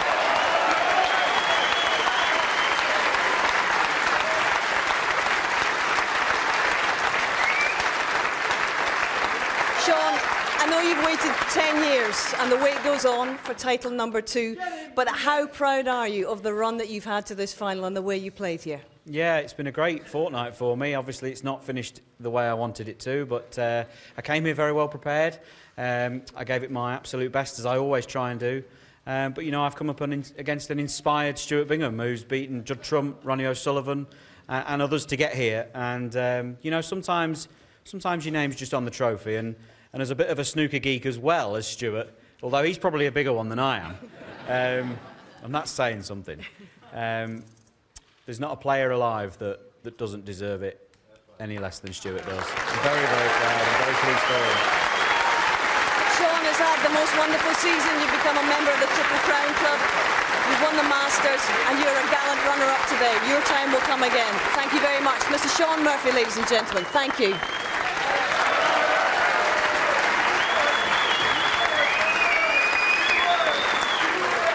And now, I have the great pleasure of introducing the new world champion, Stuart Bingham. How does that sound, Stuart? Wow. At one stage there, at 15-all, I was going to do, obviously, Shaun's speech, the commiseration. Sort of, my arm felt like someone else's. But sort of, I think it was about a 63-minute frame to go 16-15, and that changed everything. It sort of calmed me down, and unbelievable. 4 little words: winner, winner, chicken dinner. As we say, 15 years of trying to land this one here, 20 years in snooker. Did you fear that you would never really get into this position? And what has allowed you to do it? What has changed? A man of 35 wins his first big tournament, and here you are, the 3rd oldest champion ever at the Crucible. Have you done it? A few things, say, like obviously working with my new coach, Steve Feeney, using the old sight right techniques. They've changed, obviously, just routines, just doing, say, like 1 shot at a time, and it's clicked for me. But obviously, say, like my mum and dad, my wife, my little man here, all the team, my ex-coach, Joe Lazarus up there, Big Dell, I've got to thank, Dave Meads, who's no longer here, Vic Harris, no longer here. I can go on and on and on here. But thank you. Gary Purkis. He's been there from day one. As I turned pro, and I actually forgot to thank him in Bendigo. I nearly done it again. But yeah, my brother, my mum and dad, Pete, Steve Feeney, my auntie, all my friends from back home. And anyone else who knows you, exactly. Yeah. But Stuart, you know, this is only your 2nd time past round 2. It's an extraordinary achievement. So what did you find here these last 2 weeks? What has made the difference? Coming into it was a bit different. I got to 2 semi-finals out of 3 events, and it started not greatly against Robbie Williams in the first round. I was a bit cold up or whatever, but yeah, I sort of went from strength to strength, beat Graham Dott, and then obviously Ronnie, then Judd, and beat the 2nd best man in the tournament. But I'd like to say congratulations. After all those nice things he said about you. I've got to congratulate Shaun and Team Murphy. They're great team. Chris Emery, top coach, and all his friends and family. They've been brilliant, and they've all gave me good wishes. But say to beat Shaun in the finals, topped everything off. It's been brilliant. Can I just ask one more question? 20 years of effort. Can you try and sum up what this moment actually means to you and to your family, Stuart? Everything. 20 years as a pro, blood, sweat and tears, on the road, qualifying in places like Prestatyn and Malvern and places like that. It's just everything rolled into one. Like so many family and friends have been backing me and behind me. It's just been unbelievable. Well, you have been a real star. You've been a real revelation, and I know that there are huge numbers of people all across the world and all across Great Britain now wishing you well and saying congratulations on a quite stellar achievement. Your champion, Mr. Stuart Bingham.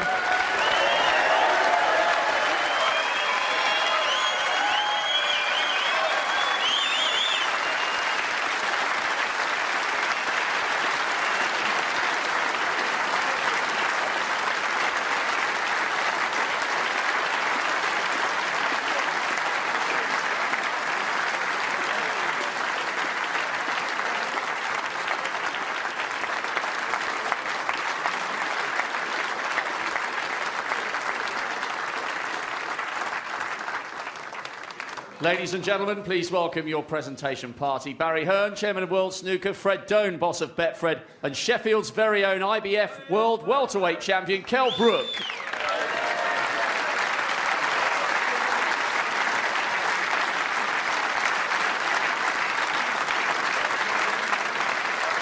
Your runner-up, receiving the silver medal and a cheque for £125,000. What a brilliant fortnight, what a great ambassador, Shaun Murphy.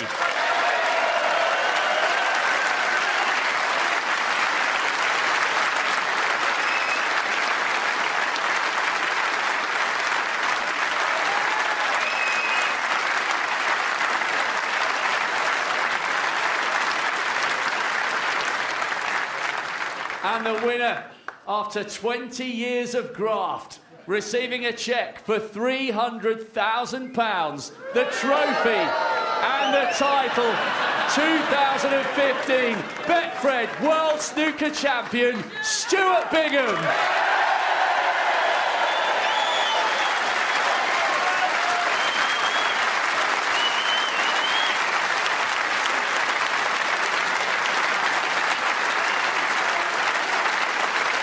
Ladies and gentlemen, your champion, Stuart Bingham.